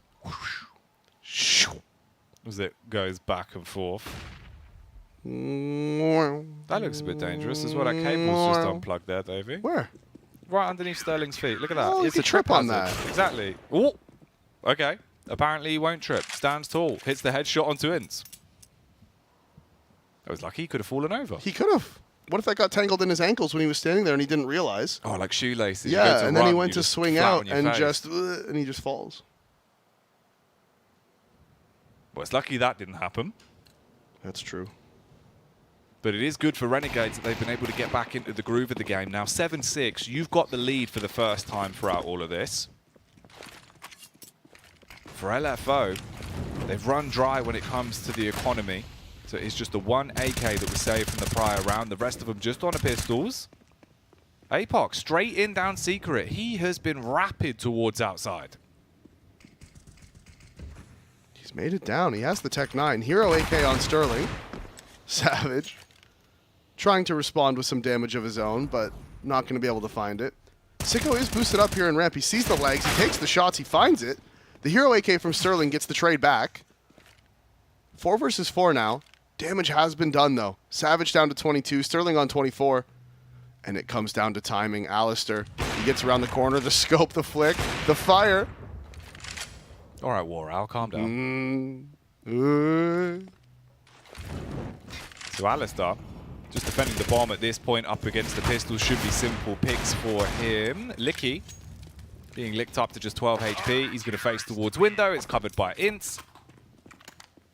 And they go 8-6, so 1 round now being the last possibility for the LFO lads. And off the back of the eco, they should have some money. Shouldn't be a huge problem. Of course, Sterling's going to be struggling. Savage also, actually, only down to 41. Look at that. You can see him have to quickly react and fix it. Like the second he scopes in to shoot. Imagine if he just ran around the corner. He misses. He's just gone. Yeah. Gets shot in the side of the head from Savage. It's just everything falls apart. But we all start crying. The strap perfectly. I stopped. I scoped. I shot. Right there. Oh, here we go. Different change of pace as well. APOC, he's been struggling to get that outside pick in the past couple of rounds. This time he does find one, but there's an immediate trade. Savage, he's taken so much damage. He's on 15 HP. Sicko is really gambling for the aggression through the smoke as well. He played close on the lip. He'll drop a molly and back off. And it was, did he get across that? No, he did get spotted. I thought for a second, Licky may have found a timing where he got across without getting spotted. Instead, now Alistair finds that kill. He repositions towards Hell, and he's posted up. They're about to walk straight into this. Alistair fires off the warning shot, and it won't quite connect, but he's now been able to push further up and get into a good angle to deal with this. Switches to the Tech 9. Easy adjustment on Savage, and Sicko with the last bullet to the brain for Hazard. So it will be a 9-6 half. All of the rounds they took on the T side were in a spree for taking the pistol. They go on to get 5 more. But in the end, you bring it back to a 9-6. And that's huge for the confidence from the Renegades guys as well, right? It's not only, it's their map pick. You went down 6-0 when you were on the CT side. To win 9 in a row now, even though going into it, if you asked LFO, would they take a 6-9 half to start it off? All day. All day. 100% you would take that. But it was just the way in which they lost the last 9 rounds. Most of them weren't even close, right? It was just clean Renegades victories. So that's why I think that, 9-6, yeah, it's a good half for the T side, but their confidence might be a little shot. If Renegades come in and win the opening pistol, it might be a little hard for LFO to get back into it. Well, time will tell. We are presented with a second pistol here. Licky, he's going to be playing towards ramp, and he is being aggressed upon. Flashes over the top as they make a ton of noise. Rotate from the CTs as well. APOC, he'll hold in case they come running up to fight him towards Nest. Licky playing on the stairs, trying to line up their headshots, but they're all bounding in through the window, and they're coming right for him. He's got backup of Hazard. Licky hits the first onto Alistair. And there's 4 Ts left alive now. They're waiting for the re-aggression as they get the bomb planted on the site. They're going to re-entry together. They try and push him. It will work. Door comes swinging open, but Hazard turns on a dime, causes some issues, but Sicko towards ramp. He'll hit the shot onto APOC. Back of the site is Ince's domain. He's in a 1v2, but can he pop off with a P250? No. Just a small mistake there. I think it was Alistair inside of the double door. You could see the communication wasn't there. They had the 4-man push in. And I believe it was him and Hats were tucked away on that right side at the bottom of the stairs. Alistair goes for the swing, gets immediately one-tapped. And then everybody else had left. It was just Hats. He was alone. This play right here. You don't need to go for that fight. And if you are going to go for it, you need everybody to come with you. If they kept all 4 and they all swung the stairs like that and took those fights, fine, right? But everybody else was clearly on a different page. You can just hold at the bottom of the window stairs. You don't need to swing into secret. But like I said, if you're going to, you can. But you need everybody to be doing it. You can't have one man going on a solo mission there and just dying for no reason. You have a 5v5 post plant. Just play that, man. It's good.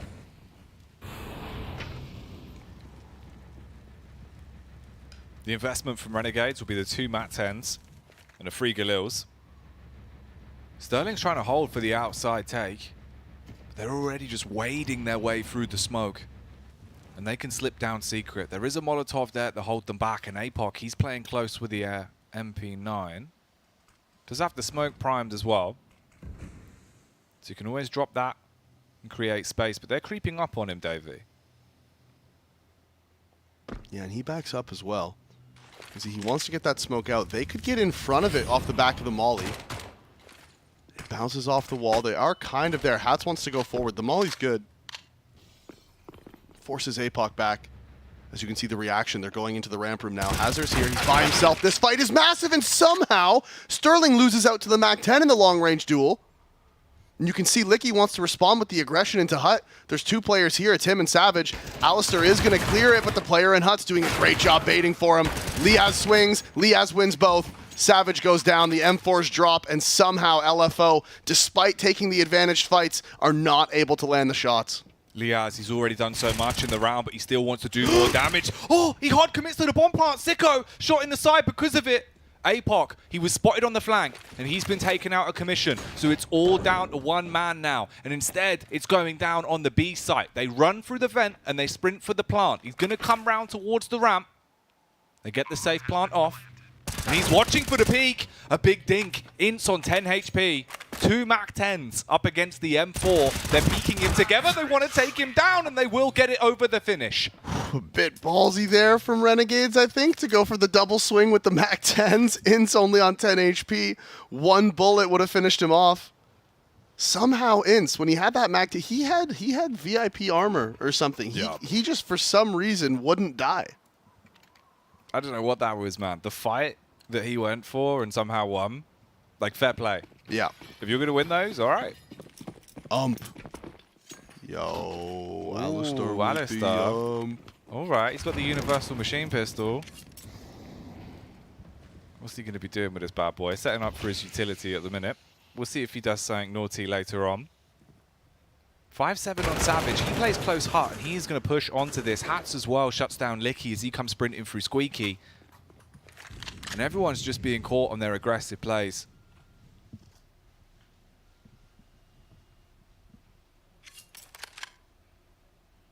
That AC getting in his way a little bit there. Hate it when that happens. Yeah, they're so obnoxious. I think they own the place. It's ridiculous. All you do is cool it. Relax. Or sometimes heat it. Yeah, if you have one of those ones that does both. Does both, yeah. They would probably be the more obnoxious one because they're like, exactly. oh, I can cool stuff and warm it up. Yeah, exactly. I think they're so cool. Like, wow, you control air. Nobody even likes you. Sterling. Ooh. Not going to be too hot to handle there as the AC will affect him. And it's just on Hazard. 1 versus 5 Renegades. Been playing the round in a very nice fashion. You get the picks, you don't overcommit because you have so much time. Now they eventually go down to the B site and get the plant off. And this will be their 11th as well, which is starting to look quite worrying. Yeah, it's a good T-side start. Off the back of the pistol loss as well. They win that second round. 5 players left alive. Hazard has recovered the MP9, so he's going to be able to drop the Deagle if he does stay alive. Jing comes in and wants it. Hazard can't get the crosshair placement correct. They find all 5 of them, and that means they're going to be on the eco, so Renegades should go up 12-7. That means 4 rounds they have to grind out on the T side of Nuke, though. It's not easy. But the boys on the desk were saying this Renegades team, right, they are the favorites for a reason. They are heavy favorites. They should be winning this game. They've put themselves in a position to do it off the back of that terrible start. Remember, down 6-0. Now they've been on that 11-1 streak since then. As the fast plays coming outside, the USPs are here. APOC does trade one back with the P2000. They're going into A. They know they were stacked outside. That's so rough, man. The Galil hard spam comes through, cuts them in 2. Alistair, he's going outside as well. It's just APOC left alive and probably not for long. Alistair dives through the window and kills everything, even the walls and the ceiling. Yep. You got to make sure you get it all. Maybe he's trying to spam the AC unit above him. Yeah, true. Hey, screw you, man. Teach you a lesson. Yep. They do have a lot of AC units here.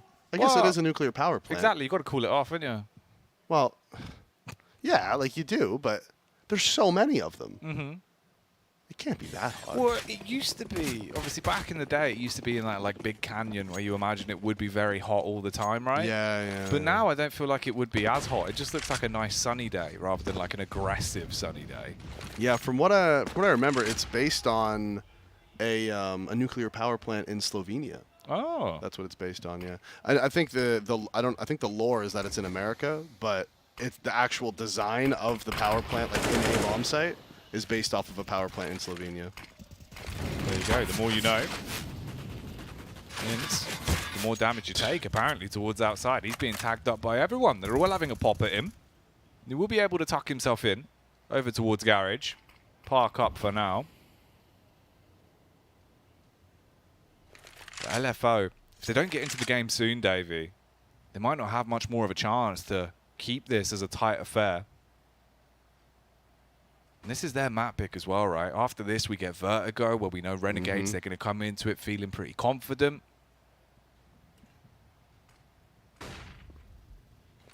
And APOC at one point in this game was 8-0. Mm-hmm. He's now on 11 for 14, so hasn't had a great time of it in the past few rounds. Not that any of the LFO boys have. But Licky starts this one off with a great time, finds the opening HE kill, and now everything's going their way. So on this gun round, look at that. Everything comes up LFO. They find all the frags. Everyone's just getting shot in the side of the head, really. Played to perfection. They keep all 5 guns alive as they win their first gun round here of the CT side. There you go. The fists coming up from Ben as well. Look at that bad boy shaking. And try and calm the nerves. That's one of the other things that can affect you a bit as well. They were so hyped up on that initial 6-round spree. You know, they were screaming, they were feeling themselves. As soon as you hit a stone wall in a game like this, it just saps the energy out of you. Yeah. So getting a clean round your CT half, that's 1 foot in the right place. You just have to try and spot the other one down. And Renegades, they've loved this slower style of CS now on their T side. Even when they get the picks, they just don't overcommit. They're playing it very strategically. Yeah, they haven't done anything really fast so far. Of course, on the anti-eco, there was the fast play outside, and then they ended up going into A. And now we see the smokes coming out. Different smoke wall this time. This is the old G2 smoke wall where you put the 3 smokes that go across like this. Like a big L. Yep. Like you, Davian, L friend. Sterling ready for the adjustment. Let's see if he'll hit the shot on the orb. 3 T's there, ready to bombard him. Even if he hits 1, there should be a quick trade, but the problem is Ince goes in on his own, and he's able to recoil and get away for free. And now you've just given up Ince. You've given him up, and you've also changed your point of attack. You're worried about the op and secrets. You can see they're going back over towards main. And the CTs actually aren't set up very well for this. That smoke is going to be a problem. You only have 30 seconds left. As APOC rotates into hell, and he gets caught crossing. 2 players down in B. Jack means this is going to be a 4 versus 2 to take on the A site, and Savage needs to come up massive. Savage, he's got to hit him with a heavy shot, but the problem is he's fully blind and not able to keep himself alive. Liaz with 2. There's no lying that he wants to take this round, and Sterling's the only one still kicking. Bomb's going to be planted from such a winnable position to suddenly becoming entirely impossible for Sterling. This is rough. Even getting away with the save here is not going to be an easy one. No, and APOC there. The first sort of small mistake LFO made is they over-rotated down to B, right? Sterling still had full secret control. He got the pick on the player coming down. He still had control of secret. There was no need to rotate a second player down into B. Once they do that, that puts APOC in an awkward situation because he has 2 teammates on A, and they can be split from 4 different spots at that point. Heaven, main, door, and hut, right? So it's too hard for those 2 players to watch everything. APOC tries to compensate for that by going aggressive in hell. He loses his life, and it's round over at that point. If Savage doesn't multi-frag like Ince did last half, that's completely over. There's nothing they can do. Incredibly awkward for them. Liaz, man. Just mullers them. Meanwhile, over on the B stream, Davey, 9Z coming in with a 16-14 against EG. And that sent them out of the event. 9Z. I said this to you before we went live. I was saying, man, like, honestly, I wouldn't be surprised if 9Z win that. That's huge. That's actually huge. Man, 9Z, they are annoying to play against. That's for sure. We've casted quite a few of their games. Wow. And it was DGT again. 1.4 rating, Lucan with a 1.39. The dynamic duo. Sorry, I know we're talking about the other game right now, but... Oh, no, but for the grand scheme of things, just like globally here at the PGL RMRs, that's a hell of a feat. It is. That is absolutely massive. Just like right now, actually, LFO making this round massive. As Renegades are down into the 2 versus 3. The op has been recovered for Sterling. APOC has the AK. And how has Renegades let this happen? I was so focused on the EG thing getting knocked out, I haven't even really seen what's happened. No, this is madness. Suddenly it's just Ince and Alistair. 2v3. 55 seconds on the clock. They're going to start to wade their way down towards the B-bomb site. They can walk in. You still have time to work with. But here's the adjustment. Backing up, close towards the doors. Tuck in on the corner. That'll be APOC, hungering to make a big play. To get this as a hard 9th round for them. Waiting for the plant. The door opens. Alistair hits the headshot. And it's left into a 2v2 post plant now. Spam on the vent as well because he's heard them coming. They can shut the door and they're going to walk out through decon with the AWP. The contact works well. Bouncing back. Alistair, so much damage distributed, but he's still got to kill him, and he will. That's the 14th round in incredible fashion. Incredible fashion. That's going to hype up the Renegades, boys. So much damage done. Like you were saying, I was worried. It looked like Alistair wasn't going to be able to finish them off. But with the AK, absolute perfection. Finds all of the kills. And right here, this is the moment I thought Sterling's going to look up. We're going to see the little no-scope icon in the kill feed. He's going to flick up and find him. But no, it didn't work out that way. It didn't go that way. And Renegades now 14-8. LFO making it interesting, very interesting on their eco round. But Renegades is still up 14-8 on LFO's map pick. And you can see, you can tell, right, exactly what the guy said on the desk, that Renegades has pretty much just been taking the best players from the second best Australian team for years now. And off the back of it, they just have so much confidence when they're playing against any other Australian team, really. They just know they're the best team in the region and that they should be the ones winning. So even when they go down, they always feel like they're going to be able to come back and win it. APOC on top of CT Blue. Will be backed up by Licky, but look at the push out on towards A. Great response from Licky. Lethal as ever, all the frags being found. It's just Alistair again in an awkward position. He's got to get away. He will scurry out of there and head up towards T-Roof. Do love that though. Throws away the AWP, so at least when they kill him, there's no AWP to recover. Just the Tech 9. Yep, exactly. And they might not be able to buy one either because it was their first round that they won. I'm curious to see what the money looks like here. I don't think they're going to be able to buy an AWP. If they didn't recover his, I don't think they're going to have one. LFO, they answer back. Maybe we're looking at attack pause here from the side of the Renegades. Looks like somebody's taking one. Yeah, coach is talking, so this will be the attack pause. That's why we're all chilling. It's a good call from the Renegades again. You know that they lose another round. LFO wins it cleanly, so they're like, all right, stop everything. Let's chill out. Let's make them chill out. Don't let them get too hyped. Don't let them get too hyphy.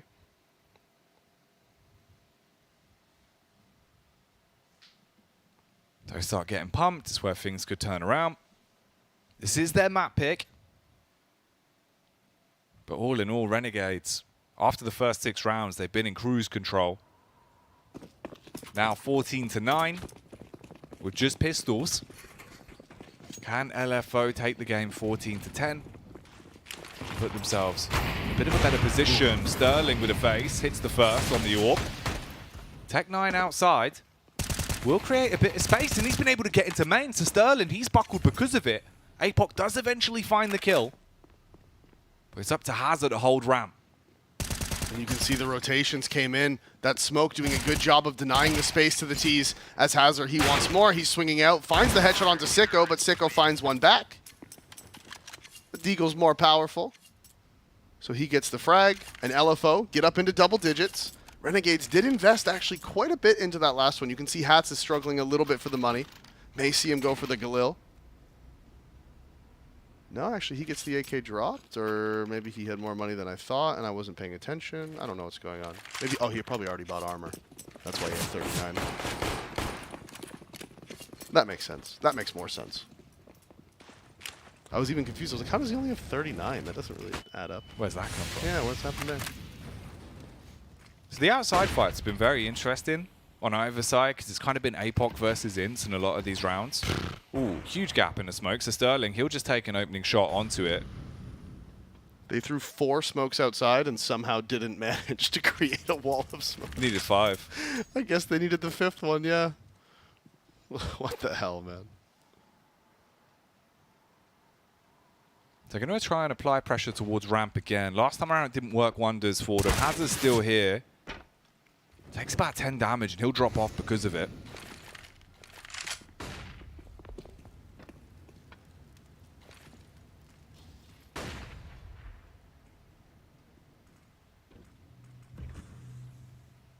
They have ramp control.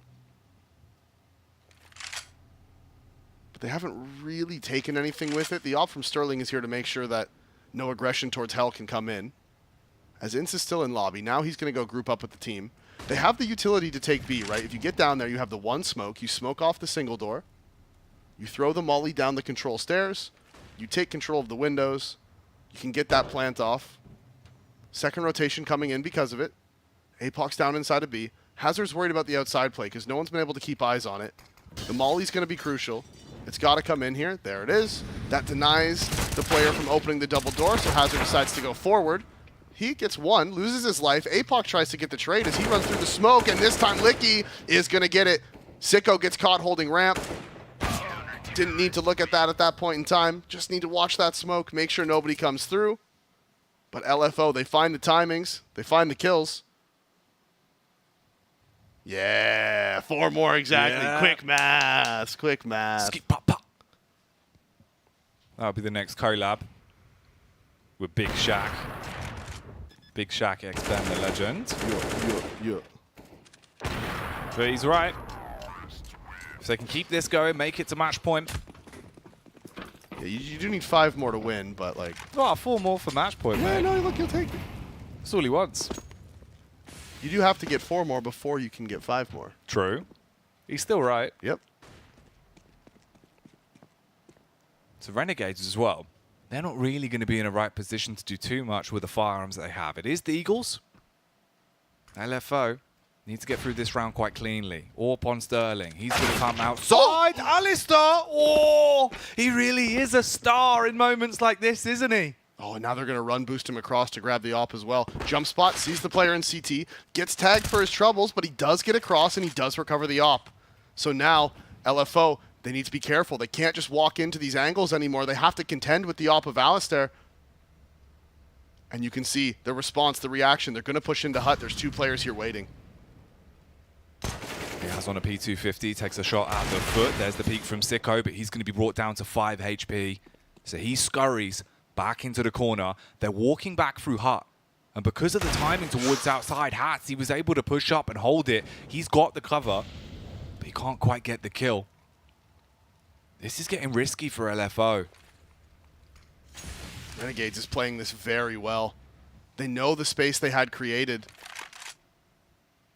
They're going to split the site. I mean, it's a Glock in heaven, which is unfortunate, I guess, but they do have a lot of map control. It's just going to come down to if they hit these Deagle shots or not. The P250 of Liaz, if it finds this headshot onto Savage, Alistair's going to clear it. Crucial miss. Repeeks out. Hats actually finds the shot on the side. Licky's causing damage. He's causing problems. Savage is alive, and he needs to get the second, but he can't. Can they get the bomb down? Ince has it. He's planning it. It is down, and now Hazard coming up the vent. 1 versus 2. Have they spotted him? They have, and Liaz finishes it off. And somehow Renegades on the eco off the back of the 1 deke from Alistair. They recover the op. They cause problems. And LFO, they still had a chance of winning that one. The aggression was good. They just didn't commit to it. They got scared. They got intimidated. And if they had just committed to fighting those players in lobby, everything would have been fine. But as soon as they got tagged once with the deke, they back up. They try to turtle on the site. They don't land the shots. And the round goes the way of the Renegades. They got hesitant, and it did not work for them. So LFO, 1 round away from going a map down on their home turf. They pick Nuke. They might be letting it slip through their fingertips. It's all over the shop when it comes to the buy. Working with whatever they could. Deagle comes out. Hazard.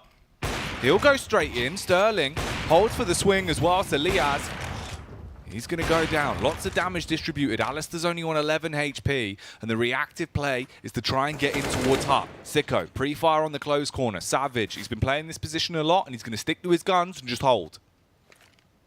And Alistair on just 11 HP. He's going to have some problems. He's throwing the guns away again. All 3 of them. He's got them all. He's going to get back Look for at the it. other one. Oh. Hang on, hang on. He's like, I'll leave that one there for now. I'm just going to go back and grab the other AK. Funny guy. Yeah.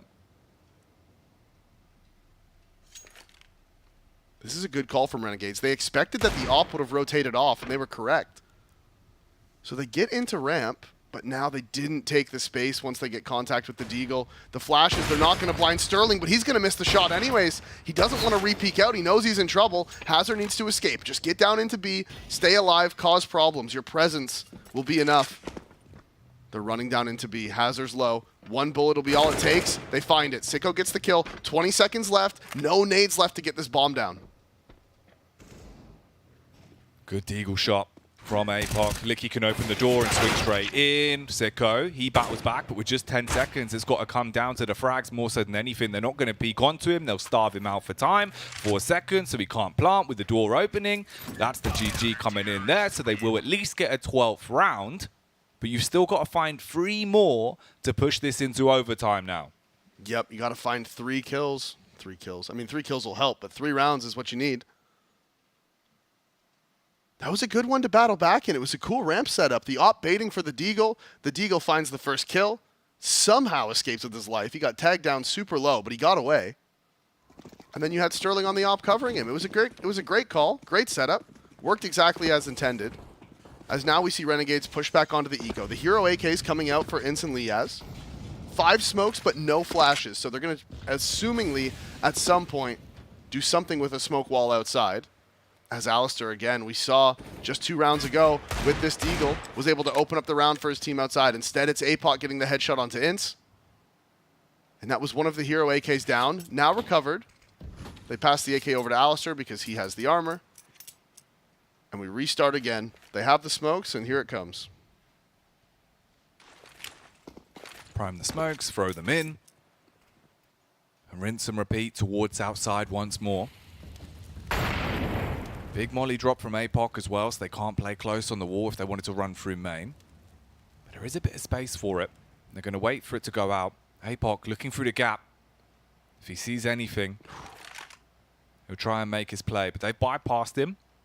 They are sending the players down the stairs towards B. And they've been so quiet. They haven't heard anything. APOC's going to go on the flank. I don't think they're going to be watching for it. It's just so early. On the flank. Oh, they do actually turn around and watch for it. Sicko, aware of it, but crucially, that's the bomb spotted. And Renegades, they have a massive choice to make. Do they commit to B? Do they turn around and go A? They don't have the time. They are going to commit to the B site. Licky finds the kill on the player lurking inside of lobby. And so it is Hazard down inside of B, finds the 2 kills. And it's just Sicko. He has the Deagle. He has no armor. He has 17 seconds. And it doesn't look like they're going to give him anything.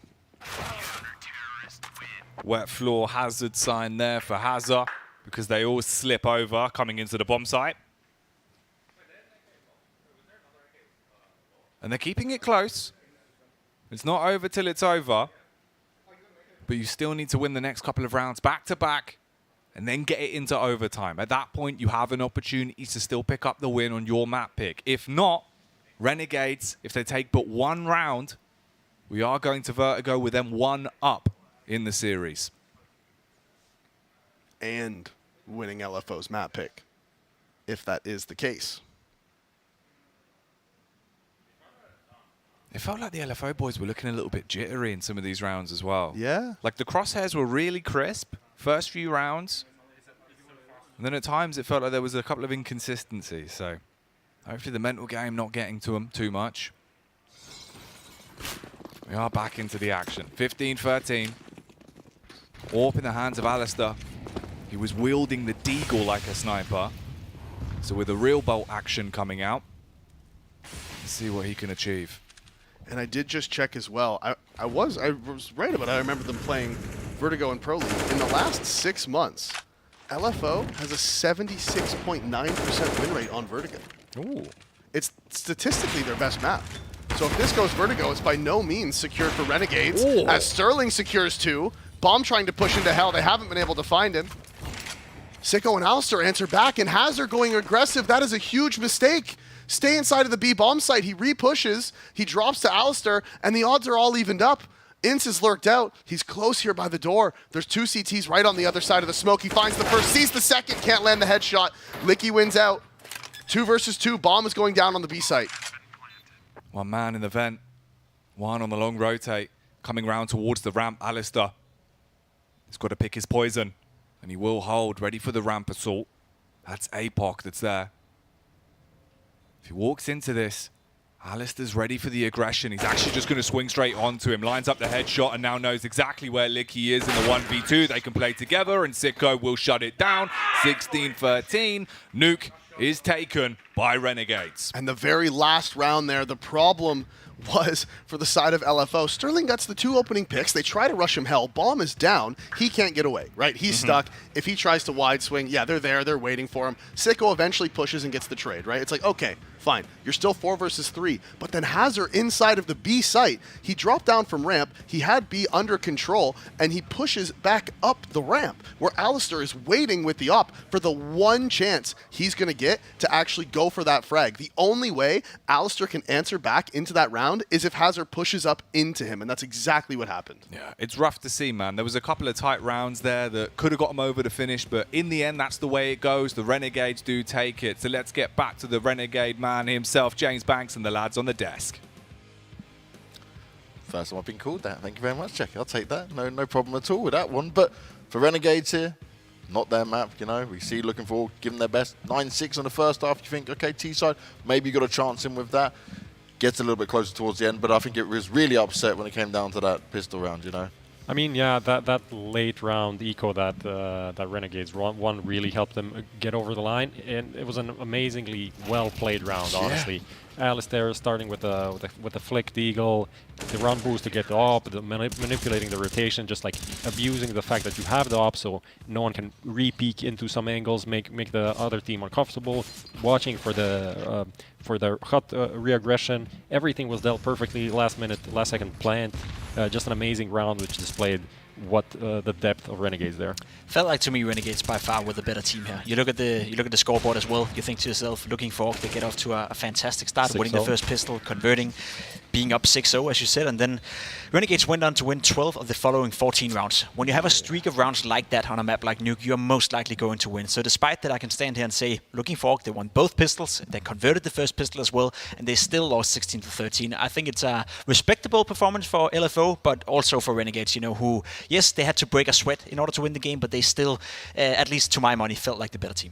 And this is why you were telling me that they were the clear favourites in this so far, showing it. And then we go on to their map pick, which will be obviously very beneficial for them for sure. But for Renegades here, they don't seem that tested. They didn't seem that flustered even when they were down behind. I think that's the key thing, when they found a way to just suffocate their opponent by just outlasting them. I mean, that is how dominant they have been in Australia. It's not like every game was a 16-5. Sometimes they came close, but they always make the comeback. They always convert the advantages. They don't allow the other team to run away with it. So that's just like the amount of times they beat these teams gives them that confidence. So even though they're 6-0, 6-0 down, I'm pretty sure there wasn't a lot of stress in Renegades' communication there. In all fairness, there were a couple of rounds that could have gone the way of LFO as well. You and I, we talked about that clutch where Alistair is on the lower bomb side in a 1v2, and for whatever reason, Sterling and his teammate just refused to kill him, even though he spent 5 seconds spraying with an AK through the floor. It was super, super weird. But again, if you're LFO, you gotta convert those rounds. You gotta capitalize and win those if you want to beat Renegades. So yeah, overall, it felt like Renegades, you know, they were the better team, but they didn't play a great game of Counter-Strike. I think they could be much better than what we saw right here. Do you think that LFO could match up to them in terms of like firepower-wise, though? I think firepower is definitely on Renegade's side as well. Like individually, all 5 players really step up when needed. So I think that part is definitely in Renegade's favor. And we also saw Ince popping off, having like a 3K hold on the A side when the Heaven flank was coming in. So just like, yeah, a great performance. And overall, also Nuke, it was a pick of LFO, but it's a comfortable map for Renegades as well. And that's the thing, right? There's no way for LFO, it felt like at least, to punish the map pool. We're moving to the second map now, James being Vertigo as well, and that hasn't been pretty for LFO lately. And when we're looking at this Vertigo, what are you're looking at as the hopes here for LFO if they want to take us to a third? I mean, last time they played it, they lost 16-0 to Entropic, and the time before that, sure, they beat AGO. Yeah, they beat AGO, you know, a decent polish squad, and then they lost 16-3 to Internal Fire. So, you know, in the span of 3 times they played Vertigo, twice they managed to only get, you know, 0 or 3 rounds. So I'm not really going to put a lot of stock into LFO on a map like Vertigo, but I really do hope that they can show us that they improved. They've been in Europe now for a couple of weeks, playing the Pro League, leading up to this tournament. So hopefully they've been practicing, and hopefully maybe Vertigo is one of those maps where they bettered themselves. Yeah, I mean, it's also difficult because I see Sterling as their best player, and Vertigo is not really a great opping map. Like, there are some opportunities for an op to find impact, but you don't really see the oppers carry as much as they do on a Mirage, on a Dust 2, on CT side Nuke as well, right? I agree. It's tough. You at least have to fight to find the openings, right? You got to risk something. Maybe go fast towards B, to get an opening pick, or you got to expose yourself in middle. Or if you take the up to the A ramp, right? You all know the smoke spans and what's going on there. So I agree with you. You can AWP on Vertigo, but it's high risk, high reward in many senses, and that's going to be tough for Sterling to find consistent impact. As always, like Vertigo comes down to the A ramp battles early on. Who's going to get that control? How much utility? How many opening kills are going to be given on either side? That's always a big factor on Vertigo. So that's going to be the key part to pay attention to. So it sounds to me like we won't be seeing an upset with this one, at least in you guys' minds of it. But for Renegades, you just want to see them play their standard game, play it out, and just hold strong, or do you want to see a dominant performance come out from them to give you more hope going into the rest of this tournament? Yeah, that's my angle for all teams, basically. Same for EG, even if they were to qualify now that they have been removed, for those of you who didn't see it at home. Even if you qualify, but you don't do it in convincing fashion, I'm thinking to myself, whenever you face anyone from Europe, you're just getting, banged out of the server. So if I can see Renegades play well, if I can see them dominate this qualifier, go in without breaking a sweat, well, then I can start to believe that they can actually be competitive against the Europeans. Yeah, it's been a long time since they were competitive, right? They come to these European events, maybe they pick up a win, sometimes not even that, just go out flat. So if they want to, going to the major, I feel like is a given for this team. Like, I would be super surprised if they didn't advance, if they can make this win here and then qualify over whoever they face next, right? I think that is a given, but then what's going to happen on the major? That's a different kind of a story. They'll probably have time in Europe, boot camping, practicing, playing European opposition. I feel like they can improve a lot in these couple of weeks leading to the major. But we're maybe getting ahead of ourselves just a bit. Sure. It's early on, but it does smell like a 2-0. It does smell like a 2-0, and we're going to find out if it is going to be that. Vertigo is coming up next. We're heading to a quick break. When we get back, we'll see the conclusion of this series with Jackie and Davey. We are back at the PGL RMR. I'm Maui Snake interviewing Renegades at the moment. So first things first, guys. What was your guys' prep like coming into this event? We were in Warsaw for about 10 days, so had a bit of a boot camp there, and the prep overall was pretty good, so we're pretty confident going into the tournament, but yeah. Okay. All right, what would it mean for you guys to qualify for the major? I mean, it's what we play for every year, coming to these events and trying to take it against all the top teams and stuff and play all the big ones. So we're looking to come into this tournament and hopefully win it and not just qualify. Speaking of the top teams then, so what kind of stylistic differences do you guys notice when you're playing in your own region versus the European teams?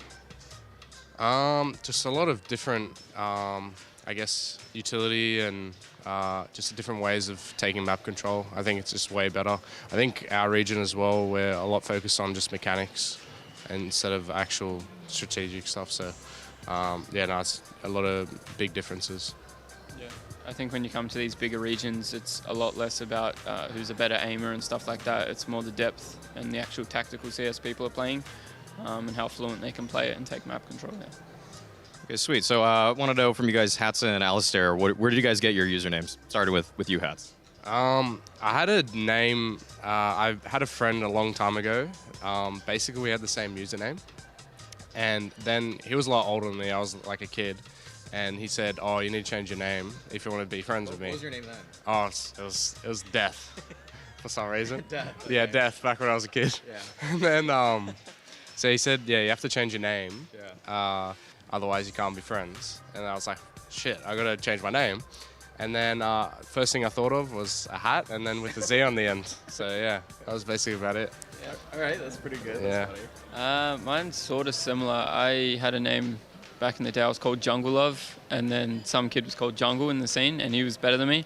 So I was like living in this kid's shadow, and then I decided to change my alias to just my own name because I knew I wouldn't change it other than that. So yeah. Yeah. Okay. Yeah. That's pretty sweet. That's pretty sweet. All right. Last question. Who do you guys see as your biggest competition here at the Asia RMR? Probably Tai Lu, but also LFO up there as well. But yeah, Tai Lu, I think. Yeah, I think you can't count anyone out of this event, but I'd definitely say Tai Lu are probably the top dogs that we'd have to worry about, for sure.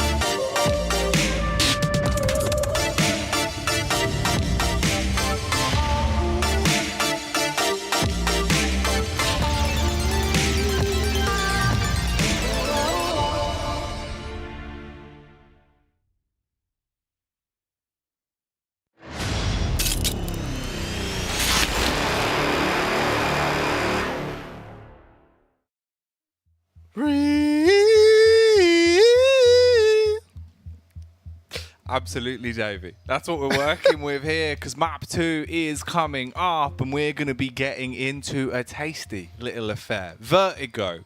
Now, we were thinking, right, LFO with the 6-star or Nuke, maybe they could pull out an upset. They don't. But Vertigo's not a mad map for them. You know, it's a map they play. It's a map they're good on. So maybe there's still a chance. Yeah, no, it is like the guys on the desk just brought up. You know, the last time they played it was a 16-0 loss. So not exactly the greatest thing ever. But like I said, in the last 6 months, it's statistically their best map.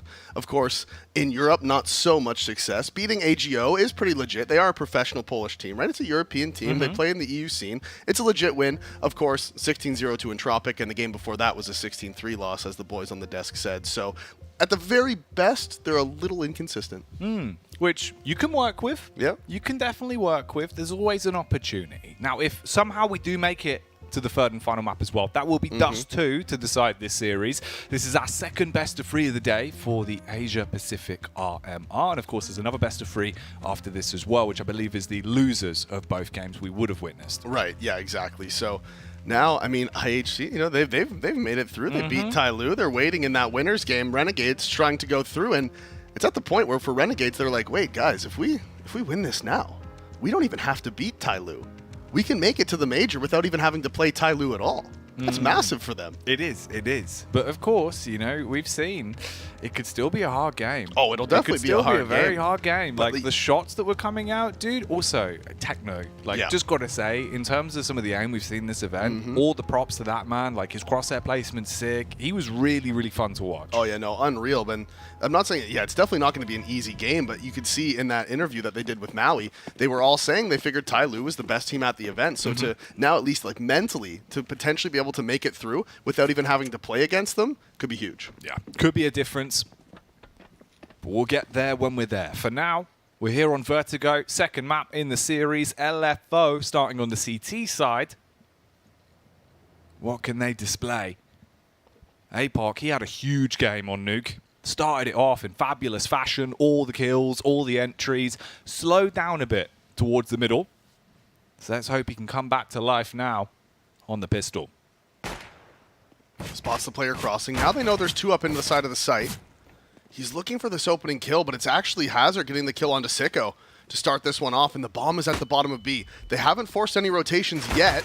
The pressure is being applied. You can see they're rotating through elevator, and now the rotations are coming in. There is still Savage over there on the B bomb site. He's waiting for anything potential, any sneaky stuff going on. But now he's moved over as well. Liez has got into the advanced position, and they don't even know the bomb's on B yet. Now they found out in the back. They find the kill. Savage is here, but the bomb is on B. He needs to recover the kit, and he doesn't know where the T's are, and they've completely fallen back.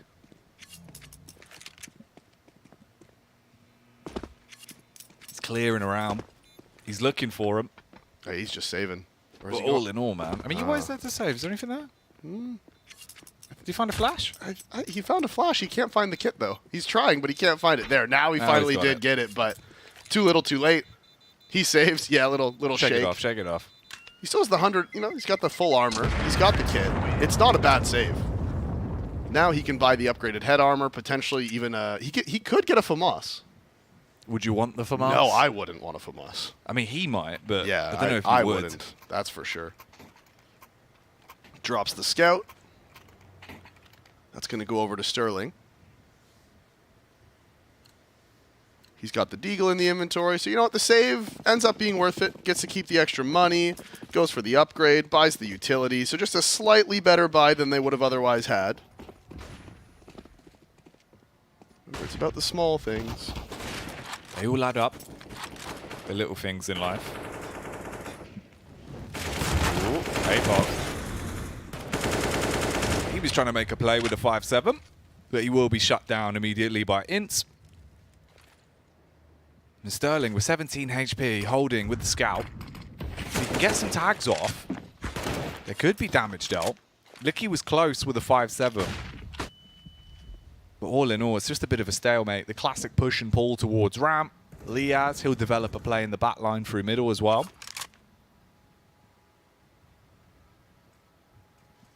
Yeah, he's trying to creep out. There is the one player with eyes on it. That is Savage. Throws the flash towards top of B, just to bait out that there is still that one player inside of the B site, but they've all rotated over to A. The bomb is here, and Liaz doesn't want to go too early. He has the AK, so he can't really risk walking out middle and dropping it, so he's just holding. And this means that the T's are going to be executing right into this stack. The counter smoke is going to be massive, and this should be the call to like, wait. Let's not do this. Don't commit to the site. The counter smoke is there. You don't want to overcommit. You don't want to do anything crazy. Now Sterling gets the kill with the scout as well. And he gets another tag. They're waiting for the flank. It's going to be huge. 20 seconds remaining. They're running out of time. Liaz needs to get in here. He needs to start finding something because they need to get the bomb down. Hats on the site. Jumping around. Liaz now finally coming in for his plays. The first and the second are rapidly found. There goes Licky, and it's all on Hazard. No opportunity. Almost went wrong. Yeah, they let that get real close. Yeah, tight there. Very, very tight. Fine margin between that round working out in the manner it did. And obviously them suffering a bit of an upsetting loss on that round. It would have gone 1-1. It probably would have worked out better for LFO, all things considered, with how the economy works.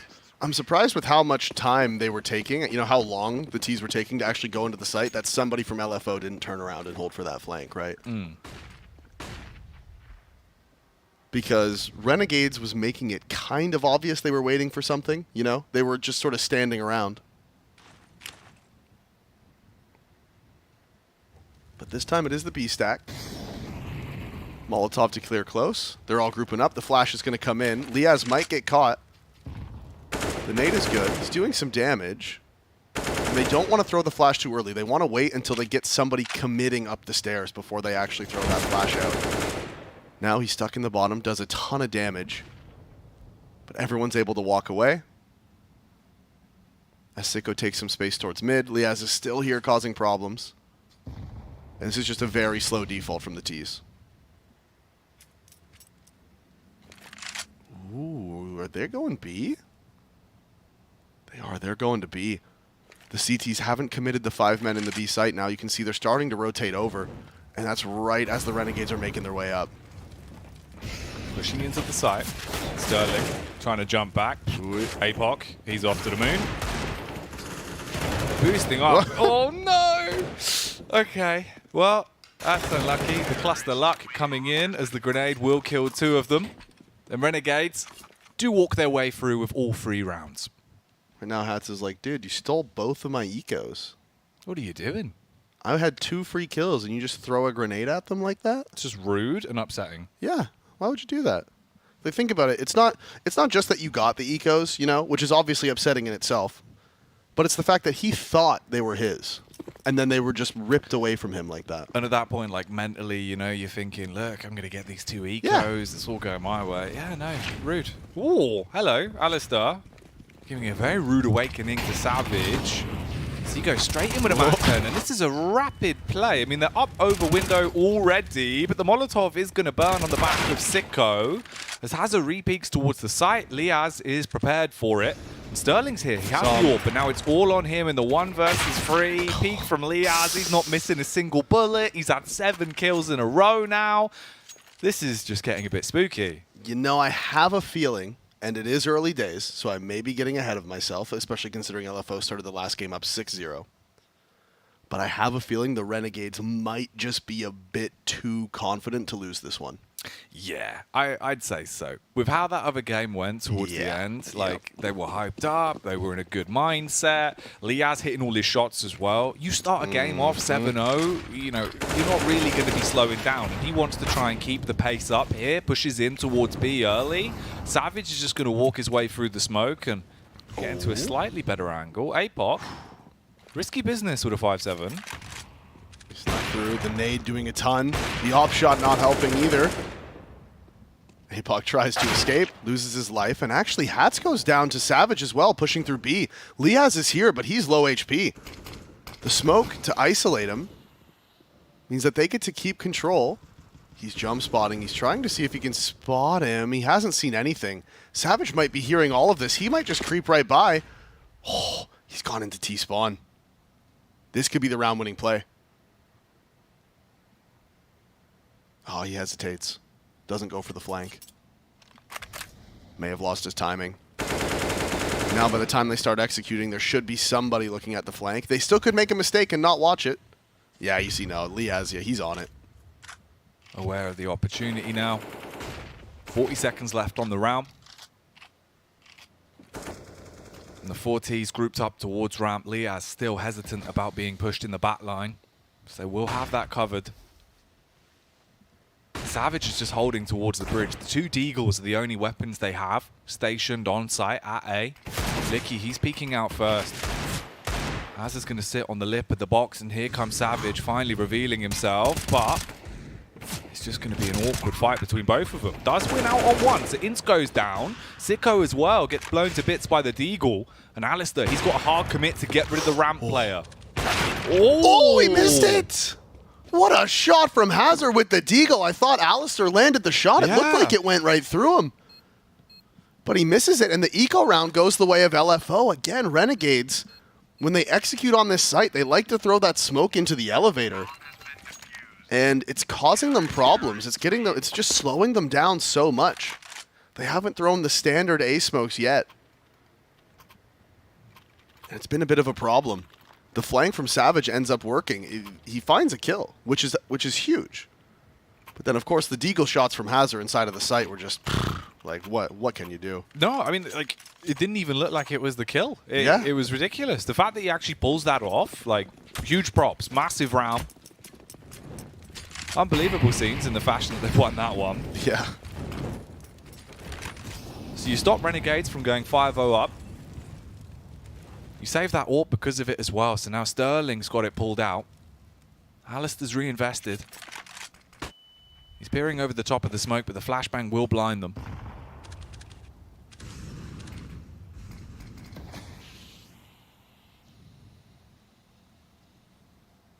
He wants this pick. Sterling's going to flash around the corner. Oh, Alistair! Oh, he is so mad about what's just happened in the last round that he backhands his way through the first man he sees. And he hardly even sees him. It was the wallbang onto Sterling, so the AWP can't really be recovered as well. And that is a hell of a pick for Renegades. It's a great way to start the round for the T side. They're grouping up towards B now. There is two CTs here. Hazard is still committed to the B site, has support from Savage in middle.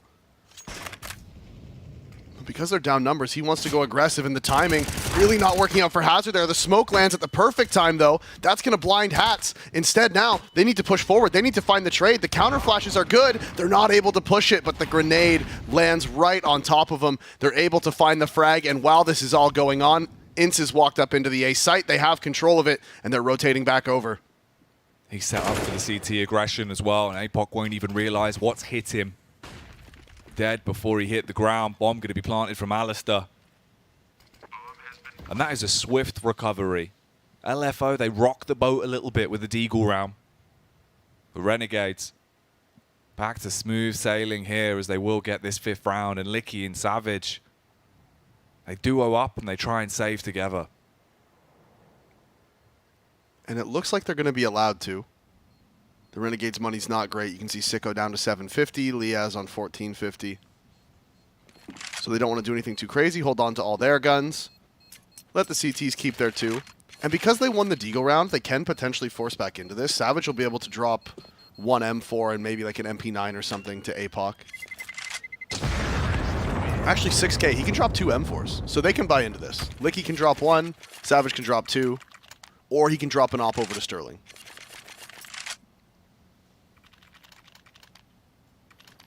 They've got options. And they will piece together the buy. Yep, there is the op.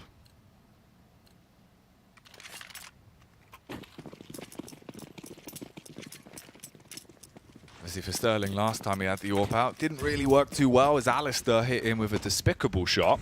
And he's switching up the pace again as well. Wanted to see if anyone was going to face onto him. They don't over. They do drop the smoke, so he's going to reposition. Ooh, the battle of the AWPers here has been so tight. Go for the spam. Aggression. Onto the ramp by the CTs. Does find a tag onto Alistair, but that is all it finds. Molotov to clear out the close right corner. Nobody's there to peek it. He swings out. Bold swing. Alistair's posted, and remember, his teammate is here. It's the op of Sterling, and he's over at the sandbags. The flash is good. It's going to push everybody back, but APOC doesn't want to mess with it, and neither does Sterling, actually. They're just going to walk away.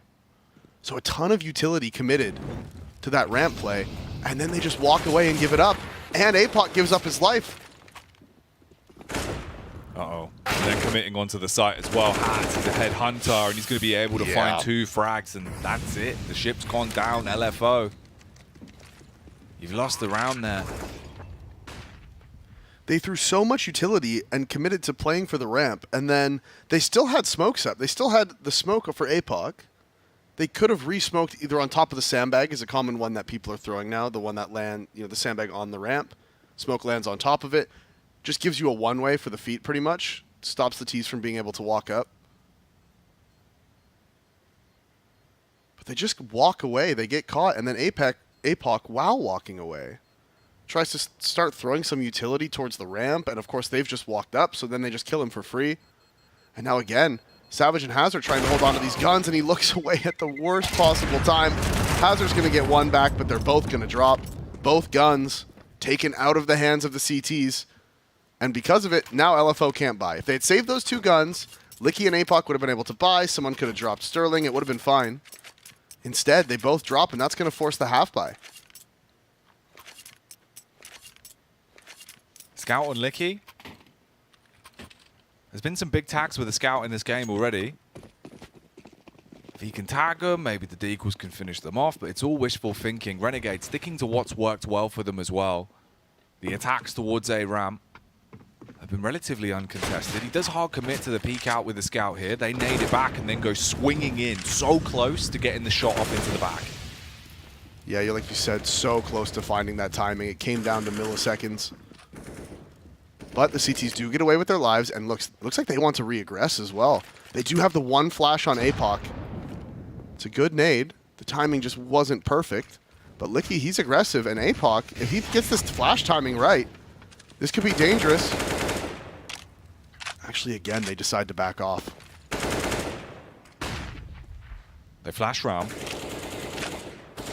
Ince is holding. And Renegades, you've still got so much time to work with here. 60 seconds on the clock, tons of utility. The only potential play could be a possibility if we see the swing from the 5-7. Oh, Licky, all right. Does hit the Scout shot, playing on the close angle. The 5-7, not going to work too well, but they commit to it. Sterling swings round, he gets traded. Alistair as well, doubles down as Licky. He goes to the wayside. It's just Hazard and Savage left now in the 2v3. 4 HP on Hats. Bomb being planted. They get it down. The post plant should be good. Hats has recovered another smoke, so he can re-smoke that left side as well. Decides not to do it. They're just holding on to it. And Hazard's actually going aggressive, and we've seen him do this before. Finds the headshot with the Deagle onto Hats, but Liaz with the swing. He's not going to be able to pull off another miracle. I thought when he hit that first one, D-Jack, I was like, oh, we've seen this before from him. He's running it back. He's doing it again. Frustration there as well.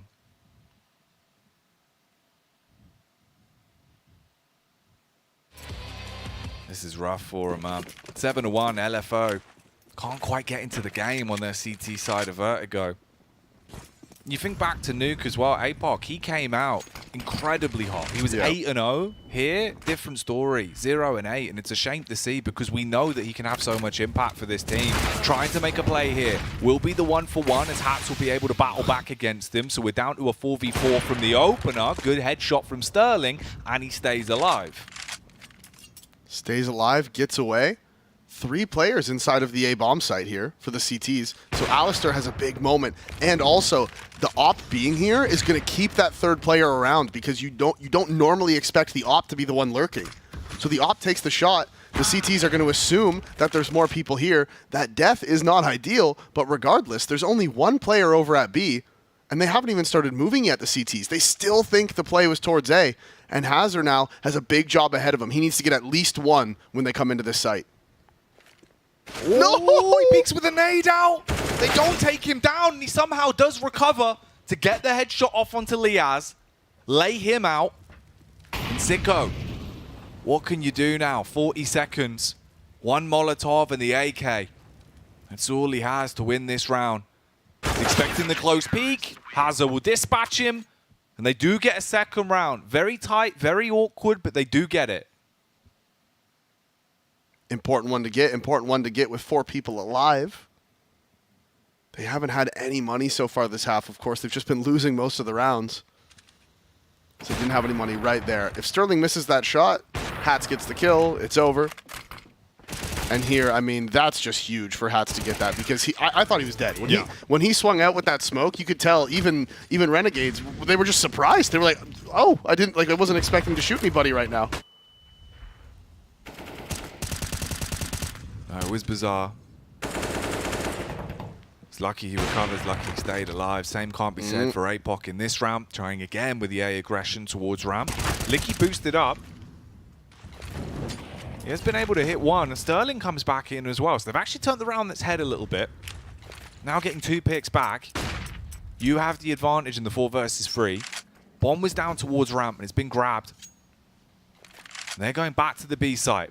Hazard here again, with another large job to achieve. Yeah, he's all by himself. No rotations close by. That smoke is going to start fading soon. He tucks himself away in the back of the site. They have mollies to clear this out. 3 Molotovs. It just depends on if they want to go for the contact or if they want to go for the execute. Liaz is going to pop his head up. Hasn't seen anything yet. Now, Licky's here. Counter flashes in. Liaz gets blind. He takes some shots, so he gives away his position. No, the miss! Hazard can't connect it. Not a single bullet lands onto Liaz, as now he's inside of the site. He's tucked way behind the double stack. The CTs are rotating in. A kill again for Liaz, but Licky gets 1 before he drops. The Molotov's bouncing into the site. Liaz posting up, trying to play on top of the box. Will re-smoke it as well towards AC. 2-on-2 for the retake. They both have kits, and they've got 1 smoke to help them out here. Sicko waiting for the push. Sees a glimpse of him, but Savage hits the shot. Sickening stuff, and it's all down to Liaz. He's had a monstrous game so far, but will he be able to put himself on 15 frags to get this round? Sprays down onto Savage. Waiting for the face, but Sterling with a pixel hits the shot and clutches it out. 3rd round going the way of LFO. And he wins it, but just barely. And look at him, he's loving it. He's like, all right, we're getting rounds on the board. It might not be clean, it might not be easy, but all we care about is those numbers going up. And eventually, if it gets to 16, you've won the game, unless you're in overtime. But it generally goes without saying. Yeah, true. And if that happens, we would go to Dust 2. It's always there. Yep. We were saying, they're no strangers to this map. The LFO boys do play it a lot. It's a map they're good on, they're proficient on. But with the way that Renegade started it off, it does so much damage to your confidence. Yeah. And it can leave you playing, more boxed up CS, showing too much respect. Yep. And also, as far as the map pool goes, Vertigo is the one that tends to be more T-sided than anything else. I mean, there's no T-sided map in the pool right now, just to make it clear. But Vertigo is one of the more T-sided ones. Just because of how much utility needs to be used on both sites for the CTs, right? Like, to hold the ramp, you have to use so many smokes that just makes it very difficult. As Liaz going very aggressive here towards the bottom of B. And Alistair, he's found this kill through the yellow before, right? You can see through those little openings inside of the yellow construction. You can actually see if a player's playing behind it. Hasn't spotted anyone yet. There is a player in the area. That is APOC. Drops that deep smoke towards yellow just to threaten the aggression. There's 2 Ts at the bottom of B, and you can see one is playing anti-flash just in case. Liaz is looking up, just checking for any aggression. And this time, LFO is dedicated 2 players inside of this B-bomb site. Renegades has been going there quite a bit. But when they do, LFOs come out on top. They have indeed. It's never been clean for them. It always goes down to the wire, but they are winning the rounds. They're going back to it. And this is going to be... See, he's holding for this boost precisely. He's on the crouch, but he holds forward. He jumps up. Liaz loses his life. Savage was waiting for it. Liaz wasn't ready to take the fight yet. He was still crouched. He hadn't even stood up. As now they're trying to go for another boost. And again, he's going to get spotted. But he wins out on the fight. Hazard can't find it. Ince on the lurk gets one. That's over towards A, and he gets away. Drops down from the stairs. They're going to go back over to the A bomb site. Sterling's here with the op. They have the nades for this, though. They have both smokes. Sterling, ready for push to come to shove. Bounces up on top of the boxes, takes the peek, but the flashbang will blind him. He falls off with 41 HP, and then suddenly he's completely out of the round. Licky will grab the weapon, but it's all about recovery here. Run away, save the guns, give it up. That's an 8 for Renegades. Winning out on the half so far now on the T side of Vertigo. They need to try to hold on to these. And the other thing is that's lucky for them is Renegades can't really afford to chase because their money's in such a bad spot, right? Liaz is on 0. Pretty much the entire team is at the point where if they lose the next round, they can't buy. So they need to hold on to all these guns. They can't afford to chase, which means Sterling is going to have that op in his hand going into the next round. I'm not sure what the money bonus is like for LFO right now because they won 2 in a row. Yeah, so their money bonus isn't good. It was only at 1,900, maybe 24. Not great. Yeah, it was at 24 because Licky was at 1,000. So they were only at the 2,400 bonus, so they are going to be able to buy. They're going to be able to drop a few guns if they want to. They might, yeah, they might just save here. They should probably take attack. Be a good time to take one. Like right now. Really fast. Go on, you can do it. Damn. Just go straight back in. I was trying to like... will it into existence. Yeah, like manifest it. Like the opposite of what like a caster curse, you know? Mm-hmm. Cast a blessing. Yeah, exactly. Ooh, all right. Sterling, blessed on the AWP. He comes in for the first pick at least. And normally it's been APOC getting aggressive with a rifle. Obviously with the AWP, you get that first frag. Now you've left Ince in the dirt. And Renegade's one of the few rounds where they do go into it 4 versus 5. Sterling got the opening, but he did take a ton of nade damage in the process. Now the thing is, in those situations, the op tends to get a pick, rotate somewhere else, right? Get a pick, rotate somewhere else. So they're coming back to A. They're walking up. And Sterling did rotate somewhere else, but it's just towards side hall. And Alistair with the read swings out with the pre-fire. Now, if that's not some domestic knowledge, I don't know what is. That's madness. Hell of a shot, hell of a read. Alistair wants even more as well, and the pistols are pushing up onto him. They're going to bait it around the corner. That's the frag. AWP grab back. Problem is for Savage that Hats has overwhelmed him. Tap onto the site as well, and now they can all start to converge. One by one, the frags are being found. It's just on Hazard in the back line with a deagle. He's been lethal with a weapon, and he is doing it again.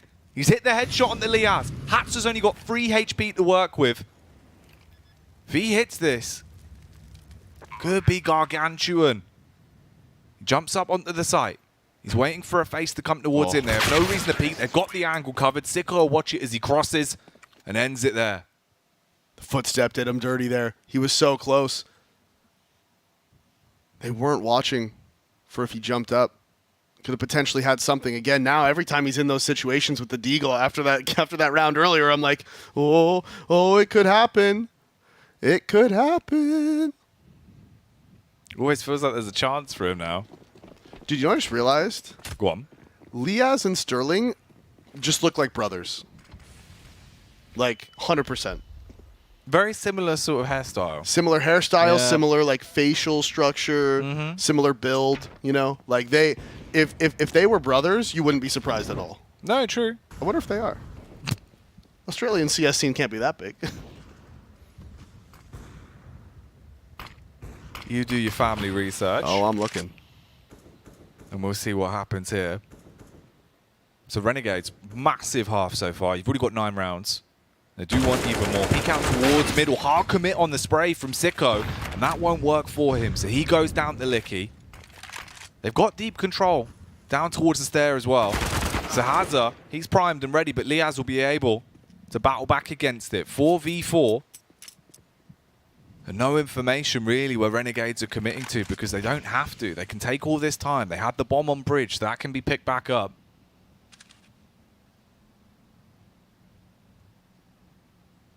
They've done the research. If they are brothers, it's got to be like half brothers or something. So they got different last names.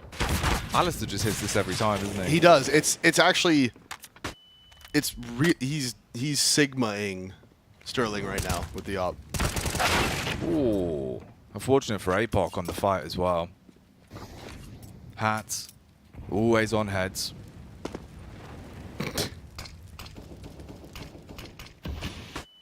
True statement. So true it is. Savage will trade it on the close angle. I mean, it's a 1v3. 13 seconds left. If you can somehow make a big play out of this, it might be a possibility. I mean, time is tight. He pushed it straight in. Oh my. So close. Liaz, by the skin of his teeth, survives on 11 HP. But Renegades, just round in, round out. If he killed Liaz there, that might have been round over because he just holds W. One bullet is enough to kill the man planning. Yeah. The other guy's in mid. He's window. He's not going to be able to get the kill in time. He could just tuck behind default. That was so close, actually. That was ridiculous. Look, right here. If Liaz drops there, I think they lose. And LFO needed rounds no matter how they came. That's... Ooh, okay. 1 for 1. Problem is, Sterling, he's now stuck on his own on an island, and Ince will just swing round. So there's only 3 CTs on the side of LFO. Ugh. Big nades, tons of damage onto Ince, and he's just going in again. They're going to try and do the APOC play with the 5-7. That won't work. So Hazza and Savage, last 2 left alive. They've both got deagles. We know they work. Couple of tags, miss on the head. And Hazza, again in a 1v4 towards the A site with just the deagle. And surely not again. He's not going to be able to make this one happen. Jackie starting it. He finds the first headshot. Alistair on top of the site. Shot gives away the position. He knows where he is. He got a second one. 19 HP. He's pushing forward, playing around the smoke. He doesn't have the kit. He's looking for anything he can find, and Sicko denies it. Again, when this man's on the retake with the deagle, I always feel like something can happen. I don't know how he does it so consistently, but he's just really confident with the deagle. And any of those rounds, it seems like he can just make magic happen. Paper was on the floor. Ooh, I got a little concerned. Yeah, no, that's not good. But good. then right at the end, I saw the coach reaching down to grab it, so we're fine. Everything's fine. Also, APOC's died every single round. Just saying. Yeah, he's been super hard committing to the ramp fights. Yeah, like 1 for 1, 1 for 1. He's willing to just go for the 1 for 1. Yeah, which isn't very good on CT Vertigo. No, it doesn't help. It's not really good on CT side in general. There's some maps and positions where it's okay. Yeah. I'm just going to let that exist. That will speak for itself. And Renegades are silencing LFO overall. The silencer coming out for Licky, but Ince will be able to make the rapid adjustment onto both of them. Switches to the deagle. Hazza's coming round. So 2 versus 4. A site completely now the domain of Renegades. The deagle's there, but Hazza, he will actually win out on that one. Stays alive, and it buys enough time for Sterling to peek up on top. Alistair again stops him. The AWP always working for him. Hazza on the A side. All right, hits the kill on the Sicko. 1v1. All on the AWPer now. 50 seconds. He's tucked in. Back towards the sandbags. Bombs down on site. He throws the flash over. It just peeks into him. Alistair's got it. And that's a 12-3 half to Renegades. He waits for it, and right there you could see the fake flash. I think they're laughing about it. Yeah. He hit G on the one to bait the fake. Threw the second one high, hoping it would blind him. Doesn't work out. Yeah, they're all having a little giggle about it. It was a nice try. It was worth a shot. But in the end, they do drop. And what I was saying earlier about I think Renegades might be too confident. This engagement right here is so like cool, calm, and collected for Mince, right? He's got people coming at him from multiple angles. The elevation is changing because the guy's jumping up over the sight box. He's just calmly adjusting his crosshair and continuing to spray, right? He's not like trying to panic and go for the one taps, and he's not panic spraying back and forth. He's stopping his shots, adjusting his crosshair, gets the first kill, readjusts, finds the second, no problem. He looked so calm the entire time. He never felt like he wasn't going to get those kills. And when players get into a flow state like that, it becomes very, very difficult to beat them. LFO. They're trying to go with the flow straight out through middle here. APOC gets the opener. There's the second kill as well. So we're in a tight 3-on-3 as they do start to run around the site. APOC lays out Sicko and says good night. Alistair and Hats find a frag apiece, and it's all on Hazza. No Deagle in his hands. Just a Glock this time. He wants to go for one of the fights as well. He's pushing up, looking towards window. Peeking back out, round on CT. He hasn't spotted him, yeah. I thought maybe it looked like he would have seen him when he was crossing to that left side. I call that spot NAF. When he was crossing to NAF, it looked like he would have been able to see him. But maybe everyone on his team is 4x3, so nobody saw him. Because if I'm in that situation, I'm like yelling at my teammate, he's in window, he's on the right in the window, shoot him to the wall. Oh man, really rough. Dude, they're just feeling it. They're just feeling it too much right now. Like I said, I think it's one of those games where it's their map pick. They just beat you on Nuke, where they had to have a comeback in the first half. Then they had to win a bunch of rounds on T side, which they did. And then now they're coming into their map pick. They start winning early. You know, I think Renegades is just in that flow state, and it's gonna be almost impossible for LFO to shut them down.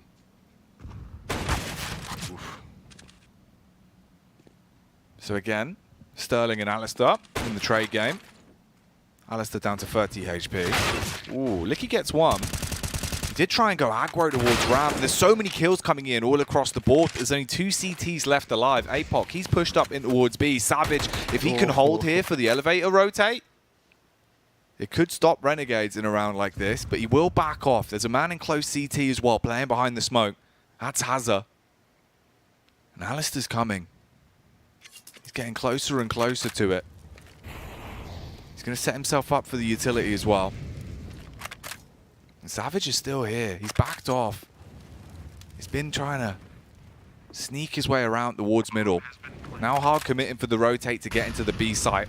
The Galil posted, ready to attack. Hats will peek back into the site. If he can bait him in, Hazza should be able to unload with this Galil and potentially get LFO their 4th round and start getting them into the game now on the T side. There's the good cleanup, and they do take the round. Yeah, the 4 spy comes out. It works out. They find the kills. They keep 3 people alive. They're going to be able to recover the M4. And like you said, kills just came out across the map all at one time there. There was the kills towards A exchanged, and then the crucial fight to win was the one towards middle. You get that fight towards middle. I think it was Savage who ended up getting the kill. And because of it, what happens is the player in B now has to worry about getting pinched. So he goes for the aggressive fight on the B stairs, you win that one, and then it's round over.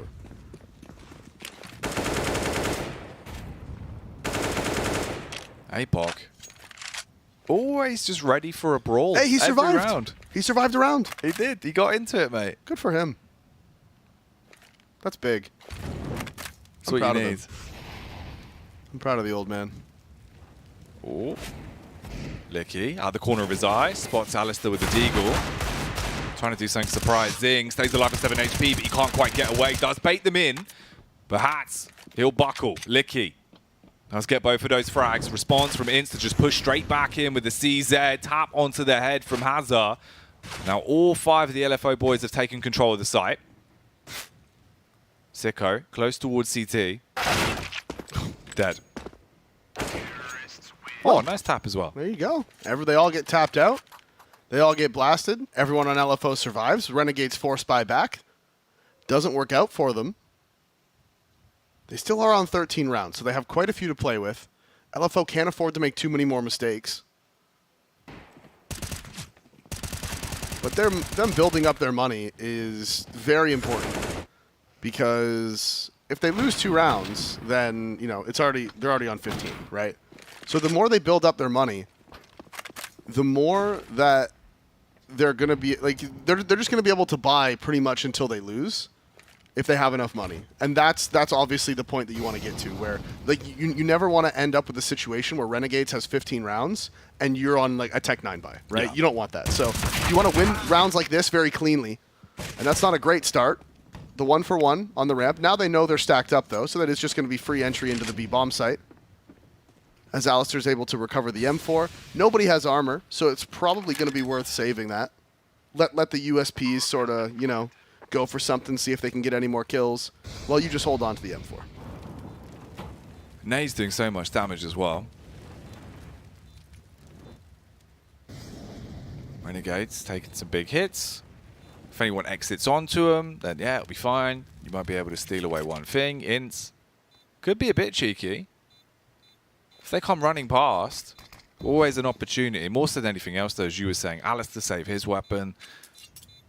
He's waiting for the knife, but they're all exiting together. Can't be too surprising. And Sterling does find Liaz. There's only the USP. Imagine. I love that he tapped the bomb just to pull him back. Just like, hey, just so you know, I was here. They don't find anything else, so only just the 1 kill. The 1 M4 recovered, though. Crucial for the Opper, because now he's going to be able to just buy his armor, his nades, whatever. And he's going to keep that extra money so that if they do lose this round, he'll have even more money the next one, and then eventually he'll be able to get that op out safely. So very important, although he saved his money maybe just a little bit too much because he didn't buy a kit and he was the only one who could have afforded it. I hate him now. If it comes down to a late round, we'll see if that affects anything. Ooh, Hats. Spamming through the smoke. Almost getting his tags in. He's looking for the gap behind the sandbags as well. Drops down and actually does get the tag off with a smoke grenade. That's the 1-for-1 trade, as Ints will be able to hit that onto Licky. Flash over the top. Alistair recoils away and scurries out of there. One-way smoke thrown. Pop flash is good. Liaz spots out the smoke, though, so he doesn't want to take the fight. Apoc was blind. He's looking for anything up here inside of the site, but Liaz, since he did spot out that smoke, he's going to know just not to take the fight with this. He could reload. He's choosing not to. It's bothering me a little bit, because they are just going to walk up into the B site here. And Liaz is tucked away. They're pushed all the way up, though, and they're not 100% sure. Smoke does get dropped. They find the first contact. Hazard gets put down very low, and now Liaz makes his move. Swings out to the right. Finds the headshot. Again, with the pop flashes, the counter nades are perfect. The smoke's going to keep him alive, and the T's now, they are frozen in place. Savage has the hold, waiting for the re-aggression.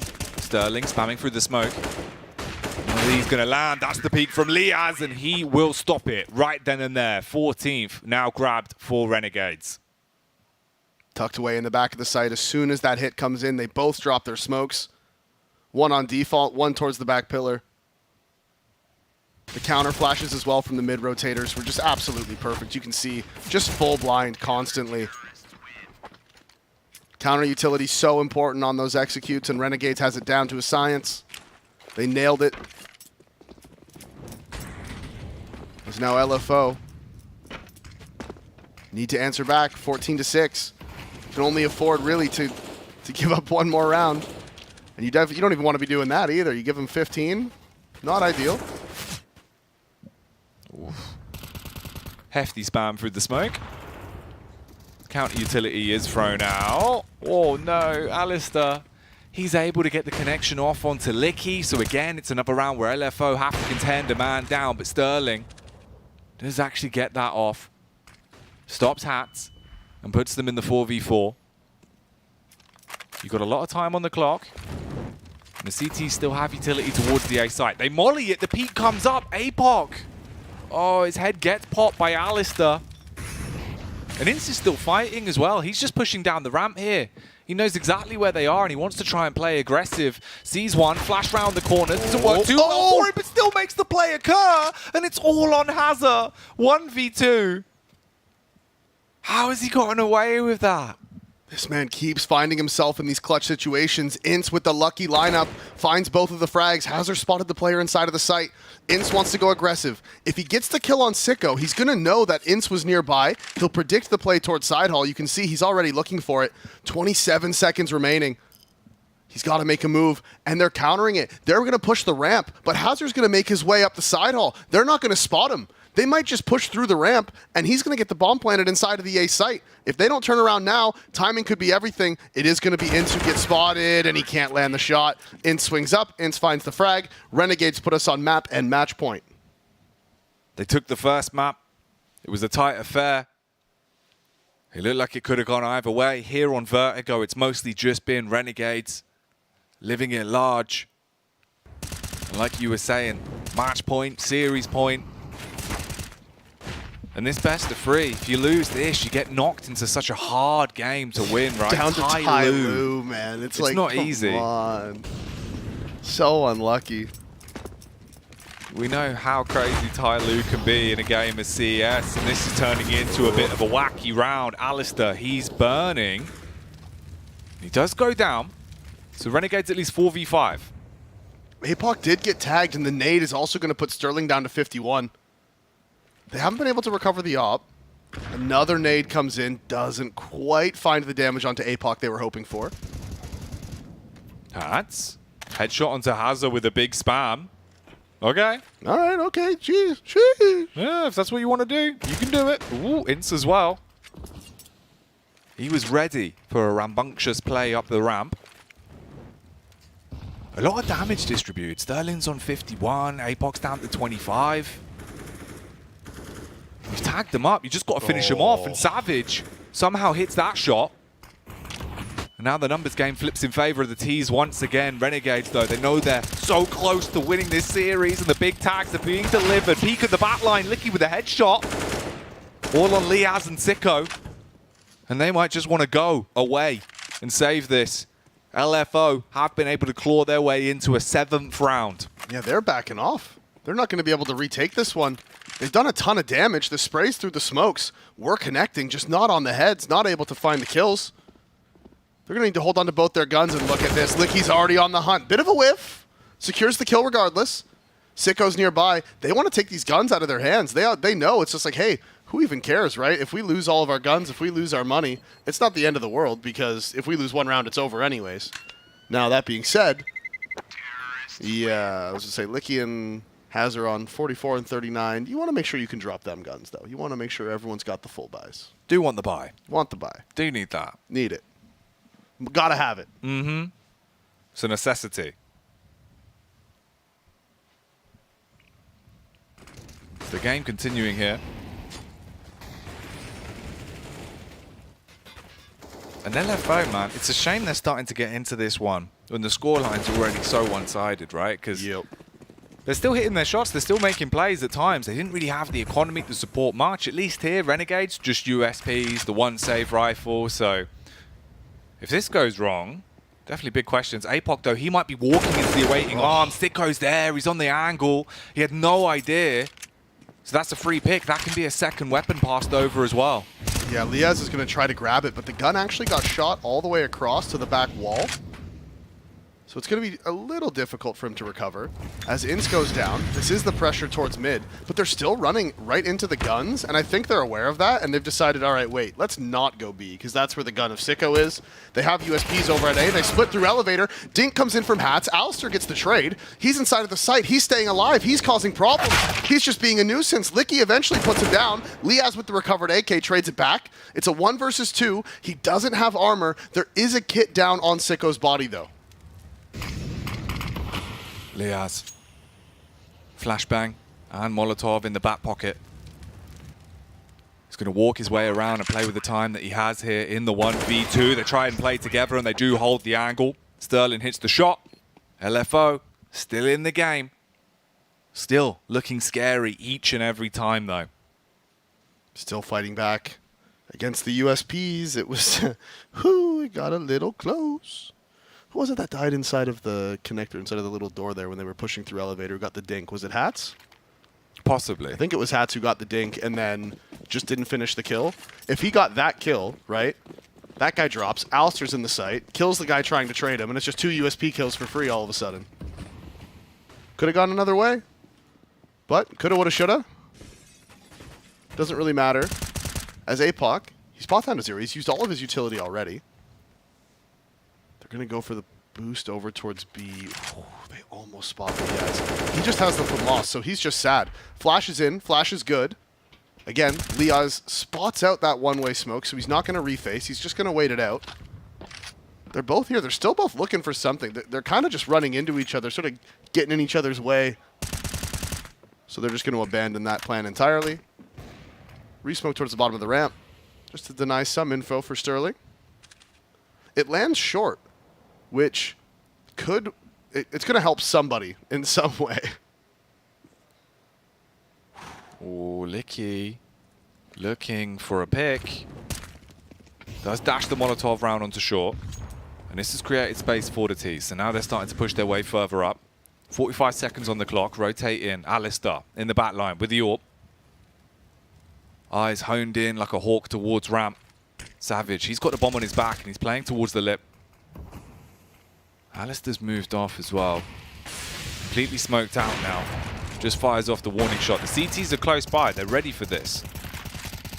And Inns has one Molotov to deny the plant. With 20 seconds left, that's going to be a problem. Bombs dropped inside of the fire. There's only 15 seconds. The smokes are going to fade. They need to get this bomb down. Planting in the smoke. The flash is good at full blind hazard. They swing out. They get the first kill. 3 versus 5. Bomb is inside of the smoke still. Now, the CTs are waiting. They're just slowing everything down, trying to find the kills, and there it is. Alistair with the aggression, Inns with the op. It's just Licky in the 1 versus 4. He's not going to be able to get it. The defuse will come in, and Renegades will be meeting in that upper bracket final. They take the game, they take the series with the 2-0 as they get the win on Vertigo.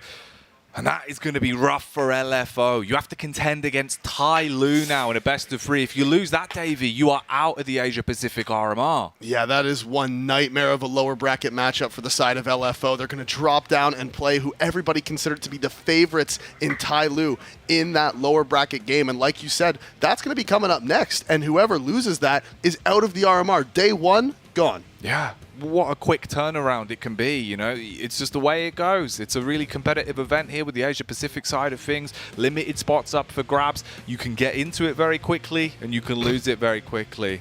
Ben there just shrugging it off, Davey, you know, just doing what he does best. He's just like, oh, sure, we'll get him the next one, he said. Next one, next game. Run it round, run it round. Yeah. Who knows? Maybe against Tai Lu, you know, maybe. I'm sure Blair would probably have some things to say about that. So maybe we should ask what James and the boys on the desk are thinking.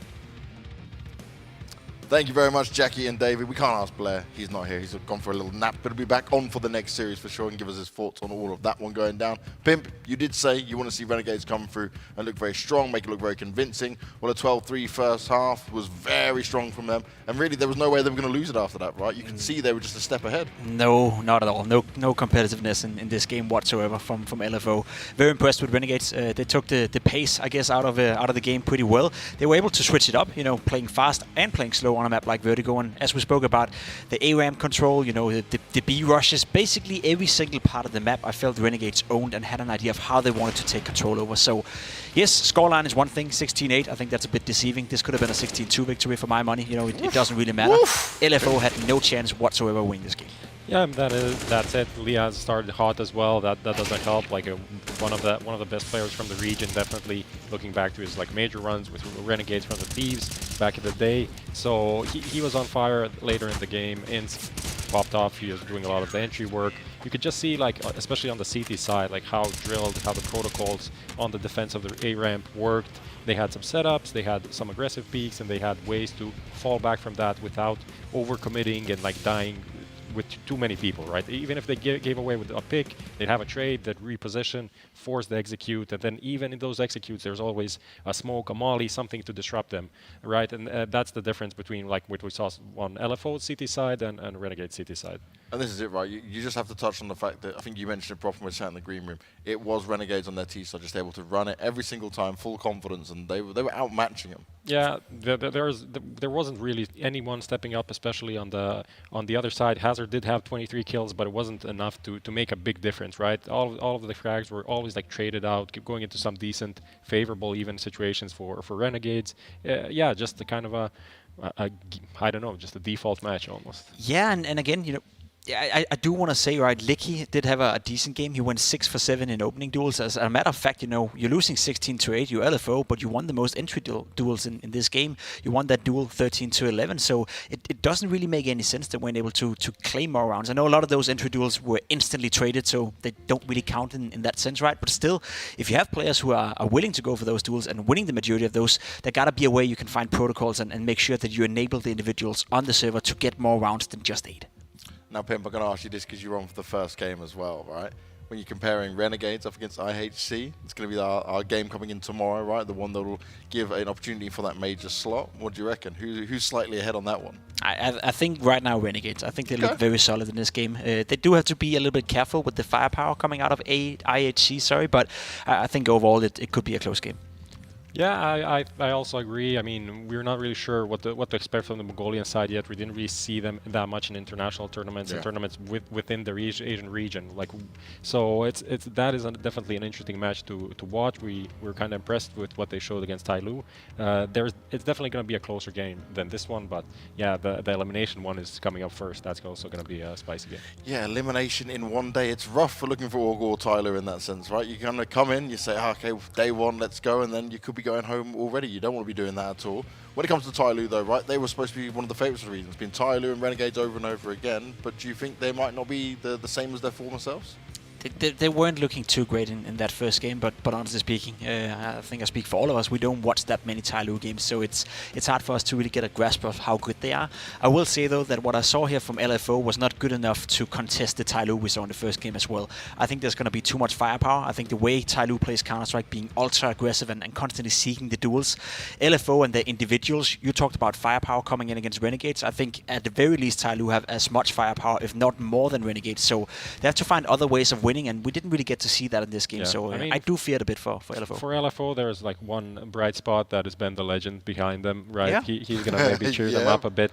Other than that, it was kind of a bleak performance from them. Also coming off of the EPL run where they didn't manage to win. They picked up a couple of maps, some sympathies, some experience, but the actual competitiveness against the teams that want to go to the majors, that want to be in this like top 30, top 40 in the world level, doesn't seem to be there for LFO. I mean, and we also remember that they didn't qualify to be here. They finished 4th in the qualifier for the Middle East, which isn't a greatly competitive region, and then due to visa issues, they were the only team that could make it, right? So I think it's a realistic kind of performance so far. When we're talking about this, right, a lot of what you guys say on the desk is, okay, the time in Europe is going to be really beneficial for these guys, but how much can you really improve in that like short amount of time that you do spend here? Is it something where we can see any of these teams kind of make the challenge? Because even Renegades now, right, they're not in North America, they're just playing out in their own region. They can dominate their own region, like you were mentioning, Prof, but how do you go that step further? Is it even possible? It is possible, but there's many different factors that plays into it. If you take EG as an example, obviously they have the know-how, they have the experience, they should be able to progress quite a lot if they take it seriously enough and if they practice hard.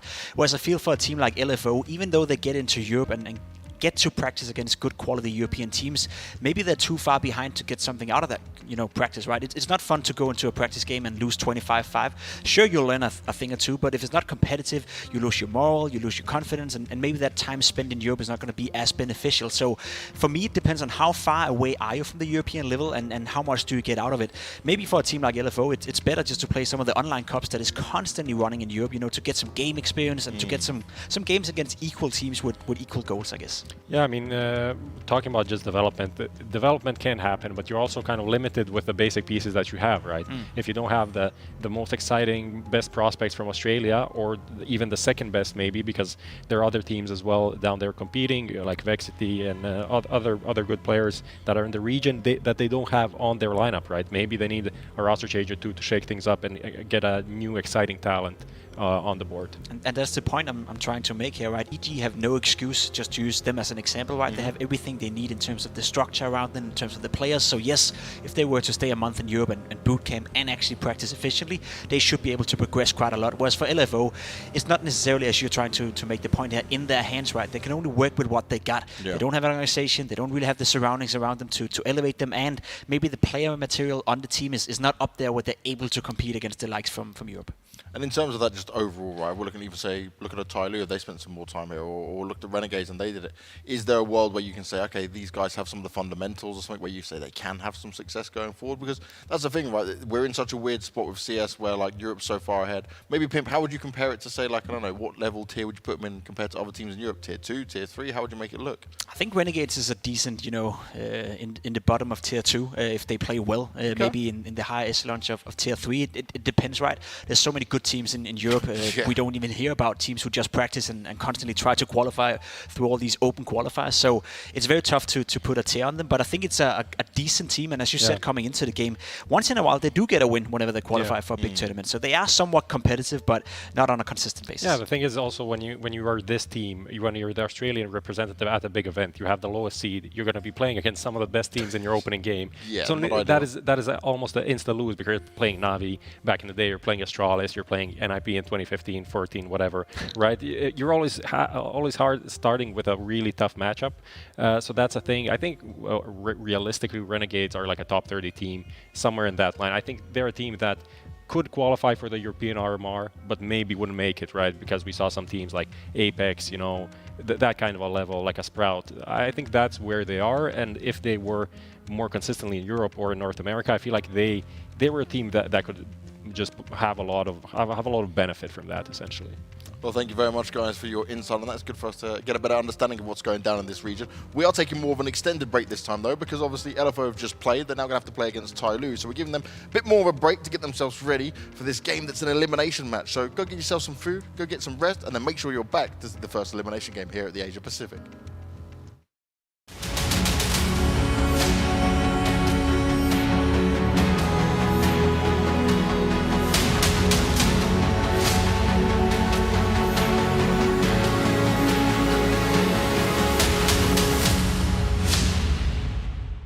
To succeed in this game, you need to invest in yourself. Be daring. Innovate. Calculate. Never hesitate. Follow your instincts. Don't follow the crowd. Back yourself. Bank your wealth. Analyze, strategize, and galvanize. Now is the time. Take your shot. Let's go.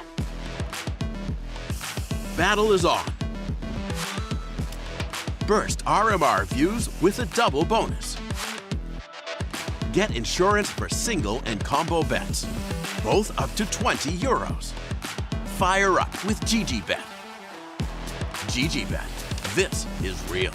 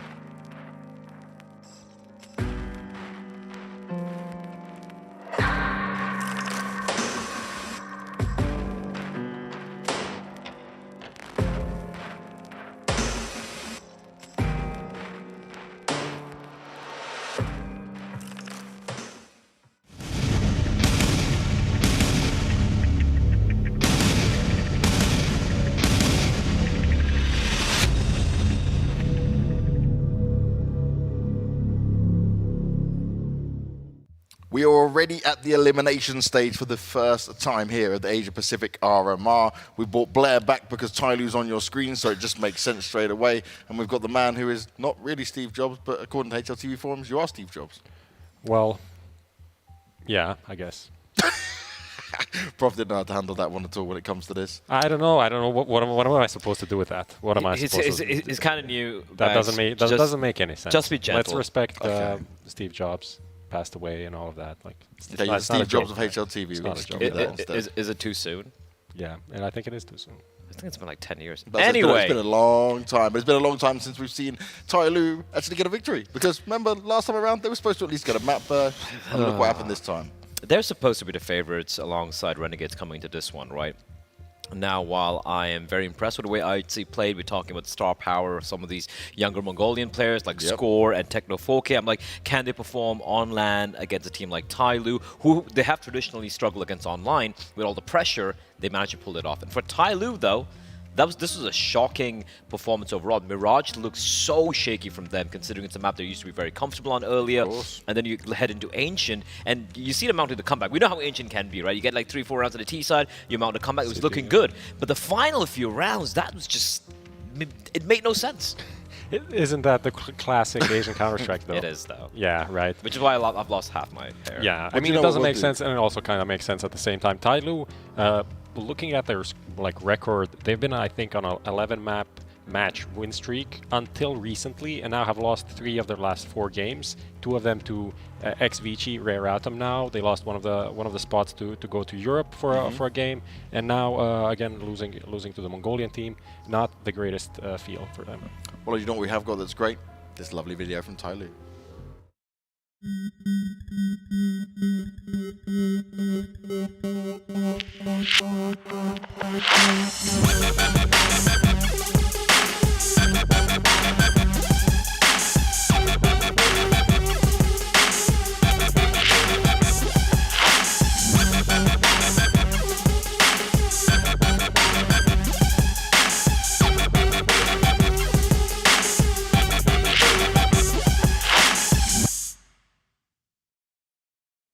Now, these were the kings of the region for oh so long, but they are facing elimination. But they've been here many times before. They can obviously battle back.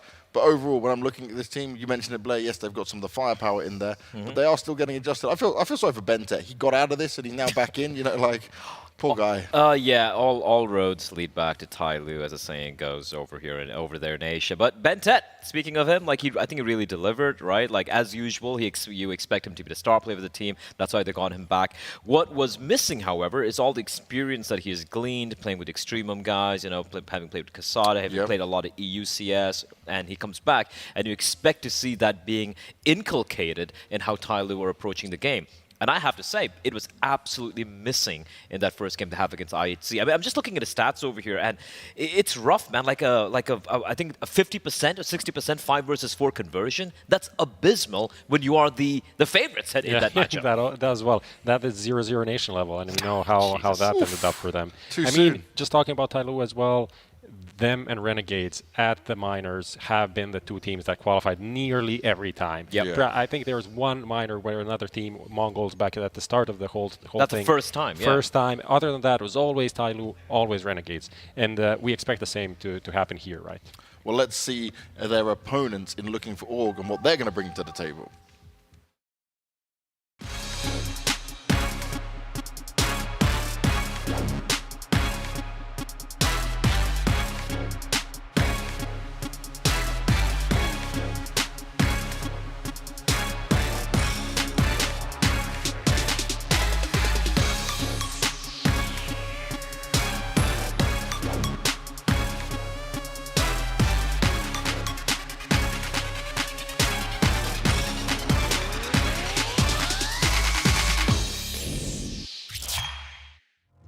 Now, we do have to be honest here. On the game we just saw, Prof, looking for Org did kind of get manhandled, especially on Vertigos. It was competitive on Nuke at least, but right now they've had just a short break, right? Just an hour to get themselves collected and ready for this game. And again, they're going up against the ones that we were presumed to be one of the strongest in this region. Yeah, it is kind of rough, and it is rough for them to potentially be eliminated on the first day, but at the same time, they'll be happy to be here and have this chance to play against these teams and potentially qualify. But another thing that is rough is that Nuke ban. You just said they were looking kind of good on that map, and that's a Tai Lu perma ban, so not a great start map pool wise. Yeah, the Dust 2 pick, this is something we're talking about, and Tai Lu got Inferno. I was right, Prof. We were talking about it. I was right, as usual. You know, I am the Asian counter expert after all. We're just talking about the green room. Like, are Tai Lu going to be stubborn and they're going to go with an ancient pick, right? But against a team they've never played against, I think they played against them like in a previous minor when they were called Avant, right? So in 2019. 2019, it's been a while. A few things have changed. We will still potentially see ancient as a decider, but Inferno is a map that Tai Lu have been picking quite often in their region. The only team they struggle against have been the XVG lineup, now known as Rare Atom. So I'm feeling confident for them. This Dust 2 pick for LFO though. It kind of, I think it goes back to their EPL time when they beat Fnatic on the map, and I think that was an APOC pop-off game. Yep. You couldn't stop the POC there. If that happens, that would be amazing. Stop the POC. Usually, I like it. Usually he isn't like top fragging for the team, the veteran of the team, not the in-game leader, even though people by default will think that. Old man in-game leader, let's go. So that's a thing. I guess that's what they're hoping for again. It is worrying though, because if you look at other results they've had on this map against like Mouse and Tropic and G2, they just got absolutely battered, right? 16-5, 16-6. Now, that being said, Tai Lu are not a G2, they're not an Entropic, they're not a Mouse, and they're looking very shaky. Yes.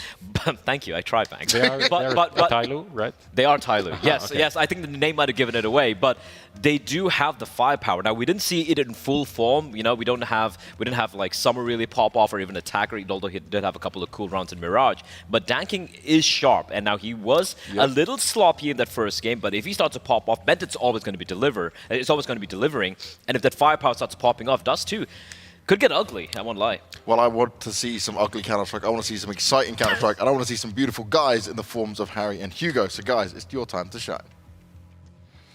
Wow, yeah. Most beautiful guys going. Yeah, he could have gone really, really rude there, Harry. So I'm actually pretty impressed that James held his tongue. He's on ugly, but he throws with beautiful. Thank you, James. And we are going to have some beautiful Counter-Strike. Harry, are you going to bestow the flawless LFO 5-0 again, or is it going to be the Tai Lu show today? I'm a little worried that it's going to be the Tai Lu show, right? Yeah. I really like the guys in this LFO team, and I think they made a lot of progress through their time out here in Europe, right? But I will say, in that Renegades game, I watched the entire thing. I really don't think we saw them play their best Counter-Strike. It felt a little bit sloppy. Yeah. It felt like they were really struggling to get a lot done.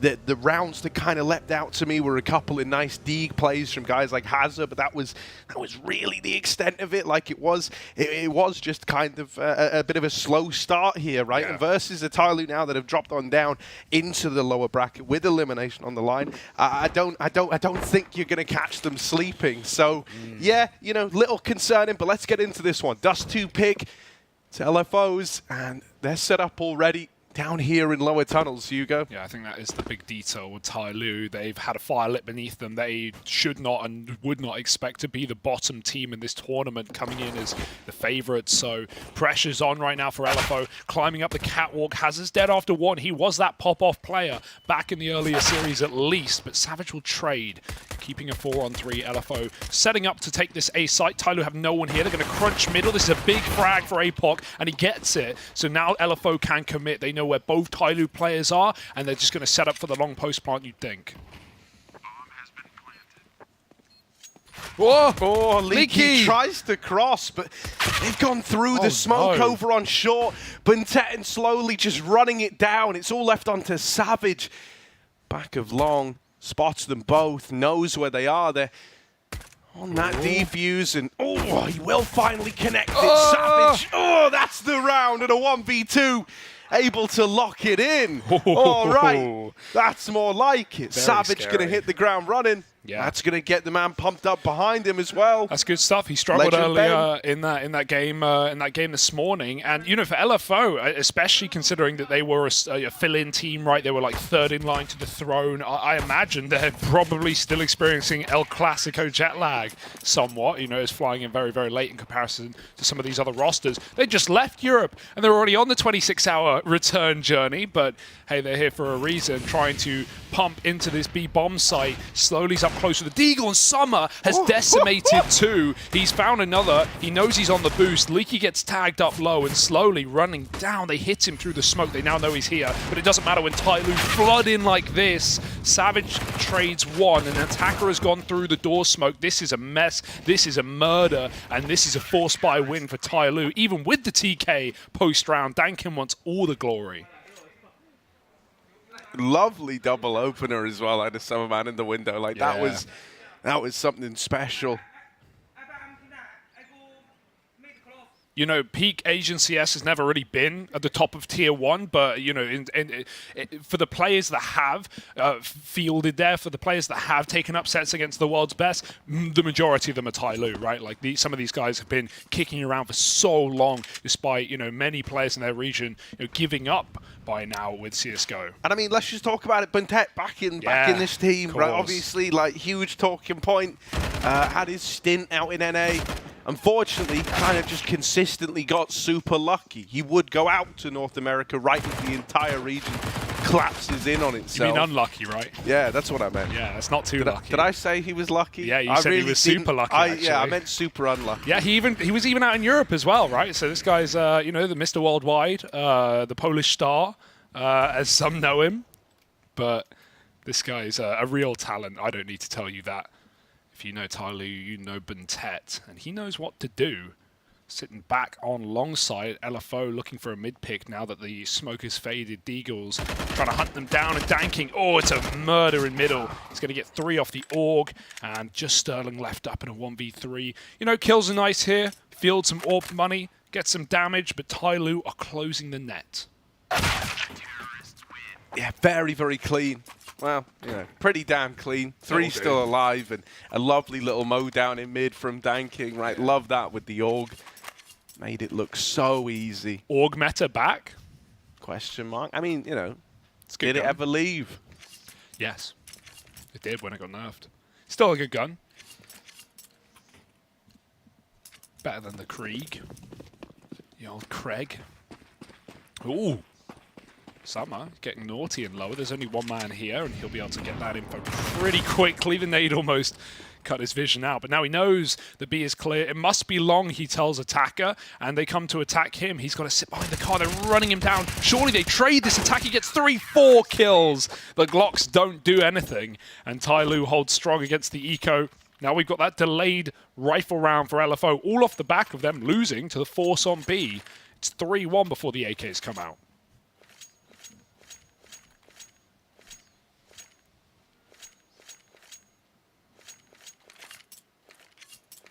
Yeah, I mean, you kind of need to hit the ground running here, or else you might never get going at all. LFO lacking the AWP for Sterling. You would have loved to have had that. Oh, they're late popping. Trying to come out through the long doors already. There are a lot of bodies here for Tyloo. They are tripled up on the long side, ready to fight for this. And yeah, trades are going back and forth. That one from APOC, who has done the bulk of the trade work over here at long, reclaims this 2v2. Look at the aggro from slowly running out through middle. Well missed this little gap, right, as they cross back through T-spawn. But with Summer already spotting from CT, he knows that no one's made it up long yet.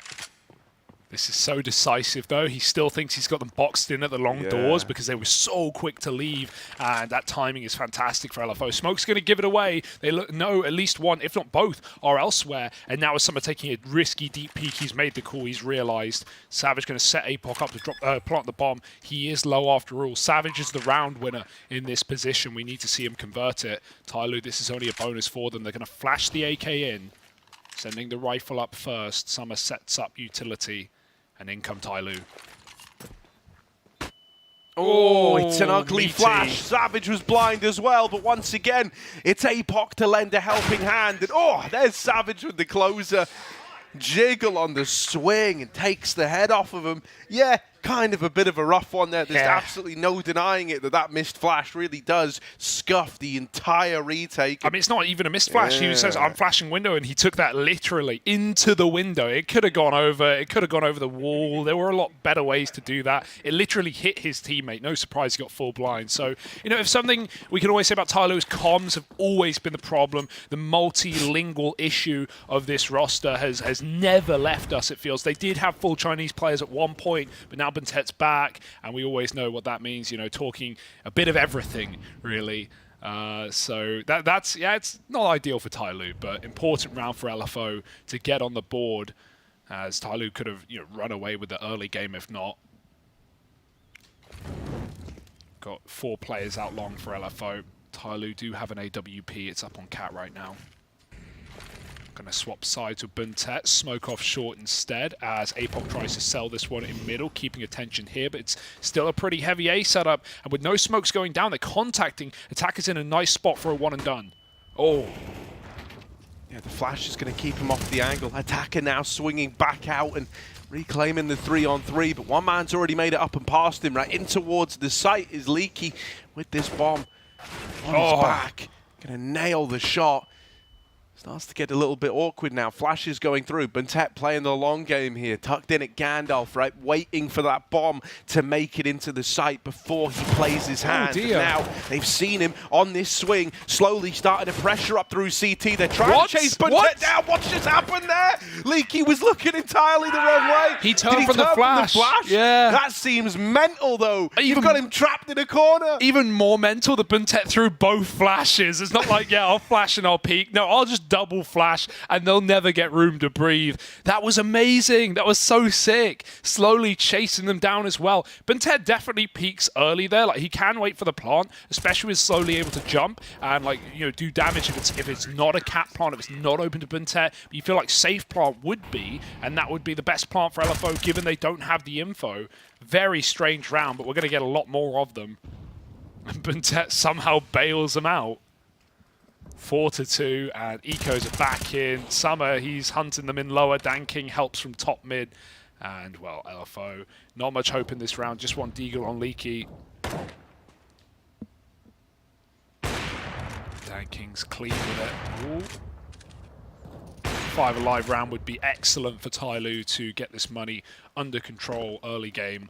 And it seems like that will be happening. Summer cleans up 5-2, 5 alive. And now another gun round with still no orb. Hazza can drop it over. I hope we see it on T side. So you talked a little bit about some of the communication woes with Tyloo, both currently but also historically. Like, one of my favorite things to remember with this squad is there was a point in time where they had, Buntet in, Peacemaker as the coach, and Bondic on the squad, which was like one of the better ones, like that's... Bondic's my favorite Chinese player. Yeah, that's an awful lot of nationalities all in one team. Well, that's a Peacemaker classic. He's been to every region, it feels like, but... Yeah, very strange times. Oh, Hazza, he got out behind the smoke. He still doesn't know about that player tucked in along. Buntet, he's looking like he wants to check it, and he will. Flash comes in a little too late, or maybe the peak too early. You decide. Buntet dives back into the pit and does live. Summer's going to try and assist. Molly behind the blue bin. Smoke as well. Buntet will swing, and they're not even looking at him. They were not expecting a re-peak from Buntet. Leaky loves having his back turned against this man. 4-on-3 with still that blue bin player trapped. This is a very awkward position. Maybe they boost up. Sterling's also stuck himself in this corner. Got to go over. Very open. But Summer's so ready for that boost. One step ahead. Dude, and look at how many bodies are over here at long now. Tyloo have literally just abandoned every other avenue of the map. They've gone, look, they need to get this bomb back. They never even knew the Buntet reposition. How did he even get out the pit? Dude, I don't know. Yeah, it's actually insane, isn't it? And so there's no getting out long, not into that, not into this kind of consistent. At a bare minimum, they're double leaning long. And in their most pressureful rounds, they're triple leaning long, which it's felt like has often been the case whenever LFO have tried to run these long takes. It's gun rounds. Both 4 gun rounds, LFO have sped up long right in the early. So Tyloo have just gone, yeah, we'll just stack it. They know how important that position is, and they're winning rounds on long alone. So, yeah, this is really constricting for LFO, especially, like, these rounds just suck. These rounds aren't fun for anyone but Tyloo, as now we just have Deagles, we have dualies on Sterling. You've got to hit some bangers. That one smoke. I love the way you say the word dual.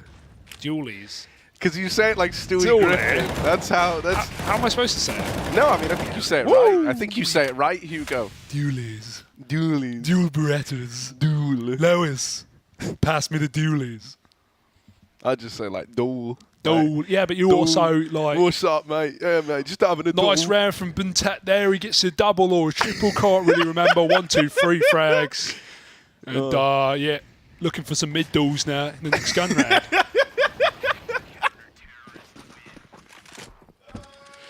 Oh, that could have been it.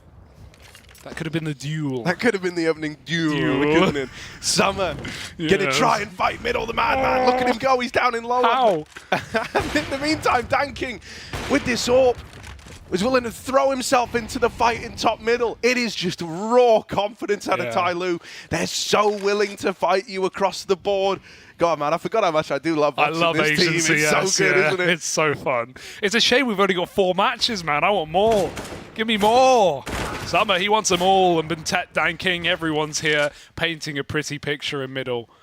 With the blood of LFO, it's only APOC. Oh no! Slowly's crouched. Molly in the back and slowly swings. He still wins the fight. Even keeps 5 alive. We've got Tyloo maxing out money on the CT side of Dust 2, and we are early in this game. It's incredible right now. And this was the fear, right? Not just for LFO starting slow, but for Tyloo, who really just should be making the major. They should be getting one of these 2 spots. There are 4 teams, they're the best in the region. Historically, they've got the best player to ever grace Asian Counter-Strike back in this team in Buntet. There's no excuses, Harry. And so this was always going to be hard for LFO. They're finding out. Yeah. And dude, like that's one of the things, like whenever you kind of see Tyloo up against like top tier opposition, the cracks kind of start to show. And even though they're able to make it competitive sometimes, they've equally had themselves just get blown out the water, like, in the kind of fashion that they're dealing to LFO now. But I don't know if LFO have that same ability to punish, some of the aggressive moves. They really are just getting everything dictated to them here on Dust 2. Like, you've never even really been in a position to go for what you want to try. right, to run your ideas, whatever Leaky's calling, you know, because you're getting fought from catwalk and from the mid doors every round. Lower. You're getting triple pushed at long. There's very little room and respect being given to you right now. So probably going to have to steal one of these sort of rounds away at some point if you wanted to try and earn that respect.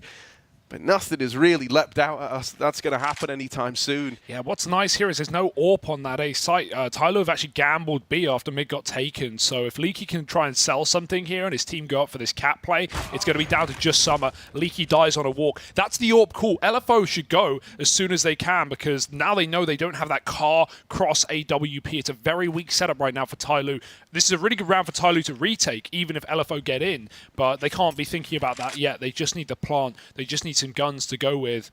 And right now, Tyloo are getting antsy. It's awfully quiet here in the server. Oh, the nade timing's good from Summer. Oh, sails past, actually, and Sterling opens up with the Deagle. Now crouching down, trying to dodge an AWP that might be posted here. There isn't one, right? As you kind of highlighted, Danking was leaning towards the B play. They're trading guns around inside of the site. LFO trying to set up to defend. You've got one over at long for Tyloo. The rest up cat and CT. It's a flash onto the catwalk, but only one kill for Slowly. This isn't as clean. This isn't as quick as you need it to be coming through. And LFO are in a good spot. Buntet and Dan King start to pull it back, and it's only Sterling now. Armed with the D. Oh, it's a bit of damage to Dan King. Just Buntet left to beat, left to find, and you can't get past this guy. Tyloo do manage to retake it. It comes down to that 1v1, but you've got a safe pair of hands in Buntet. The final boss of Asian CS, and he stands up, Harry. He'll clear Gandalf this time. No flash going to keep him back. I love that double flash setup for Tyloo on catwalk when they're retaking. They throw two. They throw one from lower, which is a really nice jump throw lineup, and then they throw a really obvious one, which LFO turn from. They turn from the first, then the lower flash comes in. They get blind. Hazza still doubled up, man. They gave him the rifle. He is a big fragger. We know him for it, and he got two, but it wasn't enough to convert it. A few seconds left for Tyloo to win the round. All in all, a good eco, right? But we're at the point in the game where, even you said it going into that round, LFO need to be winning like a round like this to force respect, to change the pace of this game, because Tyloo are looking unstoppable right now. We spoke a bit to LFO at Pro League, and one thing they always said in the two maps they won, the insurance policy, according to APOC, was when he pops off, they win. And that was true. He popped off in the Fnatic map and the NIT map that they won. We need more out of him as well. 5 and 10 right now. Tyloo have settled back into a very safe round here, but it's more standard. They've got the AWP on the cross, so a cat take is going to be difficult if LFO want to repeat it. The other saying was, we know nothing, but we expect everything. And I thought that one was pretty good. I thought that one was pretty keen. Well, you got to expect everything against Tyloo, to be honest. Yeah, I once saw this team throw the bomb out Mirage Apartments up against FaZe and then just leave. And I was like, okay. Have the bomb, we'll take everything else. Like, maybe in Asia that works out. Everyone panic rotates to be, we've got the bomb, and you get all that space. It was just, like Windows Smoke standard. They just lobbed the bomb through it. Yeah, have it.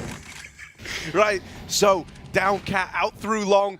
Tyloo, they've got 3 inside of this A side. Nice Buntet only good for 1 over towards Pit. So often he's been the multi-kill man. Dan King misses the shot.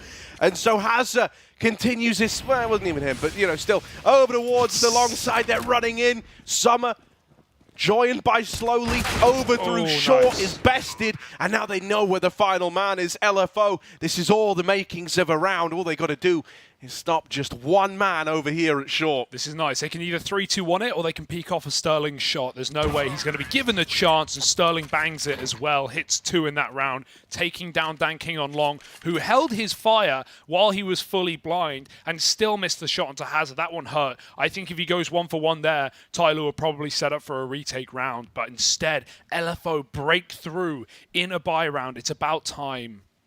Can they do anything with it? It can't be a flash in the pan at this point on their map pick. The T side of it. And a very slow beginning, but 3 has been found. There's no breaking the money of Tyloo anytime soon either. It's not like they've been double AWPing. Their investments are pretty measured. Dan King fighting middle. And a triple long take again for Tyloo, just in case. Now they've got that control, they leave Summer there.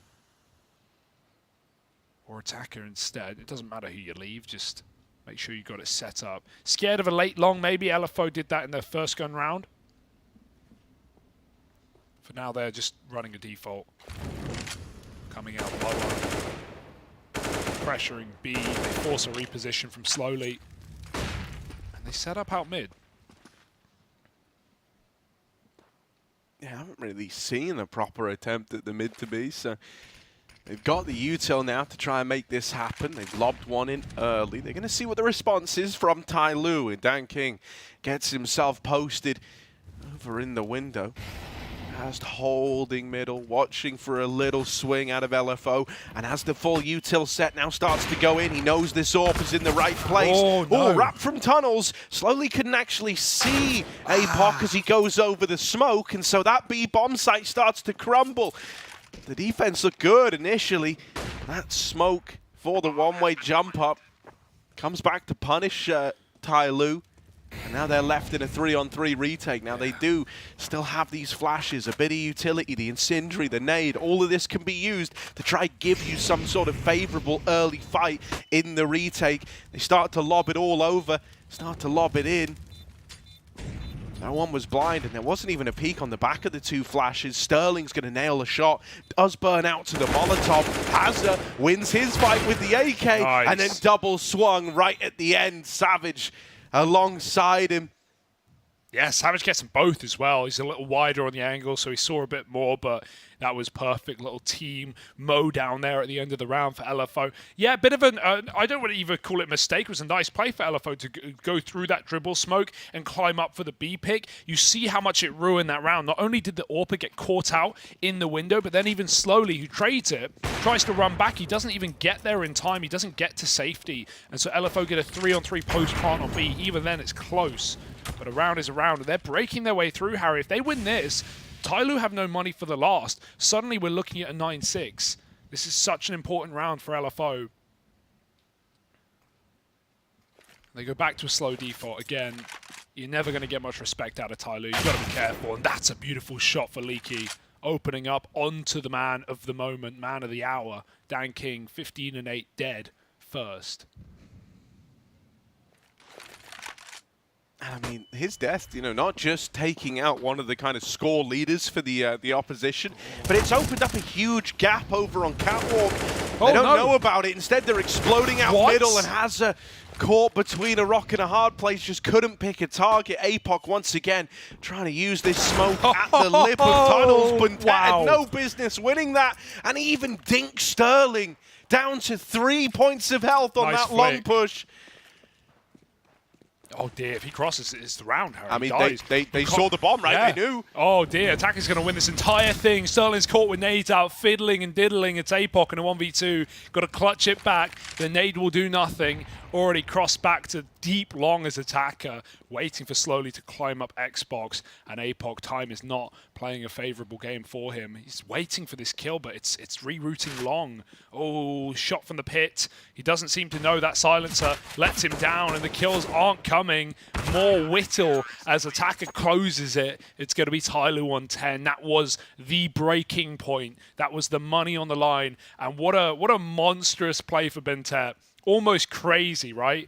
Considering Hazza also really should have killed slowly. It looked like he had him, but then he flicked back to CT spawn to kill the tunnels play, or kill the rotate rather. He was full health. Slowly was one shot. And then, like, even Bentet, who's heard running long, still wins his fight. And a follow-up dink. And then dinks Insanity. Sterling. Yeah, no. That is an insane sequence from Bentet. That should never happen.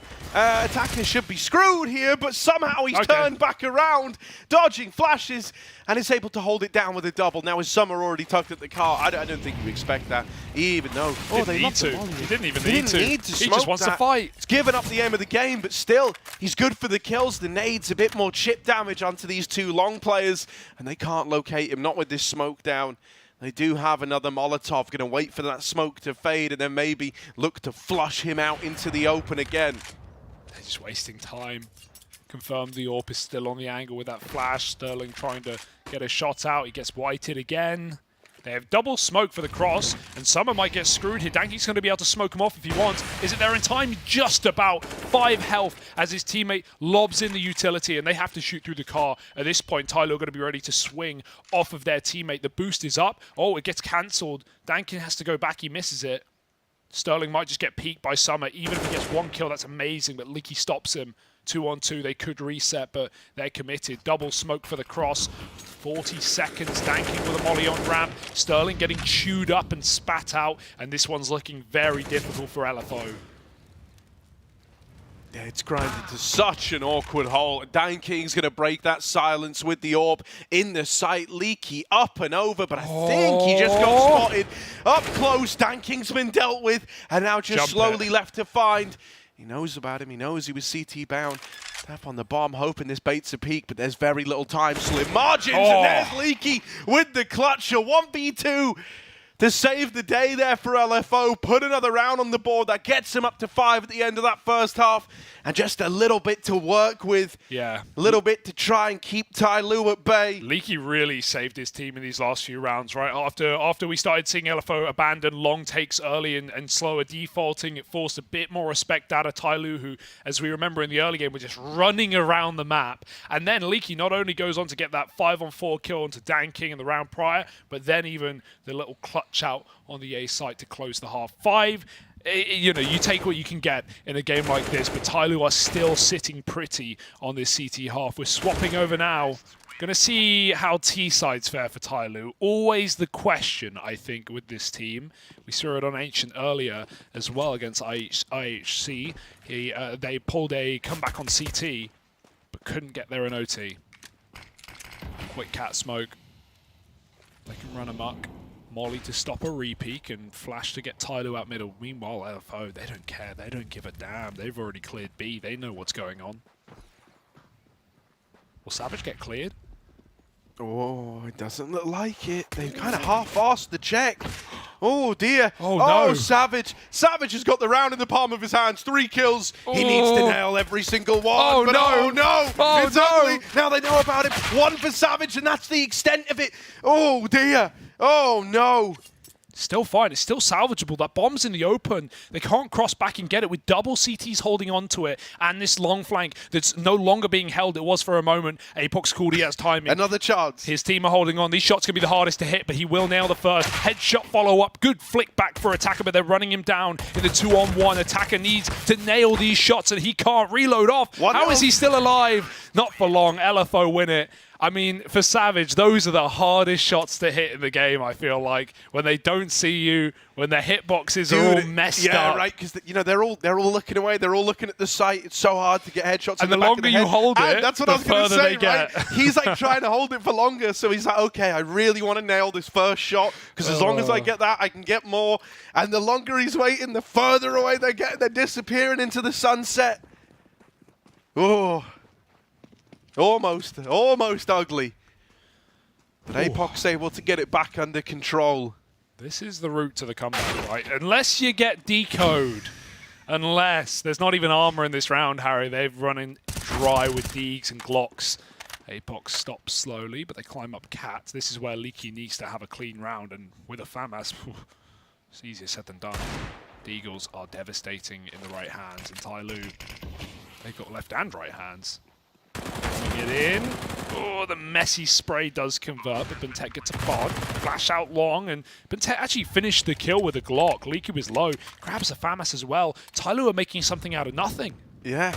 Summer, oh man, he's low. They need this kill. If he's able to win a fight here on this mid-wrap, that is a disaster. Oh, quick flick back around from APOC. Buntet now. Oh, they're running up on him. They're getting closer. And Hazza will clear him. Summer's just too far removed from the round. Never going to be given a chance to play into the 1v3.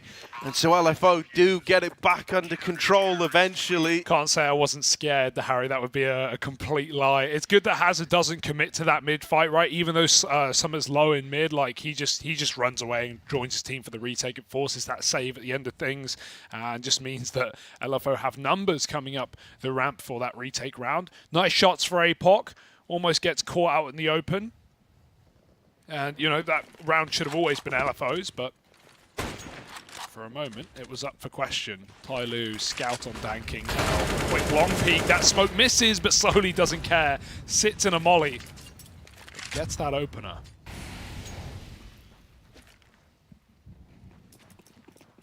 Oh, and they might have got the pick here over towards long, but they are just full rotating around for a bit of a B lean here, hoping that that one kill onto Leaky is going to shuffle this defense around, maybe leave the B site weaker. It hasn't left it weaker, but what it has done is mean that there's no rotations. No! There are no rotates here. These B players have got to hold the line. Only just starting to move over now from A. APOC needs more, and it's only one for him. In the 2-on-3 like this, when you're so far removed, you are just going to save.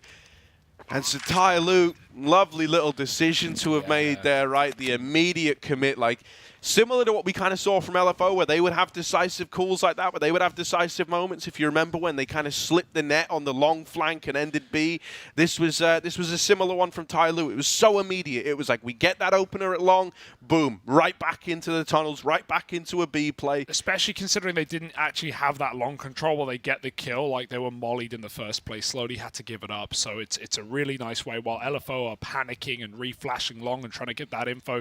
You called it. As soon as they had the info, it didn't really matter. It was all down to the B hold, and awkward timing as APOC gets caught with a smoke out, and that smoke doesn't really do him any favors. It falls at the entrance to the tunnel. It lets him climb up. It lets him swing very wide.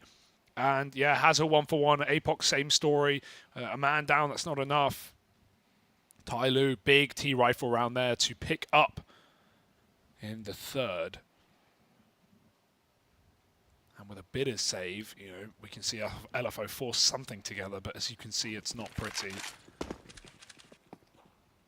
Maybe something in middle. Oh, no, denied. Leaky shot through the door. APOC will commit. All right, mate, let's go. APOC, Yeah, this is ballsy, and I love it. There's one thing he's got in spades, it's balls. Okay.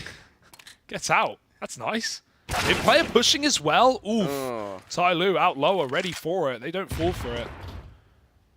Okay, well, if we're all pushing, let's all push. Yeah. You've tried it. I will succeed. Well, you don't want to be the one guy that doesn't push and ends up saving, right? That always sucks. So, going to try and find these timings. Going to try and hit this little lower flank. And Savage, only good for one and done. No, he made noise. And now Dan King's on the angle, but a missed shot out of the AWP. Hazard's closed in the gap. Still, more damage from the MP9. And now it's only Summer. This round might get stripped away from Tyloo after all. Molly onto the short side, hoping this forces the AWP away and gives him room, but he's getting wrapped through CT. APOC with the aggro is going to steal the round away. And LFO, they give Tyloo a taste of their own medicine there. It was the third push that did it, Harry. The third push was the one that won it, right? Not just Hazard getting the info that, all right, it is B. Savage gets a spot on A. He gets to drop off and go 1-for-1. And LFO knew where it was going. Once you know it's a commit, they can all lean back and wait for Hazard. He steps up big with a double, and APOC closes, denying the plant. So Tyloo don't even get bonus money. So it's a hero AK in this round. They rely on Attacker to crack open bomb sites. And leave a trail of weaponry in Tyloo's wake. We'll have to see if he can do it, though. No one's fighting middle this time. Similar to how Tyloo slowed down on the aggression once we hit, mid-half. LFO have done the same in this round, knowing Tyloo's money is a bit cooked.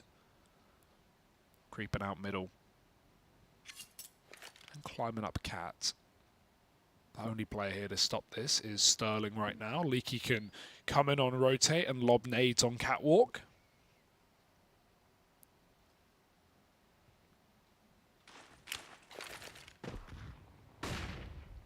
High flash, however, Sterling. These are the kind of moments where he does just need to, I was going to say, take as many down with him as he can, right? That is the ideal position for that AWP. And Dan King comes in swinging. If it's got a scope on it, he probably wants it. And so we enter this kind of Little retake where everyone's trapped inside of the A site for Tai Lu. It's very claustrophobic. Dan King with the Deagle. 3 in the round. And he set Buntet up in the 1v2. Can the Deags do it for Tai Lu? LFO are running him down, but the Deagles aren't missing a beat. Buntet, one more shot. Savage so low. Both players just a shot away. And Savage will get it over the line. Oh, Buntet jumped. Why did he jump? He wanted to go on the ledge. One more bullet would have done it, Harry. Clean with the Deagles. Oh, man. so many nice shots. To think they bopped the orb. What, mate, considering just where they were, like you're both essentially on top of each other. Yeah. Like it's like a terrace house inside of this A bomb site, man. You can't move anywhere, right? You're getting wrapped through ramp. They're just running at you. They're just running you down. And the Deags nail 4 shots like bwah, bwah, bwah. Like it was easy, like it was destined. Frag movie moment. That could have been incredible. That could have been like play of the tournament. Not enough though. LFO win it out. Savage saves the day. It's another clutch from the young gun. LFO are pulling this game back, Harry. It's their map pick. And again, the T-side woes of Tai Lu continue. Oh, Dan King's just left middle. He's going back to regroup on long right now. That gives space for Apoc's big flank. Summer's holding it. They're going to try and let the orb work. That means there's time. Apoc can't jump the gun. In 5-on-5, it's not always the best call to make the play when you're in this position. He can just hold that space. He might even double back if he likes if he seems convinced by the fact that it's A, and it is. He can set up with 4 players on this bomb site. Leaky's just holding a molly at B, and with that weird smoke, LFO are going to swing off the back of it. That's beautiful from Hazza. What a play. The smoke constricts Tai Lu. Some in front, some behind, and Hazza takes everyone out. He's even dinked attacker on the cross. This is a mess. He's found a third. The bomb's tumbling into the spawn, and now Hazza just sits on it like a chicken on an egg. And, well, Tai Lu are getting cracked open this round. 1v5 for Dan King, and as long as they don't overface, this is LFO's gift wrapped and ready to go.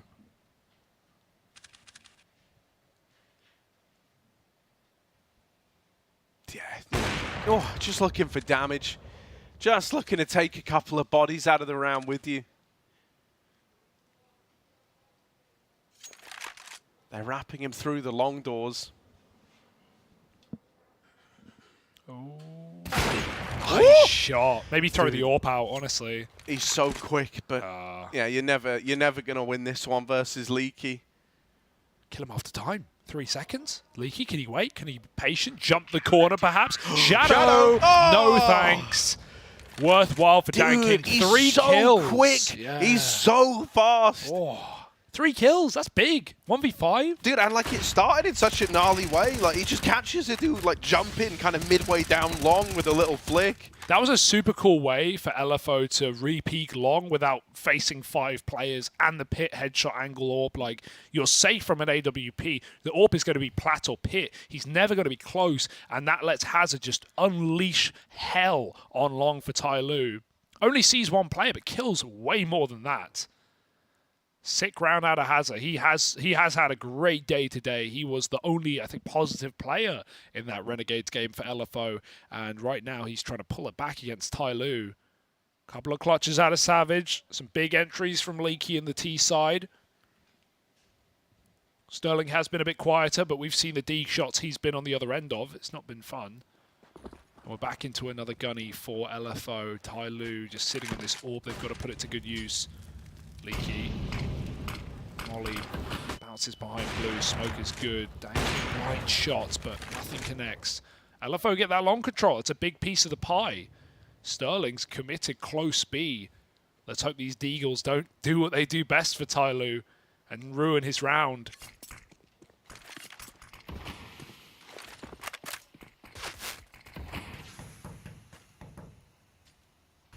That race smoke's problematic, right? Now you're going to be left waiting for a long old while. And during all of this, you don't really know if any other real estate's being taken by LFO. Now we see Summer kind of working this mid-control, right? Trying to give the illusion that, guys, we're not all sat in tunnels right now. We have objectives. We're taking middle. When in reality, they are all sat in tunnels this round. Now going to look to try and go. Flashes in, smokes to follow. Back of the site is Sterling. Timing with that peek on the AWP. It was a collateral, but only 1 kill from it. A tag onto Buntet brings him down low. Out through the window is APOC, finishing off the kill that Sterling started with the collat. It's a 3-on-3. Guns have been retrieved slowly on the A1S. DanKing still with that AWP, sat back in tunnels. Trying to make it work, trying to make that save worthwhile. They're just trying to get the spot, but now DanKing's back on the angle. He was holding flank. Everyone was holding flank. LFO have to go if they want to give it a try, and they've traded one, but it's not enough. Attacker shuts it down in the middle of the bomb site, and Tyloo with an eco. That was super awkward, man. Sterling had a good window to get a collat there. I can't believe it's only 1 kill and damage on the second. That's enough temptation for LFO to retake if he gets 2 kills. And all of that window where APOC could have gotten out into the B bomb site, the second he does, DanKing stops watching the flank and goes back to help his team. So LFO left that way too late for a retake, and Tyloo find an eco win with 1 gun. Big round out of them. Top mid push again for APOC. It worked last time, but this is what I mean. If you always activate in the 5-on-5, Tyloo are going to be holding their default for you. APOC's given a second chance, might throw over that FAMAS. But it doesn't really matter. This is a very broken buy for LFO. Double FAMAS, triple Deeg. This is Tyloo poised to not only get 13, but force eco. And look at how spread they are. They're pretending it's a long play, but they're still holding B tunnels. Wherever the success comes is where the bomb will follow. And LFO, they're getting faked out so hard right now. They're 4A. If Soli even gets 1 kill, Tyloo win the round on B. But that is huge. Now LFO can be convinced that this is clean, and Hazza has no idea, but they're walking in. Dude, his Deagle, though, it's been a bit of a thing of legends, right? Hazza so often good with this Deagle for a couple. There's the first, now getting run down through the tunnels. Nice. It is only 1 from the Deeg. Sterling dinks DanKing down to 1. And now tries to spam him out. Nothing connects. DanKing just waits. Stuck in a state of pause. They run in, but they don't get him. He's 1 health, and the FAMAS has whiffed it. Oh, no. Oh, dear. This was a 4-on-3. They gambled it all on trying to deny that bomb plant.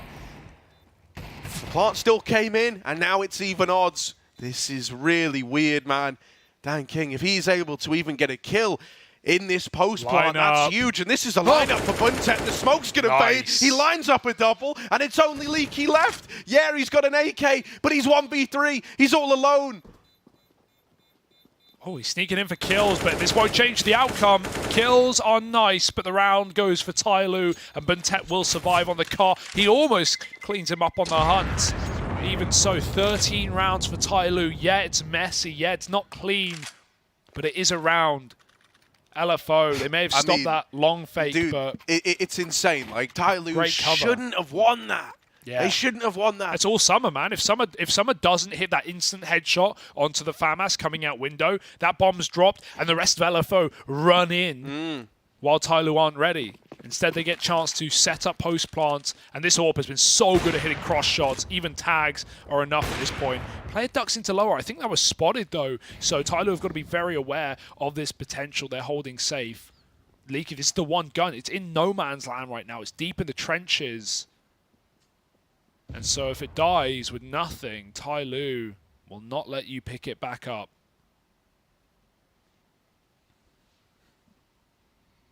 Maybe Sterling can die for the gun. That would be even better. They try to hunt it down, and that's a nice shot. Leaky doubles up off the spray. Now there's guns to be gifted. They even push upper tunnels. Tyloo can try and evade. They can run away, but Savage pushes long, and that's awkward. Tyloo was setting up to leave after they lost that tunnels control. If Savage tucks in, 1-for-1's a chance there instead. This P2K is not in a good position. APOC, low health.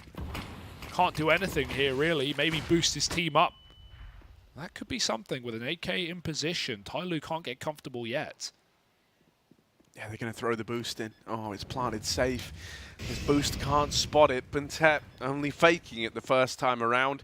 An attacker now tucked at the car as these smokes dissipate. Leaky in with another 3 in the round right now. That hero AK doing it all for LFO, leading by example. Slowly is dead. Leaky is on for the ace, and it's only Dan King left to get past. The first shot's missed. They're on the bomb. They're sticking it. They might not have kits, but Dan King can't do a thing. And Leaky, an ace to get the round for LFO. Wow. The hero AK stands and delivers. It starts with the double in lower tunnels, and it comes full circle in the retake over on A. 4 USP and 5 kills on that one saved rifle. My God, is it worth it for LFO? You don't see that every day. As winnable as those rounds are, for every kill to come from Leaky, and he's stone cold, we get a smile out of him at the end. And you've got to after a round like that. That's going to rejuvenate LFO. Tyloo, T-side problems continue, and slowly he's running blind right out long. Leaky starts off. Dan King looking for the B pick. Maybe there's a chance here, but Hazard hides behind the molly, and he's seen him back. Dan King doesn't know. That smoke comes down. Attacker runs through, and it's a nice save on the spray, maybe even more. Oh my God, 2 kills. Ambuntet on 10 health, grabbing the orb. Desperation for Tyloo right now. This was a 10-5. And right now, LFO are pulling it back. I can't believe what we're seeing.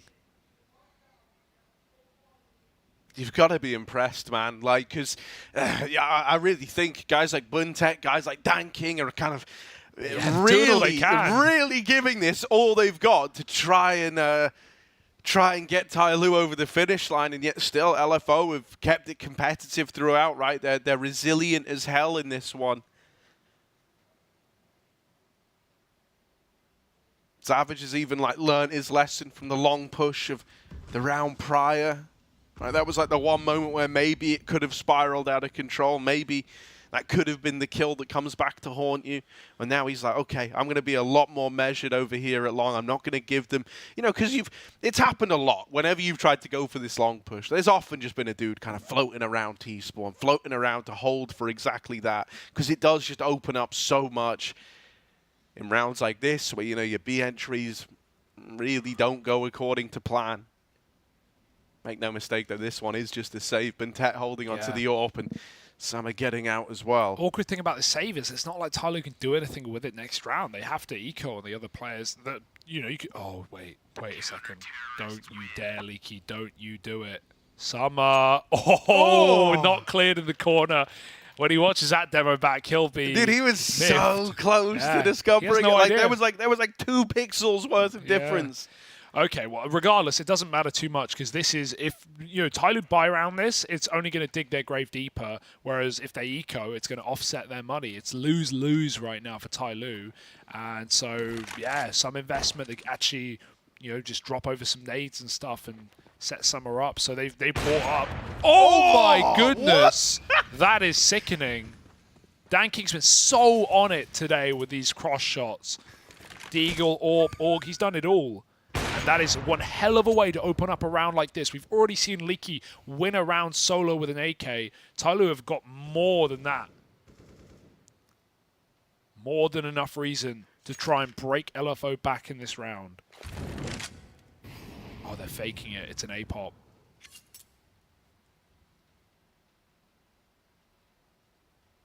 Yeah, they've got one smoke, one flash to try and get out on the short side, right?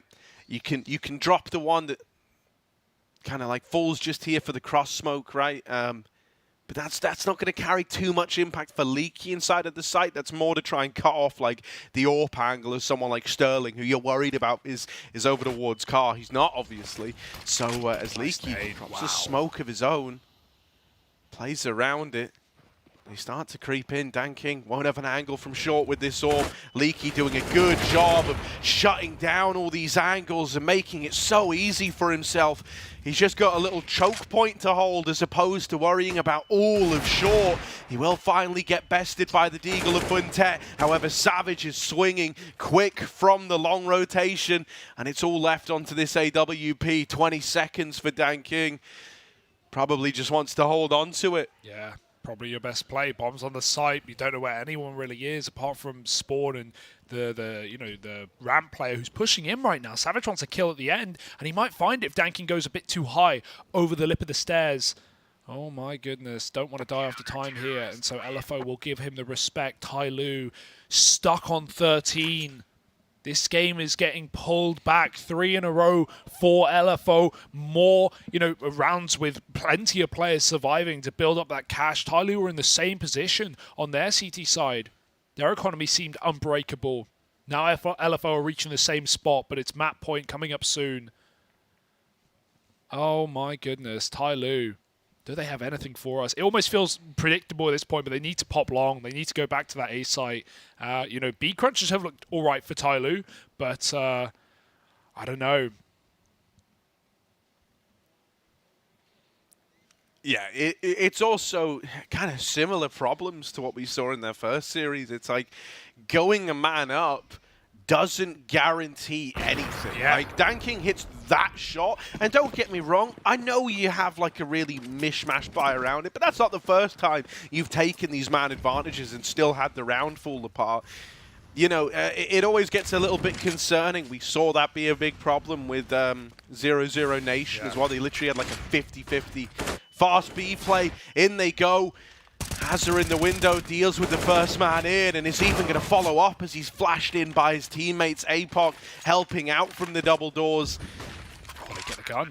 That's big. I mean, man down, full util, but these are still winnable for Tai Lu. They've done it before. This time there's a flank on the tunnels. That's going to constrict Danking. He won the round from this position last time, but he's got to care his flank. How late will APOC activate is the question. While the util reigns in to keep Tai Lu honest. Danking hunts for the kills. He's going to get caught. There's a smoke in the tunnels right now, but APOC has to run through it. Summer blinded, hits his shot. The flank is denied, and Danking does it. They've closed the round in a 3-on-4 post plant on B. These retakes are not working on this bomb site. LFO seemingly did all they could. Hazard doubles up in window before trying to concede. But instead, it's the round that's given up. Tai Lu get 14 first, and it's this mishmash buy that does it. My God. It's insane. Like, just as we're saying, like, yeah, they're struggling to convert 5-on-4s. Oh, well, what about a 3-on-4 with, like, a cobbled together buy, having a scavenge guns? Yeah, we can do that one. Danking. And, dude, I mean, Danking has been such a driving force of all of it. He really has. Yeah. Guy just tries to watch every conceivable angle in one motion. And, I mean, this round is such a good example of that. He's fighting you at long doors. Now he's coming back to deal with the mid push. He's holding long again. Now could get timing. Oh, what a play. It's nothing more than a big ruse. Savage goes running to his death, and as they're pushing all across the map, it's only digging the hole deeper. It's only digging their own grave for LFO. Sterling 1 versus 4, and where do you even begin? You don't even know where Tai Lu are going with this one. No, they're all over the map, pushing smokes, faking out flanks. I mean, this has just been mental for Tai Lu. Sterling with a chance, but denied quickly by Slowly. Does not let that round get out of control. I can't believe what Danking just gave us. Picks long. Leaky peeks before that smoke blooms, goes back to trade APOC, and then fakes that he's left. Savage walks through the smoke. Danking was ready before before Savage had even made up his mind that he wanted to do that. That's got to feel good. It's the Danking show today. And on the other side, Sterling Zorp has just not really been in the right places. They're even trying to nerf him. They're like full whiting him in Spawn. Like, mate, you can't keep doing it. You can't keep doing this to them, Danking. A game like this gets really hard for Sterling as well, because it's not, the majority of his CT rounds are retaking B with no op. Yikes. Getting 1 degged on cat takes. Yikes. Tai Lu haven't been taking long, really. They get a pick sometimes. Like, that's all they've done on long. They get a kill with the orb, and then they leave. Like, Slowly or Danking gets the A opener, and they go back B. So Sterling's not really had opportunities to pop off with the orb. Danking's just been making rounds happen on his own. Yeah, and it helps, like, when the mid-cross shot is like a 50-50 to you. Like, it's just insane. Oh, dear. Savage. I mean... Yeah, it's fine to go for this on this round, but you can't go through the door again. Tai Lu's defaults have actually been netting a lot ever since they slowed it down in the mid-round. LFO tainted by a couple of aggressive CT rounds that worked out, and that's dug them a grave, hasn't it? 15-13. broken force buy for LFO. Their map pick. And Tyloo, this is the best chance you're going to get at closing it. Smokes down for the short exec. Sterling hears them. He knows what's happening, but is that going to make dealing with it any easier? In long, Savage finally wins the fight here, so he's still going to play into this one in the retake. They have lost control of the site, and Sterling is dead on his attempt at the swing. Up through CT is Leaky, trying to save the day. It was him who aced with a hero gun to keep LFO in this. Well, now he's got to come in big once more. And, he's up to the task. Double up for Leaky. Buntet's out on an island, swinging the short side, and Leaky's going to deal with him. Makes the FAMAS look so clean. And LFO are not ready to give up yet. Spearheaded by Leaky. And now, you know, kind of supporting cars starting to appear. Savage finally winning that engagement along. It felt like everything kind of took a right turn for a little while there after the site was conceded. Exactly. If Savage doesn't get that kill, Leaky can't do what he does, right? This position is fully open to attackers lurk. So Savage had to win that in order for Leaky to go on and get 3 kills. And ever since he aced with that AK, Harry, Leaky has just been looking like a different player entirely. Oh my god, LFO trying to make this OT after all. Felt like that was it. You felt like it was done. Cross shot does connect. Again. Poor APOC. He's getting bullied in middle right now. You've got to be smoking it, right, at this point. It's too late now to think about. Once we hit OT. I'm not going mid anymore. I'm not going. Yeah, guys, I'm just going to play spawn. If we hit OT, they have to smoke mid. It's actually despicable how quick Dan King is. Double KD right now.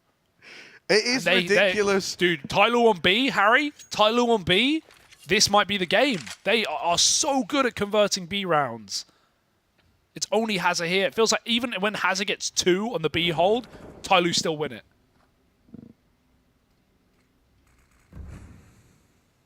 Oh dear. Don't let Dan King get more. Tyloo giving him so much room to work. Yeah, I think Leaky's actually done well here, right?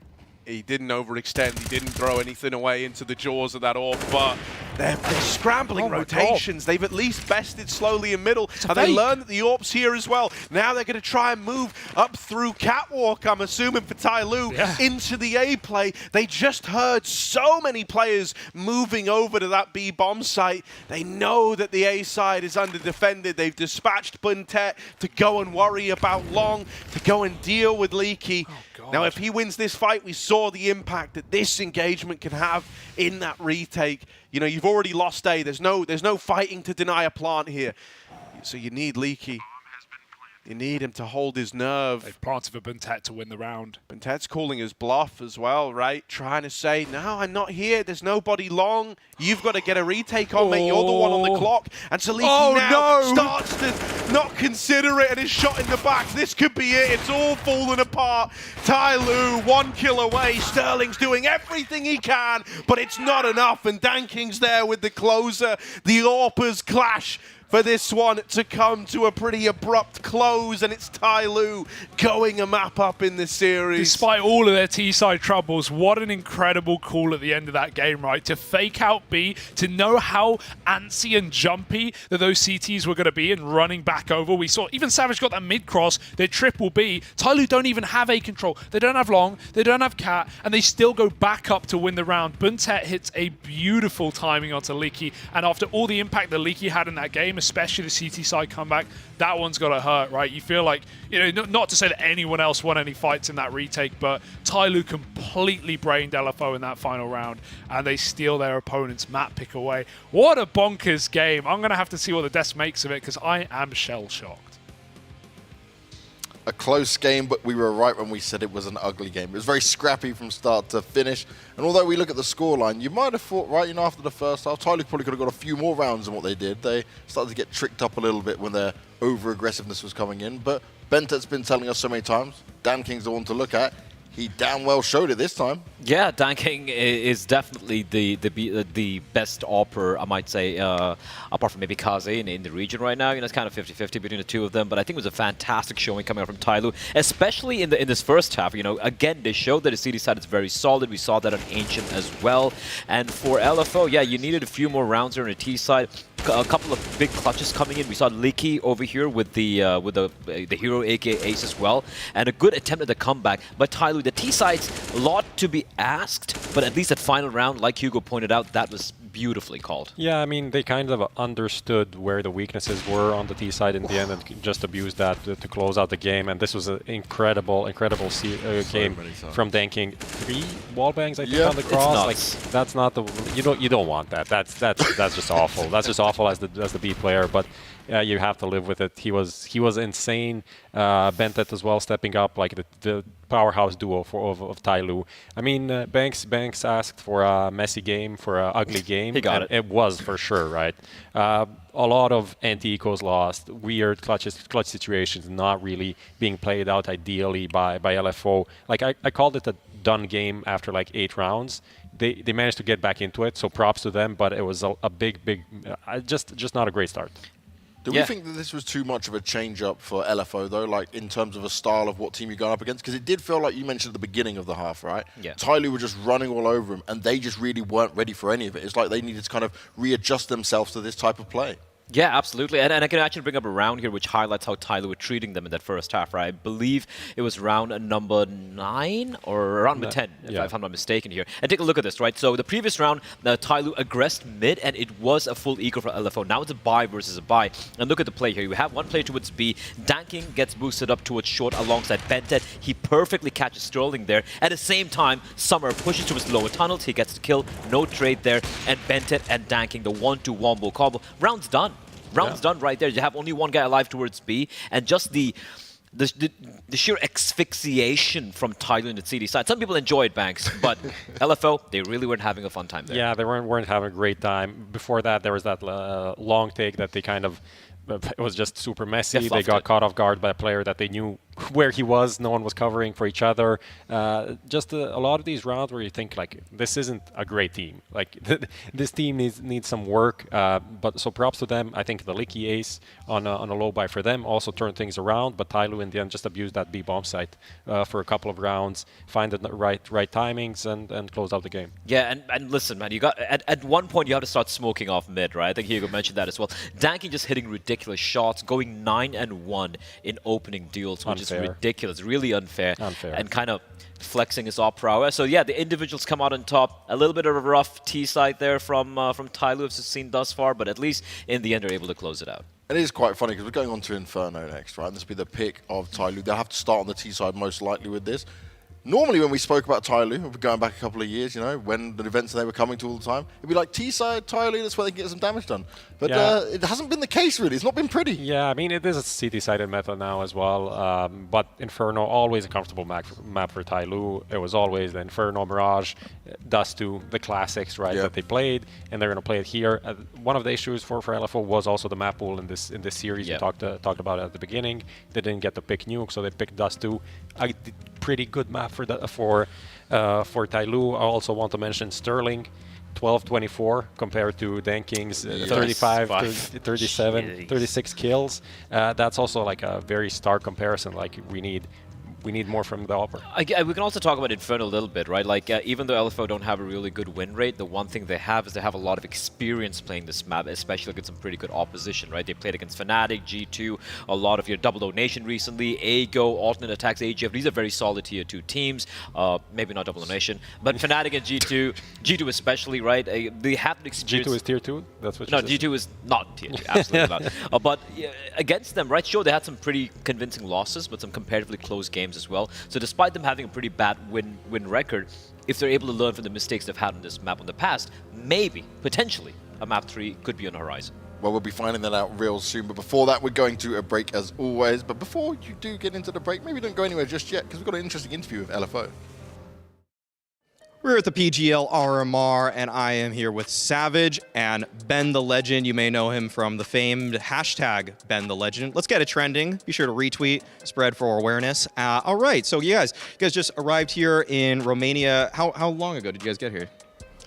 We got here yesterday, a day ago, pretty much. Okay. Yeah, we got the call up pretty late on a Monday night in Australia, 10 o'clock. Unfortunately, 3 teams couldn't make it, so we got in. We came 4th in the qualifier. But we're still here and we're going to win the major. That's what I like to hear. I like that confidence. Okay. So when you actually get to the major, who are you going to beat in the grand finals?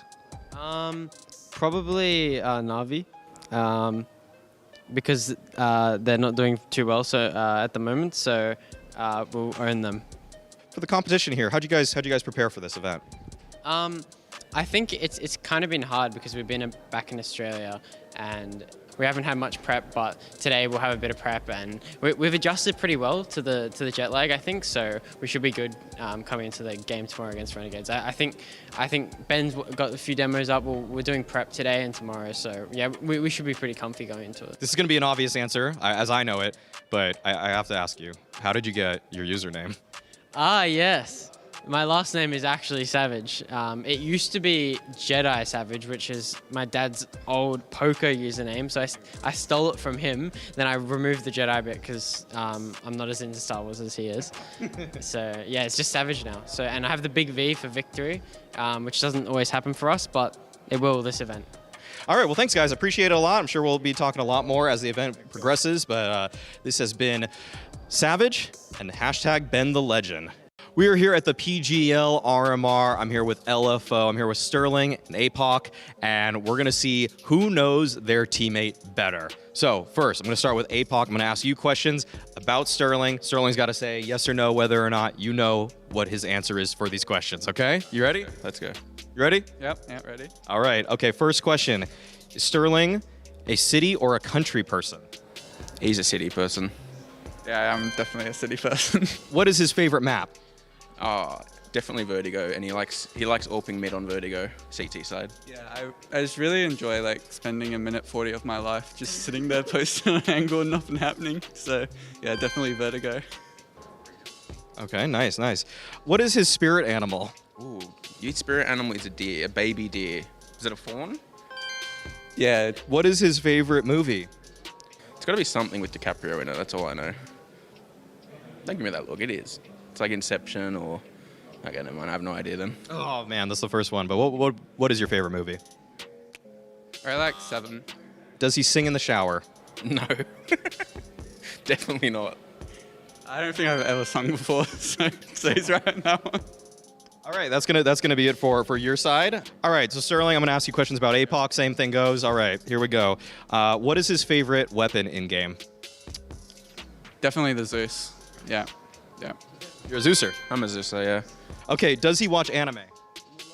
No, he refuses to watch any kind of animation. Yeah. Sakura, she was my first crush. So I've been watching One Piece, and yeah, I'm really liking the arcs that they're building now. Does he believe in ghosts? I'm gonna have to say no.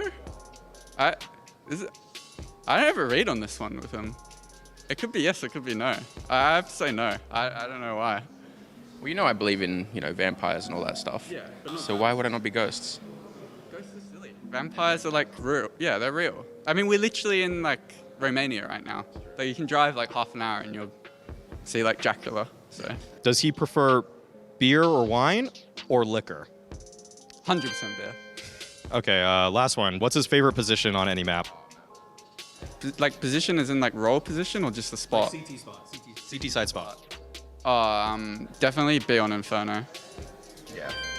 Yeah, definitely be on Inferno. Me and Jared have a really good sync there, I think, and we've only started playing it the last couple months, but yeah, we've really come to our groove, I think. And we're hopefully teams pick it and see it this month, this event. So I think we're going to take over. What? Watch it. No damage. Watch that UD. Watch that UD. That UD, man.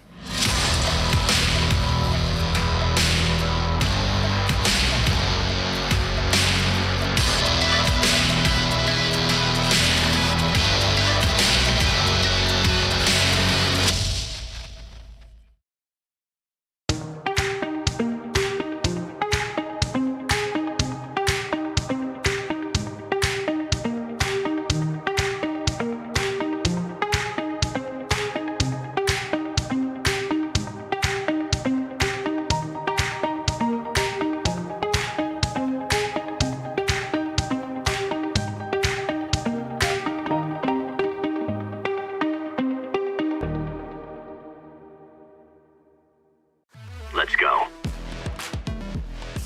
Battle is on. First RMR views with a double bonus. Get insurance for single and combo bets, both up to 20 euros. Fire up with GGBet. GGBet, this is real.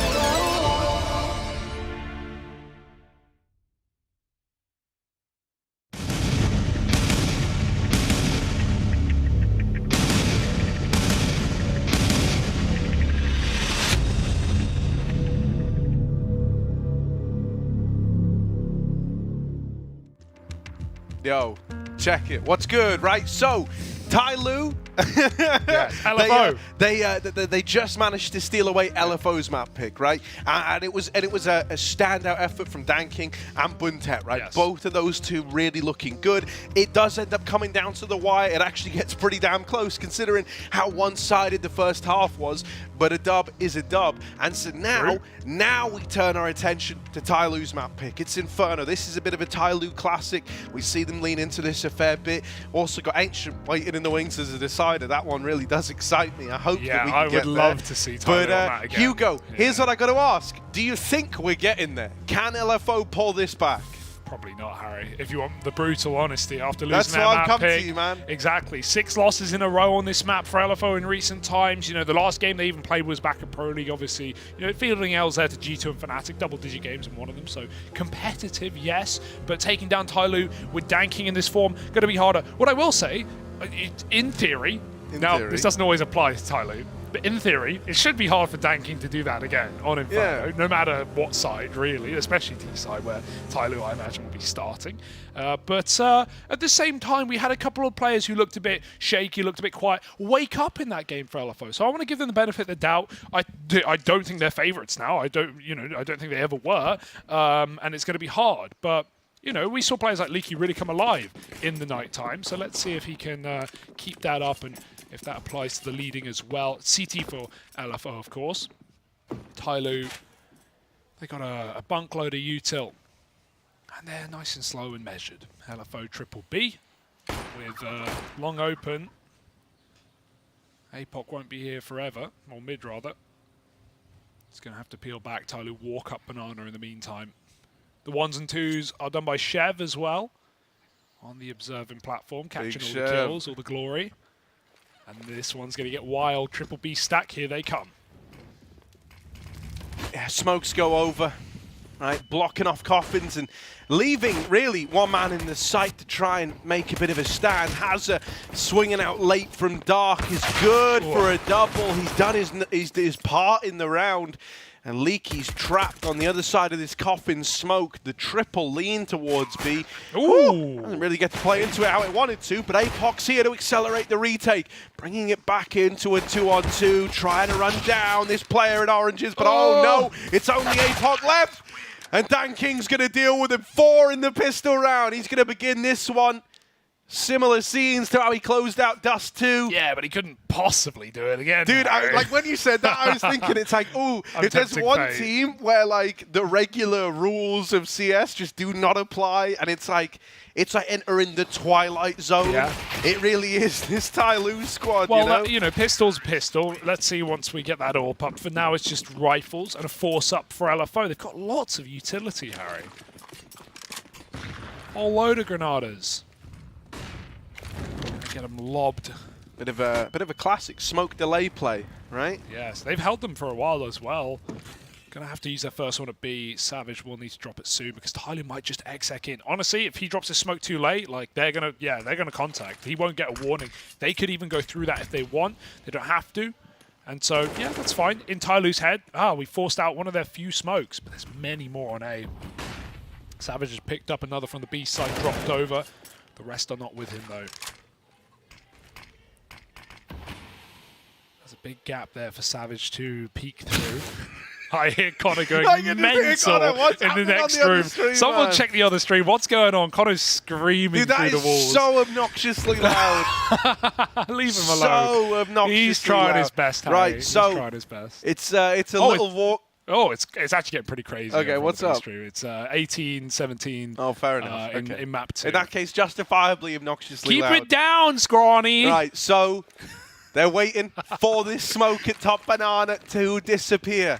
Yes. You could try to bring some Connor Gervin levels of hype. Go. Oh my God, Sterling, he's got the pistol and slowly he's going to run in with a kill. I don't want to do it. I can't do it justice. Leaky, there's a bit of a gap there. He will find one. Lurk catches Hazard with knife out and Tyloo, 20 seconds, going to go back to A. They've cut the rotate down. It's like the last round of Dust 2 all over again. And they have managed to find the empty bomb site. They have to double check. You never know what lurks in the corner. Danking's let them leave B, but the bomb's not going back again. It will get stuck down in the site. Caught jumping over the top as Bentet will live.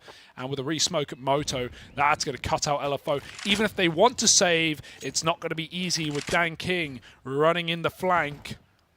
He knows Sterling's library. Dan King, more like flanking, am I right? Right, so now just Leaky and Apoc saving. They've got to get away.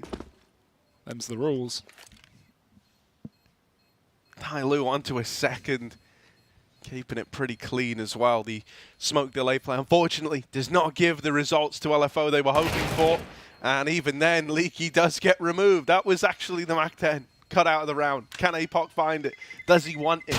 These are all questions. And the answer is no. He will just get out with the Deegan armor.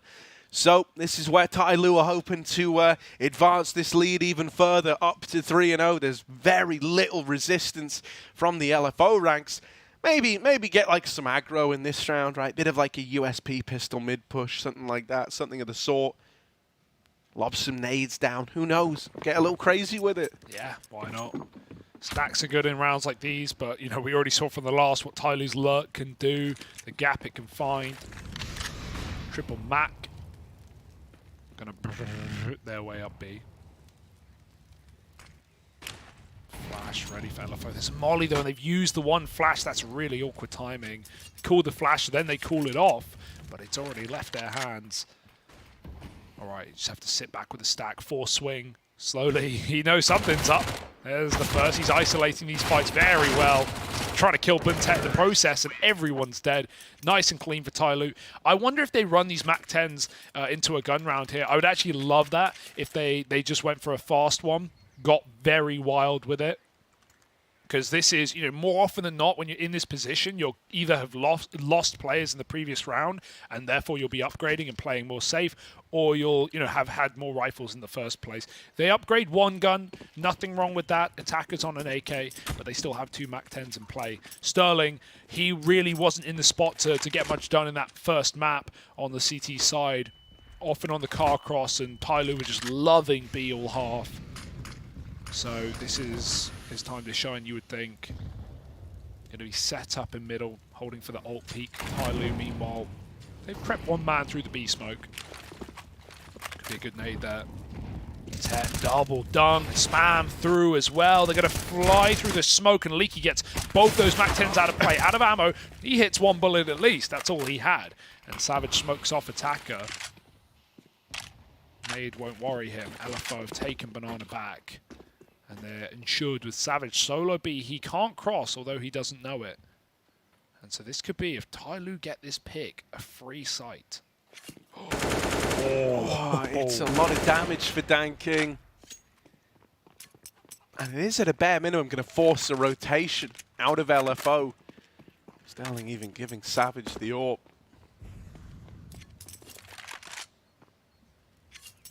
What does Tyloo want to do here?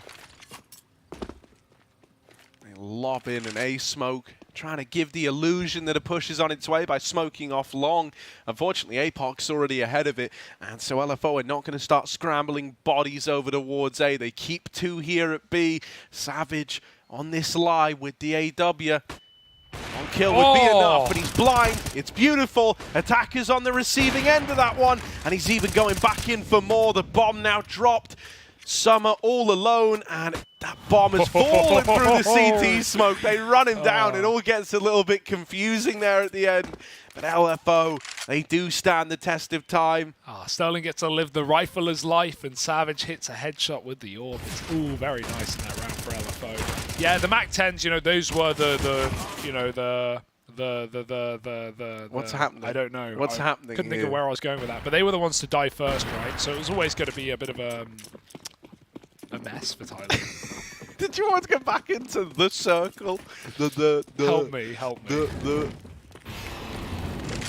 This is my new beat. It was a bonus, essentially. Oh dear, come on. They missed the jump. They won't go back for it in case there are players close.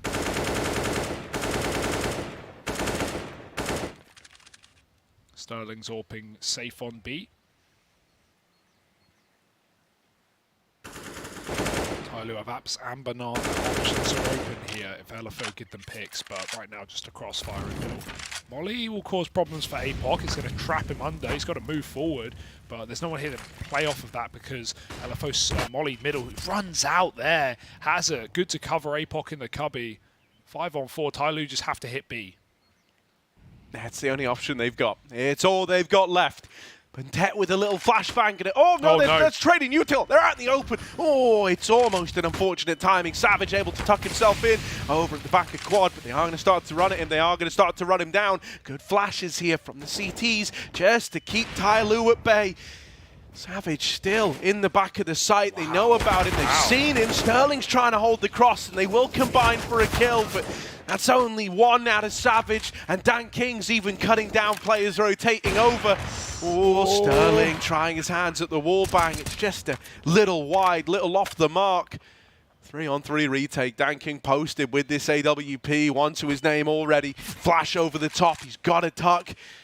Now, there isn't a molly to flush this out. You would love there to be, and instead Dan King's able to just hold the line. Another! This AWP is a treat! I take it back. 3 in the round, and you said you didn't think he could do it, but T-side AWP, it's this guy's forte. 8-1, and a 3-piece and a B execute with the AWP. It's Tyloo up onto 4, and they're even going to come Leaky's way right at the very end, but crouching Tiger into the crosshair, and Leaky's dead to the bomb. Nothing he could have done there, even running. He's scared that Tyloo are going to be facing him in CT. And yeah, Bentet, even dying there is worth it. It guarantees that Leaky also falls. If you're wondering why he's still there, if he was there on 100 health, he would have lived. But he got hit 1 bullet by Bentet, and that was enough. Yeah, awkward for Hazard. He hit the nade. It was really nice, but it wasn't worth it when Dan King goes on to do this. You know, AWP is hard to get opening kills in this map, where the current level of CS, people just don't give those AWPs the chances. But once you put it in a post plant, you see just how lethal that weapon can be on this T-half. Slowly, again, gets destroyed in Banana. Bentet ate those nades earlier on the bonus round. Smoked off at the ramp. LFO can keep going. They can steamroll their way through the smoke, but Summer's ready to remove the rifle. Tyloo hold off the fort. They wait for the kills to come to them. That they have. Sterling's also giving it a go, and I don't know about this one. Bentet might have the drop. He's very quick. And as the smoke fades, Tyloo find a 4-on-2. LFO did early rotate in case Tyloo sped it up, but they're still chilling, waiting for the kills to come to them. Nice shot for Hazard. The D continues for this fella. Really, it should be a save of that AK. And it's not allowed. As they peek down mid, they learn why we don't do that. Dan King's so fast. Dude, he really is. Like spookily quick. Spookily, I like that. Spookily. You gotta watch out, man. Because he'll see you for a second, and it's like, he doesn't even... man, I I'm just thinking about like the Dust 2 like doors peaks, right? It's like he'll like see you jumping the doors, and mentally he's like calculated where you're gonna end up in the time it takes him to like do some huge flick across the screen and nail you through them. It's terrifying that he's keeping it up on T-side Inferno. Like whenever you've listened to any Inferno cast, one thing that comes up in conversation is, it's really hard on the T side. Now, you might have struggled to understand what I just said. I said, Orpin's really hard on the T side, right? And not for Dan King. That's the wildest part. He's literally top of the server, 9-1, has been opening up bomb sites, opening up rounds, and he's got no business doing this with this gun. Sterling's going to be so hard-pressed to come in with a response, and that's not a phrase that you should be saying. A CT AWP should always be able to have success against T-side AWPers. And I find myself looking at this and I go, man, how are you meant to stop this guy? Yeah, I know Tyloo can be underwhelming at times. It definitely, like, you know, against tier 1 teams, they can get punished way easier in their loose style. But I also really want to see Dan King at the Major just to see if he can do this against, you know, top tier competition. And hey, Tyloo, we've already said it earlier today, they shouldn't be in this lower bracket match. Obviously, IHC, a very well-played match up from them, stole the top spot away from Tyloo. They're going to play against Renegades tomorrow for that first major spot. Renegades have 2 chances for all you Aussie fans. LFO, this is their last chance. They've got to win this map to stay in the running, or they're going home after 2 BO3s. It's a long flight, and it's a long way into B. As slowly as cut down, the rest of Tyloo will make it. Attack is still lurking middle, looking for Sterling on this rotate. Dan King is still picking APOC. Mate, he was picking APOC through the doors in mid. That's the second time he's picked him over the smoke in CT spawn. And, Attack, he may have missed the timing, but it's by design. He's here to backstab. As soon as LFO decide to give it up, Attacker, he's going to remove the rifles anyway. They want to save. They don't get a chance. Sterling's AWPing library. He will hit that shot, and that has to happen for LFO to get away. Tyloo still win the round 6-1.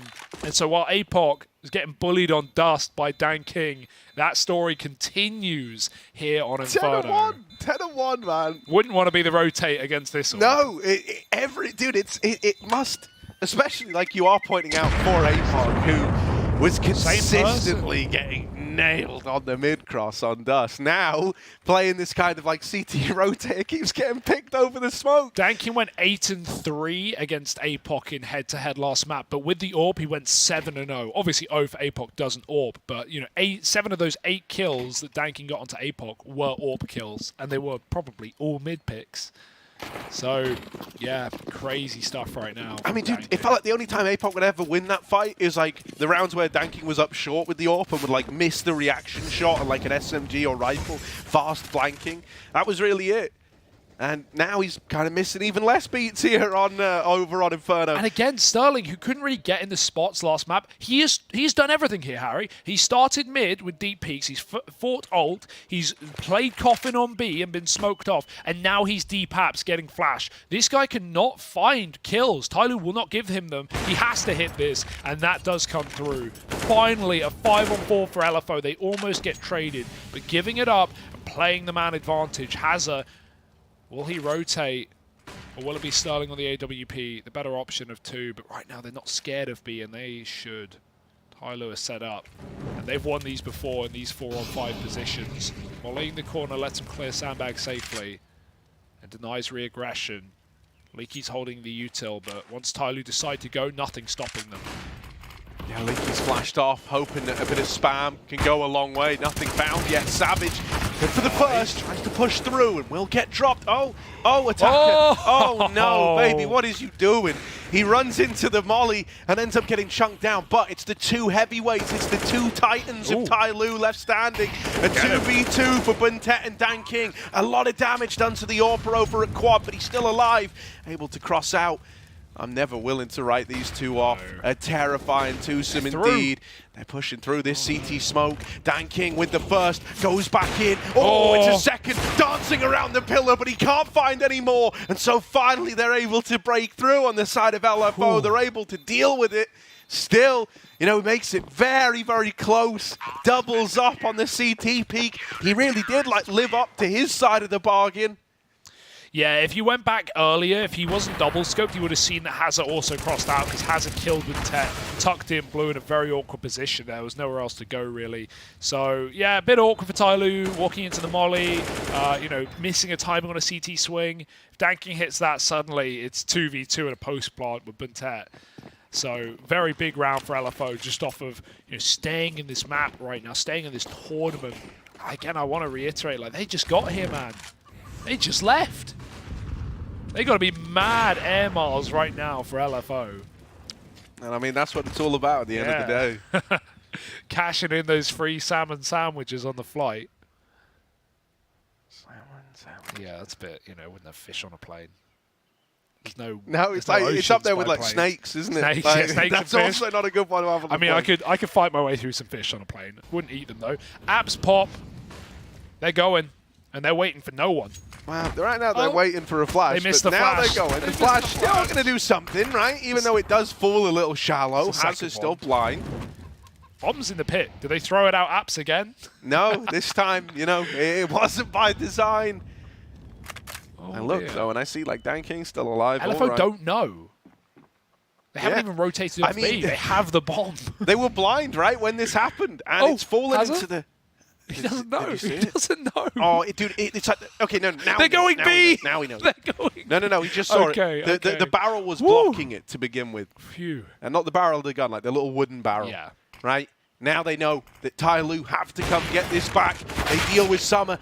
Now run down by attacker is Sterling. Danking going up and over, trying to clear the pit with the and just falls on down into the crosshair of Leaky. Mate, Leaky was running B. They were about to 2-2 with the bomb. That would have been a disaster if LFO missed that timing, but good spot for Hazard. Yeah, I think that round simply does just come down to the flash. You know, they blinded Hazard, but it was a second flash that had to be thrown. That would have been way cleaner because the first two players got, you know, just deleted coming out of apartments they should.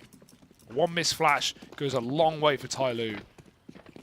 Danking, he's got a bit more money. Instead of saving for the AWP, he actually buys up an AK into an eco. I mean, that screams confidence, but it's also, you know, I would love to see more AWPs. Maybe someone else will help him out later. Let's see if a one gun can win a round. Leaky gave us that earlier. He's got a second AWP as well. Bearing down B, forced off, and Savage, they're getting closer. Nice shot. Savage has got to commit. He's got to live and die in this position, and Danking with a boost denies the flick for Leaky. Savage is stuck right now. They jump the smoke. It's Tyloo after all that we're talking about, and Danking is making this one gun work. And now he's got the AWP as well. Thank you. How's he doing this? He's playing gun game. He's arming the rest of his team. Sterling's going to try and take this peak, but will he beat Danking? Flash to get him off the angle, going back in, a missed shot, and Sterling good for it. Can't nail it the second time around, and Summers closed the gap. It's a 2v2. Danking loves these CT beats. APOC, out through CT, does manage to elude capture. It's a double AWP hold of the bomb. They're both fighting. This is so wild. Summer get mollied out. He's been given safe passage, a chance to cross. Danking nails the shot and manages to get out of there with the AWP. Summer's going to close, and the double AWP secure another T round for Tyloo. One gun Harry again. Dankin does it with a solo AK. 2 entries into B, and then sets up some AWPs to play with as well. APOC hates AWP abusers right now. That's all he's seeing. It's all he's running into in this series. And Dankin just doing it dirty, man. Oh dear, someone call the cops. 7-3. And LFO just fiddling in spawn, trying to figure out the guns. Danking donuts. Dunking these nuts. He's doing all of it. APOC with the Zeus. I respect it. He was doing it this back at Pro League as well. You know, sometimes you got to get weird. Oh, and that is certainly weird. Hey, Puck, I'm so sorry. You got one-bulleted. I'm so sorry for the day you're having. Just leave. Just get out of the apartments. It's fine. They can have it. Oh my God, just keep hiding. But just hands off the keyboard. Here is the safest you've been all damn day. Oh, Christ. What is happening this game, man? One bullet wallbang. Yeah, and he hit the dink. Oh. He hit the dink. Oh, traded back for Sterling. There's a gun to save. That's really all it should be. Savage, gap in the smoke, and he's done some damage through it, but Tyloo, it's a matter of time before they pick him and get into this site. Sterling's trying to kill someone on long, but the rotate is cut down, and Savage falls as well. It's Tyloo just writing the script, Harry. Fire lit beneath them.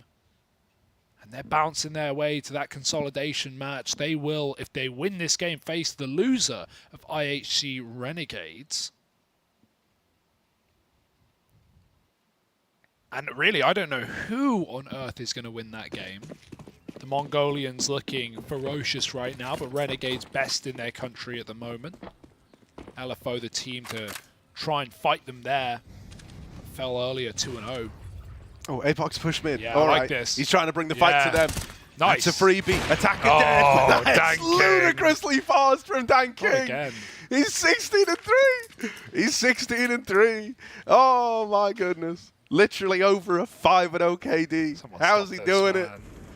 He's the AWP on the T side. It's not meant to happen like this. It's breaking me. It really is. Yeah, I can hear it. Oh. Tears in your eyes, Harry. It is entertaining. That's so, all you can say about Tyloo games. Yeah, it's so cool, man. Like, this isn't how it's meant to happen. Savage over at B. He's got some support from Leaky. But everybody for Tyloo's starting to group up, looking to go for this B play. Yeah, and their BXX, it's like Dust, right? Their BXX is so nice, and even when they get weird, like they're converting man down post plants, it's the same as Dust 2. There's so many comparisons to be drawn, except it's even cleaner here on this T-half. T-side and Dust took them a while to close out that game. After a couple of money breakers, they still got eco'd by LFO. Leaky's looking up on the smoke. He's going to give up the bomb site, though. Oh, was that a nade? Or did Danking shoot 2 of his teammates? I guess it's a nade. Maybe I'm presuming the worst. No, that's how he gets the AK. Yeah. You're low slowly, so... Here, can I have the Let's AK? trade. All right, they're running it. They're 10 running seconds. up short. Sterling and Hazard, a kill would do it. The bomb dropped out in the open. Nice. They've doubled up. Hazard, lovely sight hold, now reinforced by Sterling, and it's only slowly left. Hazard's going to put him in the dirt, and that last second rotate away comes back to punish Tyloo. I don't know what happened, honestly, because just both players got tags. I'm going to guess nade, but I didn't see it go out. Like, Tyloo were ready to pop B. They had the CT split 2-2. It was kind of perfect there to just execute into B. But I guess they doubt themselves. They think there's a third rotate. They think they're being too one-dimensional. And if anything, they kind of ruined their own round there. Nice hold for LFO. Just did what they had to there, winning the fights on the late 10-second crunch. Getting naded. Sterling slowed in the smoke. They're running up mid again. The flash is beautiful right there. APOC fully blind, and that's an easy opener. They're going to run and gun right round the long side. It's only Hazard here. The triple B starter for LFO has been read by Tyloo. They're stuck behind the motor smoke, but they're just killing players through it. Hazard will die. Nothing to do there. Tyloo got a plant, and that is the round, frankly. And when you're up against Tyloo, there's no assurance that you're saving. There's no guarantee. No, I mean, they're already hunting. Like, they already pushed through the arch smoke as the bomb was going down. They've always had the intent to try and take these guns away. Now they learn about the AWP, and that is enticing. You want to deny this AWP save. And so look at the minimap, right? Someone overlay the Jaws music. Not you, Hugo. We need the real thing. Here we are. Uh-oh. Is that a fin in the water? Oh my god, it's the shark, Jaws! Why is he called Jaws? Because of his teeth! His massive jaws! But Tyloo won't close their fingers in on that hole. They'll let the AWP survive. Bit of respect. And that's because Tyloo don't have a huge bank. There's 2 rounds left of the half. They want to be able to buy for both of them no matter what. And 10 rounds now is the aim of the game. What a incredible T-side that would be if Tyloo could field it, and there's not much pointing in the other direction. Even though Sterling's had more impact in this map, again, it's not really done anything, has it? Tyloo have been really good. Actually, Tyloo have been really methodical on their clearing of, Banana early. They've never really lost that fight other than their bonus round where LFO had a couple of nice nade combos to take down Bentet. They did it a couple rounds later on to Slowly. So when LFO have taken Banana, it's been nice, but... All Right now, it's just going to be a D-pop. Ty Lu lose the first man. Leaky churns up to 2 bullets. He's going to try and grab that AK off the reload as well. Very risky to get that reload off. Could just get swung. Supportive utility for LFO, keep Ty Lu out. And now, you know, they're pretty glad they didn't actually hunt that AWP last round, because if they lost any more, they would be screwed for last round. LFO just need to convert this 5-on-3. This should be their best opportunity to do so. They still have a lot of real estate. Haz is going for it. And he's cleared out ult, so it's going to free up an early rotation.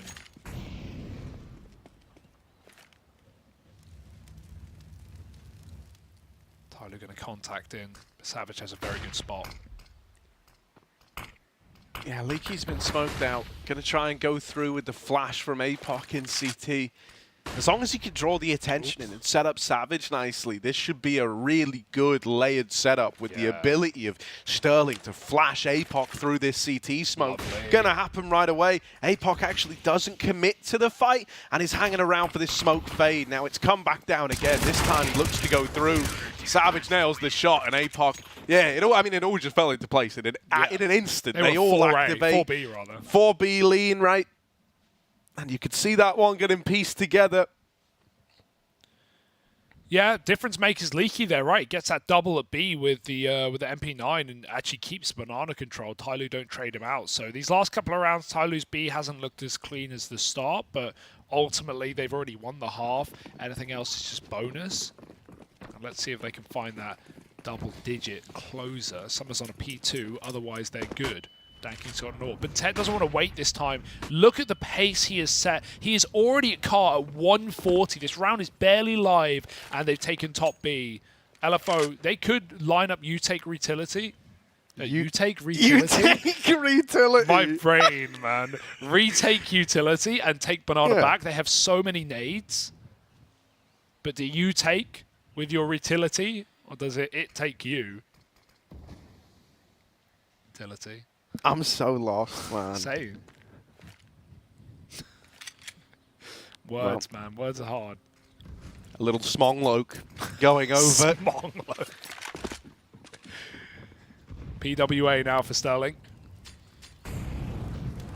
But here's the thing, man. It's just looking like a little fake over here towards A. Oh!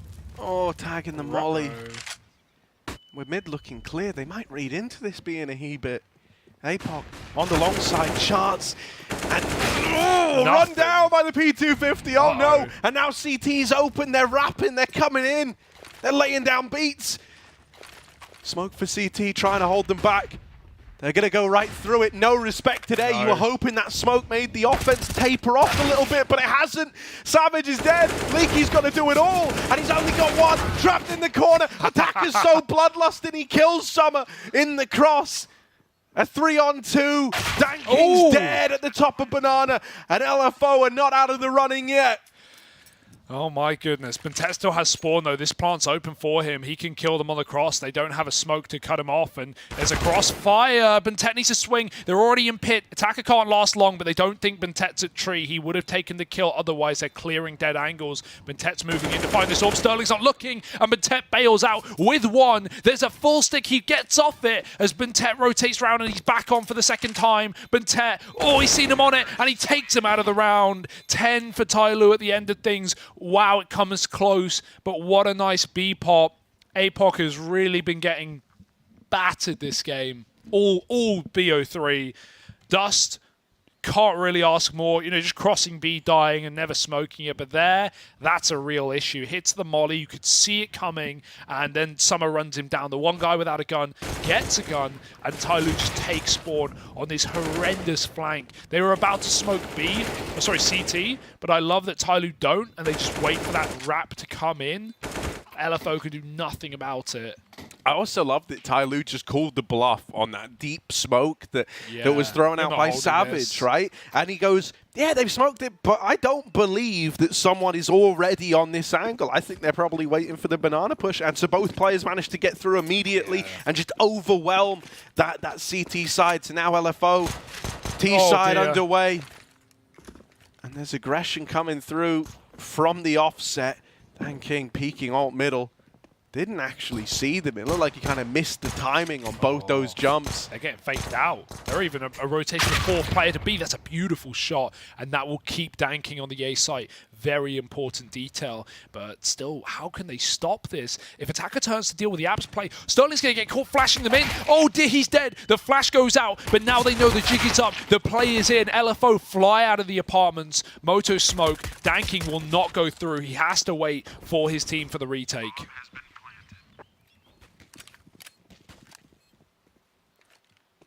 They're grouping up. 2 on the short side, and now everyone on the short side, with the exception of Summer. They're going to send Danking through the apartments while the rest of the gang start to make their presence known over on short. Leaky to nice angle, and a lovely little flick back into the apartments. Apoc's even dealt with Summer over at long, and he's onto a double. That's more like it, Apoc, a little bit more like that. And maybe LFO are still in this one. 3 kills. Best round we've seen out of him yet here on Inferno, and it's going to get the pistol for LFO. It's got to feel a little good, right? Coming back, it's the same as Dust 2. It was a 10-5 for Tyloo, but LFO won that second pistol, and they were able to long out the game. But Tyloo is still in the favored half here. Squawking and corking. That's a loud chicken. Do they always sound like that? There's PGL layered audio. Well, Tyloo not playing chicken here. Danking! That's a dank shot, all right. Go back for more. Why stop with 1? He smokes Apoc again! Apoc! Poor guy, poor fella. Someone's got to die. And well, that someone is just one man indeed. Not the way you wanted to start this anti-force. Tyloo have Deeg armor. They've used most of their utility. 1 Molly smoke flash left on Buntet. But back out of B as Tyloo make the wrong read. This is good for LFO. They don't know it, but they're walking into the weaker side. If they're hurt throwing nades, those Apps players could pop and try and get aggressive. Instead, they might just get completely bypassed by this mid take. Ooh, util. Smoke actually hits a teammate, but that's done good. It's gonna cut them off. Sterling is going to win his fight, but got to clear apartments here. Summer still looking for a rifle, and he's found one. Oh, dear. This is getting a lot more kind of loose, a lot more scary than you would have ever liked if you're LFO. They're left in this little 3-on-4 post plant. They've at least had a good bit of time to get these established, right? 1 in Graveyard, 1 in Pit, and then the Sight Man as well. So if the timing's good here for Tyloo, they can try to pull the attention very, very thinly for LFO, and they flash through, they go together. It's nice, but these crossfires reign supreme. Summer, lots of damage, has to build the CZ, and will get run down. The gun looks so ridiculous, man. When it hits, but my God, you feel so vulnerable putting together that Lego. Yeah, nice round out of LFO. Again, that was a man down from the start. There was a man down in the A hit, a man down in the post plant, but they do it through every step of the way. Nice double up from Savage and Graveyard before he gets traded by that 1 rifle, and Tyloo have to eco. LFO, slow and steady, wins the race. They're trying to pull another game back against Tyloo. Corner nade goes right by him. Oh, he's ahead. Can't take it off. Danking Deagle. Slowly close, hits his instead, and goes back for more. Not again. Tyloo's Deegs are delicious. They're so clean. They're so clean. Double up at the top of Banana, the bar. I love the rotate. Right? They start to shift players over towards A. Apoc has made noise on the short side. Luckily enough, Danking, his arch nemesis, his kryptonite, not rotated over yet, so Apoc falls. USP, lots of damage out of Buntet. Oh no, it's a USP, it's a free gun tearing through LFO right now. And Buntet just not giving you this fight, playing with you. And the moment you try to fight his teammate, hello! Here he is swinging up and over. Low health, low HP, wrapping the short side. But Buntet will lock it in. Danking was never even needed. And it's a hell of a round from Buntet with the USP. I can't believe he does them like that. 2 kills off the USP. 2 kills, all started by Slowly's double D. We saw that on Dust on the A site in a lost round for Tyloo, but they did so much damage with Deagles, and we're getting more of that. You can never let your guard down against Tyloo's eco rounds. unbelievable. They were winning them T-side too. Dan King not got an AWP, but has got a bit of vengeance. Ready to dunk down middle. Oh, and he's one-tap Sterling through a smoke. Well, Sterling, welcome to the APOC show.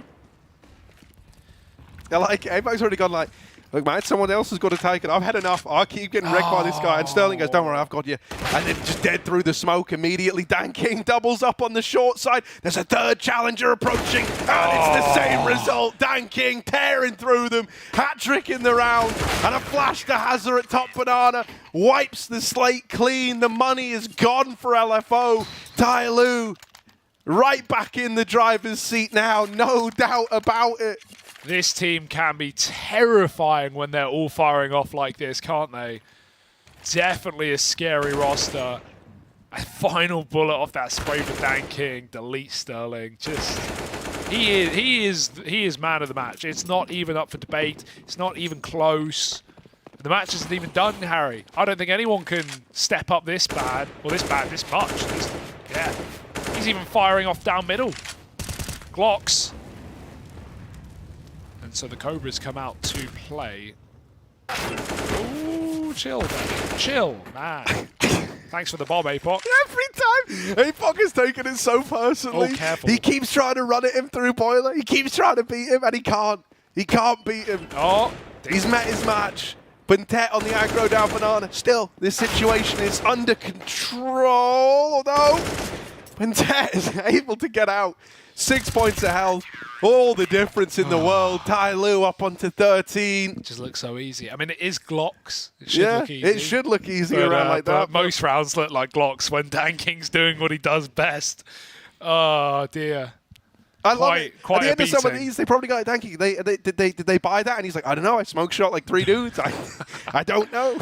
Didn't see him. Too quick. It's like that lizard, especially his AWPing mid. Like, that's not Dan King, like, consciously getting those picks. That's his lizard brain activating when you click before you even realize you've killed him.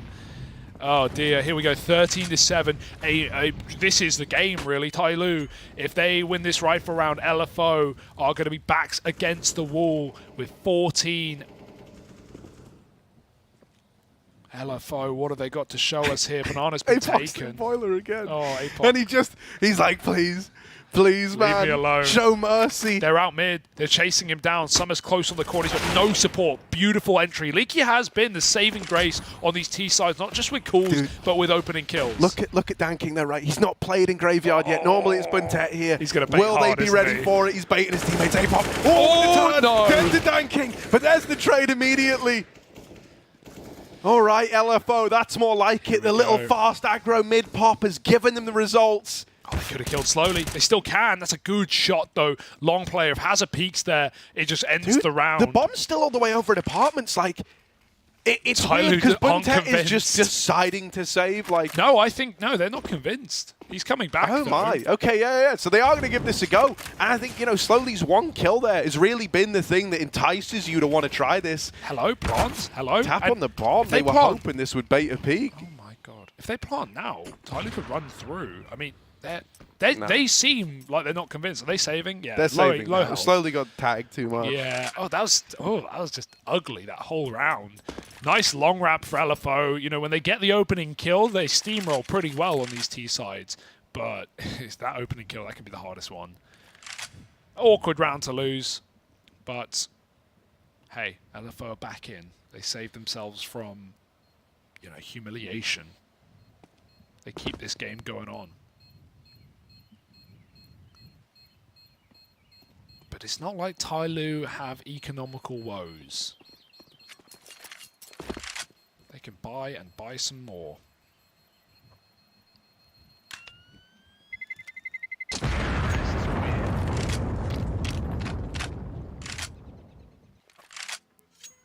Hope to see the AWP again. I mean, truthfully, I think that round there, LFO get very, very fortunate that Tyloo didn't go back to their standard setup in mid, right? They actually almost completely gave up top middle. From the get-go, Dan King was in graveyard, right? Yeah. And that's super weird because that like leaves a huge gap as we just saw, right, for LFO to kind of run with. They overwhelmed, I think it was Summer over at Long. Yeah. And at that point, you know, the A bomb site was crumbling, and essentially Dan King was in a position where it's like, you need to get 4 or else we lose the round. And that's like not really how you ever want to play around a CS. So this time they've gone much more proactive in middle, doubled up on short. No. Apoc's trying to change the game plan, no longer coming through Boiler, but Dan King still finds him. He's got a tracker on him. He's got a tracker. Yeah. He knows something, this guy. He's hounding down Apoc no matter where he sits. Summer sits on top of the boost and deletes Savage. They have to pop B. It's only slowly. If he gets 1 kill, Tyloo are enticed for a very easy retake. And even then, this Molly has slowed LFO to commit down. They've got to go. They've got to get into the bomb site. Slowly needs to swing. He sits in the Molly so long until that flash comes over and he wins his fight. There's no trade. Leaky finally gets it. But by now, that CT smoke has disappeared and they have nothing to replenish. They've got to cross with a flash. They're going to fight Spawn and Tyloo are there, ready to receive. 14-8, and this looks like LFO's elimination is going to happen. 2 rounds away from it. It seems inevitable. They did get a very difficult draw, didn't they? But there were only ever going to be 2 teams going through. I mean, yeah, it's been a pretty like brutal series. I think the fact that first map gets so close in the end to a 14-16 loss, right? You pull it all the way back from a very one-sided first half, and then it goes against you. And then, like, in the meantime, this is Tyloo versus LFO, but there's like a separate fight, and that fight is Dan King versus Apoc, and it is just a brutal murder, essentially. It was 8-3 on first map. Those head-to-head stats, they're probably even more one-sided. In this map here, Bentet kills Hazard coming through the smoke, and Dan King, he smells the apartments. He knows he's nearby. There's something in apartments, he says. Savage in middle with a D, goes back, and Dan King just clicks him. Hey, fuck man, don't go down Boiler, please. Please, bro, they're even trying to keep you out. They mollied it off. They're like, look. He runs through the molly. This guy's he crazy. really wants him. He really wants him. Okay. You know, you came for the main event, LFO Tyloo, but you stayed for Apoc versus Dan King. The real David versus Goliath story. Is there a gun? Yeah, Leaky's got a deagle in mid. They're going to go back to B. They're going to avoid Dan King. It's a good strat. It's not just avoid the orb, it's avoid this man in particular, but another you got to be worried about. Bentet on top of the sandbags wins his fight, and they never even had the bomb. They were never convinced, and they shall not be. 15-8, Tyloo, folks. This is the team he came here for, and they've at least shown up today in this second matchup, maybe against IHC. It was a slow start for Tyloo, but it's all about how you finish, and they look to finish Inferno quick. 1 round will do it. LFO, got to give props to these guys as well.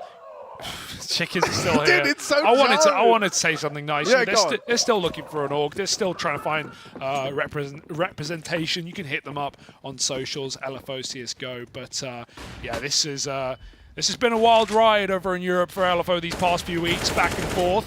An attacker waits for no one. Poor Apoc again picked first. He's like not even trying to go fast that round. He's like, fine, they can have apartments, and then they run at him. And this is all coming to a bit of a fireball of a closer. Double molly up towards top banana, and fighting through it are Tyloo. They've split this top B hit in half. Slowly he's winning fight after fight. Hazard can't see a thing and has had to concede banana, and it's all falling apart now. Dan King seeing him at logs.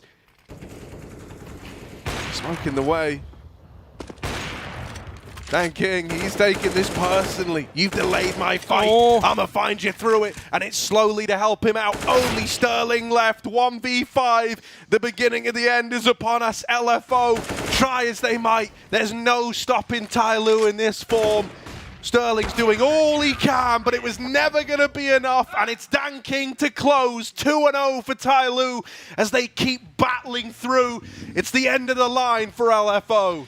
Yeah, Tyler, this is the team that we want to see, right? Just individuals, incredible. The T-Size didn't let us down today, even though they hit crunch time on Dust 2 and you felt like there was a ball waiting to be dropped by Tyler with that comeback from LFO. They still pieced it together with some really nice BXX near the end and a lot of just crazy 3v4, 2v4 conversion rounds for Tyler as well.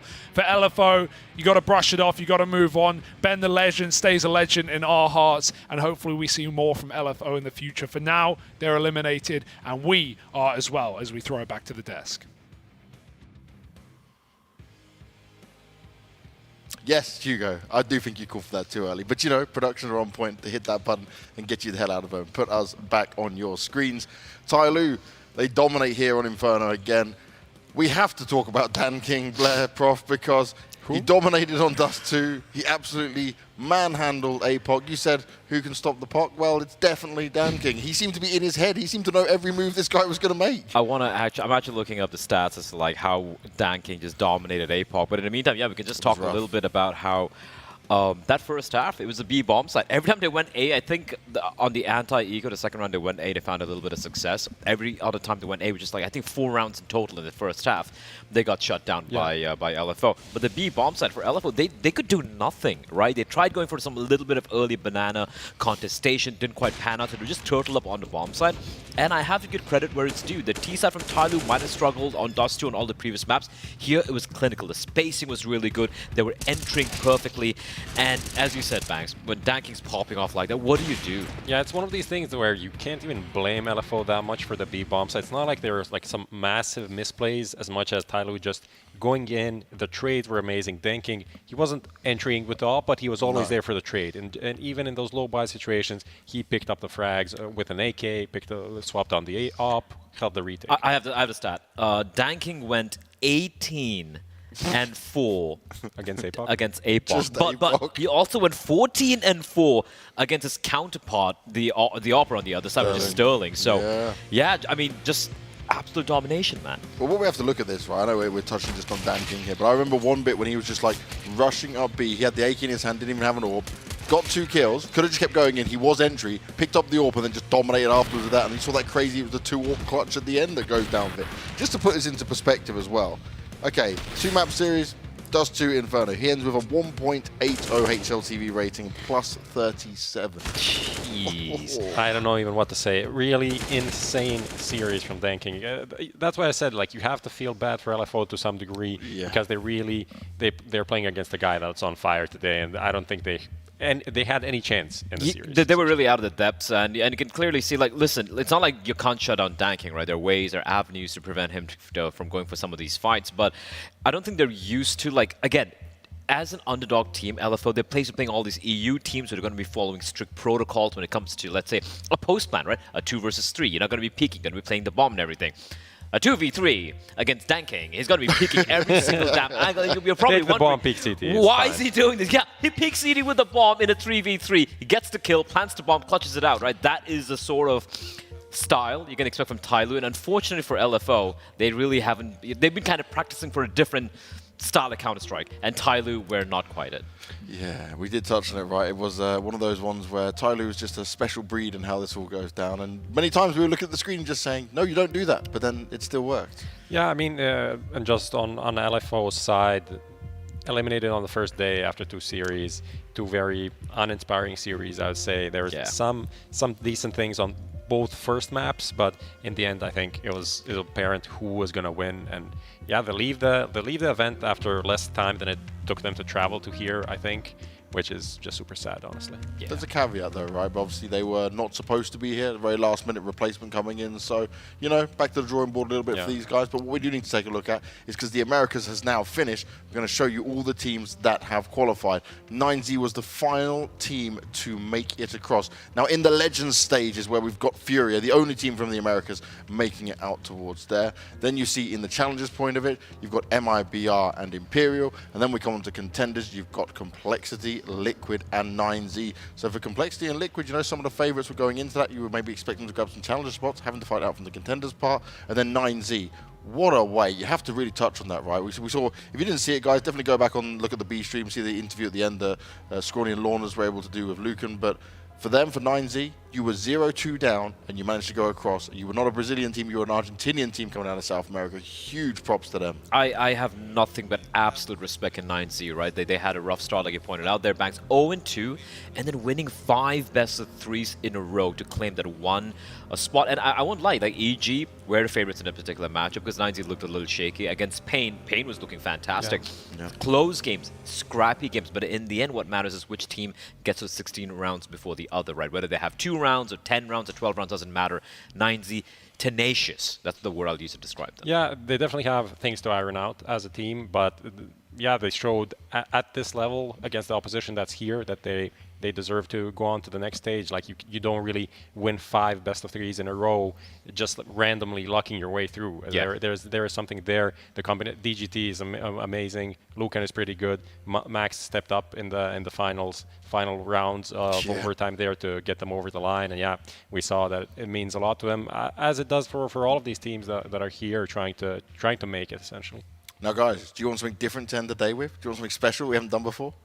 I'm a little trepidant. I'm not sure about this. You aren't really into experimentation and all of that. I kind of do sometimes. Are, man. Not on the desk. Not on the going, desk. In other places, yes. Yeah. Okay, so Blair doesn't want it, but Prof, you're all in. Yeah, I'll do it. Screw it. Oh, okay, cool. We're all in. Take a look at this. Pimp's cooked up a little storm for us. Hey guys, I want to show you an example of what you have to be ready for when you're playing a team like Tyloo. In this game, they're already down 2-6, but that's not going to strip away any of their confidence. And I have an example that's going to show exactly that right here. You look at this round and you think to yourself, okay, a B execute is about to head into this bomb site. There's still 2 players ready and waiting for it. They're actually in a pretty good setup. Now, if we play out the clip, you can see that it's not really going according to plan for Tyloo. In this instance, they have 2 players getting the first kill right here. It's now a 5v4. It's looking good for them. They fall back. And right now, as you see, it's actually a very, very poor B execute. 1 player is out by himself and 3 players are stuck up in their apartments. Not really a good sight, so it should be an easy round for Tyloo. Well, guess what? We'll play out the clip right here, and you can just see Techno 4K coming in and just causing havoc, finding 1 kill and finding another, and all of a sudden it's turned around from a very simple situation for Tyloo to now being down 3 versus 4, having lost the B bomb site, and that's where we gotta pay attention to this guy. Normally, when you play a European team, or when you play a, I guess, more calculated Counter-Strike team, they would regroup and then they would try to attempt a retake. But Attacker doesn't give a damn. If we play out the clip, we can see he's just solely running out and just taking all the fights left, right, and center, finding the first kill and just continuing with the aggression, finding the second kill. And the poor guy over here, well, you can see he's confused. He doesn't know where to look, looking right, looking left, and he also gets taken down by Attacker. So that's what you gotta be ready for when you're playing a team like Tyloo. Even though you may think you're in a safe position, you have a 4v3 advantage on the B bomb site on Mirage. One of these players, Attacker in this example, will be aggressive, will try to turn around the round, and if you're not ready for it, Tyloo will be successful for that. So whoever faces them in this tournament have to be ready. A nice little treat there from Pimp on the telestrator. And he's very right. This is the problem that LFO was certainly not ready for. Tyloo, completely unpredictable. And even sometimes it seems like Tyloo don't know what they're doing, but they make it work. They make it work. They have the individuals that make it work, right? I feel like we've seen a bit of a turnaround here from Tyloo. We saw that first game we had against IHC. It was a disappointing showing, and no matter how you look at it, you really shouldn't have lost that game. But then the fact that they're able to bounce back and win in such a convincing fashion.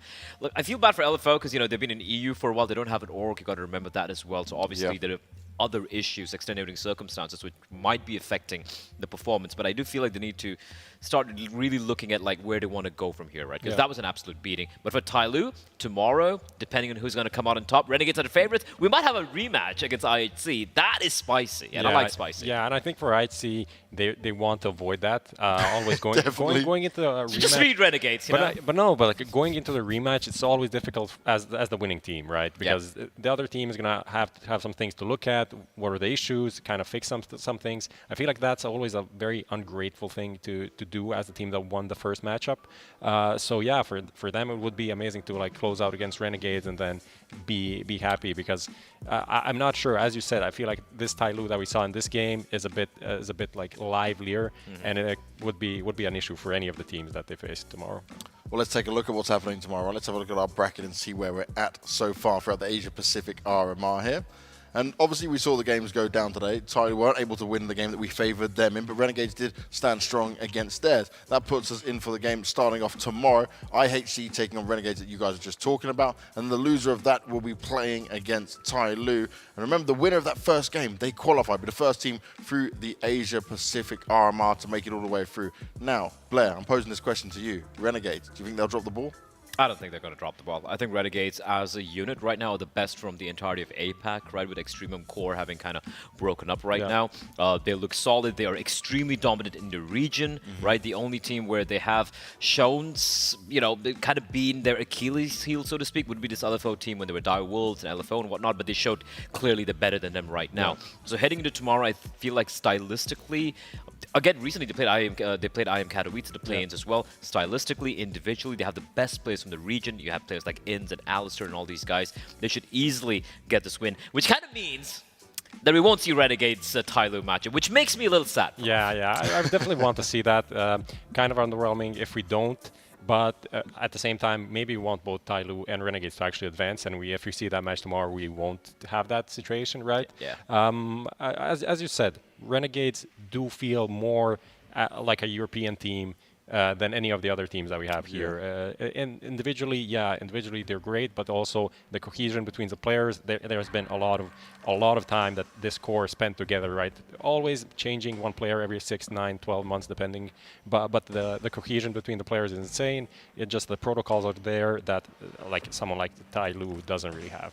Yeah, and you got to also add, like, with Malta, you know, having been replaced by Liaz, I feel like Liaz is a clear-cut upgrade. I feel like Malta did a lot for the team, but when it comes to sheer firepower, Liaz definitely has delivered, right? I think it's like the third highest-rated player with this team in this current iteration. This is including them playing in IM Katowice as well. So Renegade's definitely the team to beat here. And for look, listen, if IHC can pull it off, I will be the happiest guy for them. But it requires a little bit of too much optimism from me, Banks. I don't have that in me. Okay, give me some percentages then, boys. Right, final question from me on this one. I'm going to start with you, bro.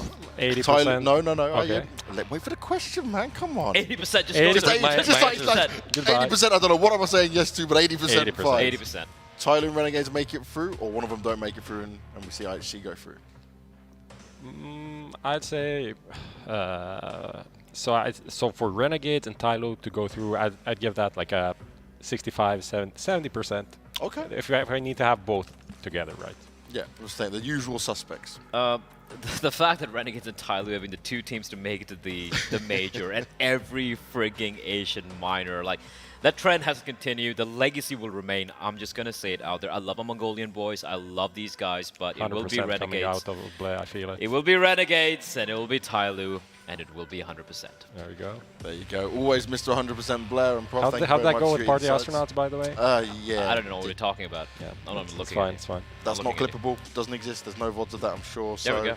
I best get us the hell out of here before these guys fight over the percentages. We'll see you tomorrow. We'll be back for the Asia Pacific RMR. We'll be seeing who will be qualified and take those two major spots, the all-important major spots. Will it be Tyloo? Will it be Renegades? Or can IHC steal one away? We'll have to wait and see.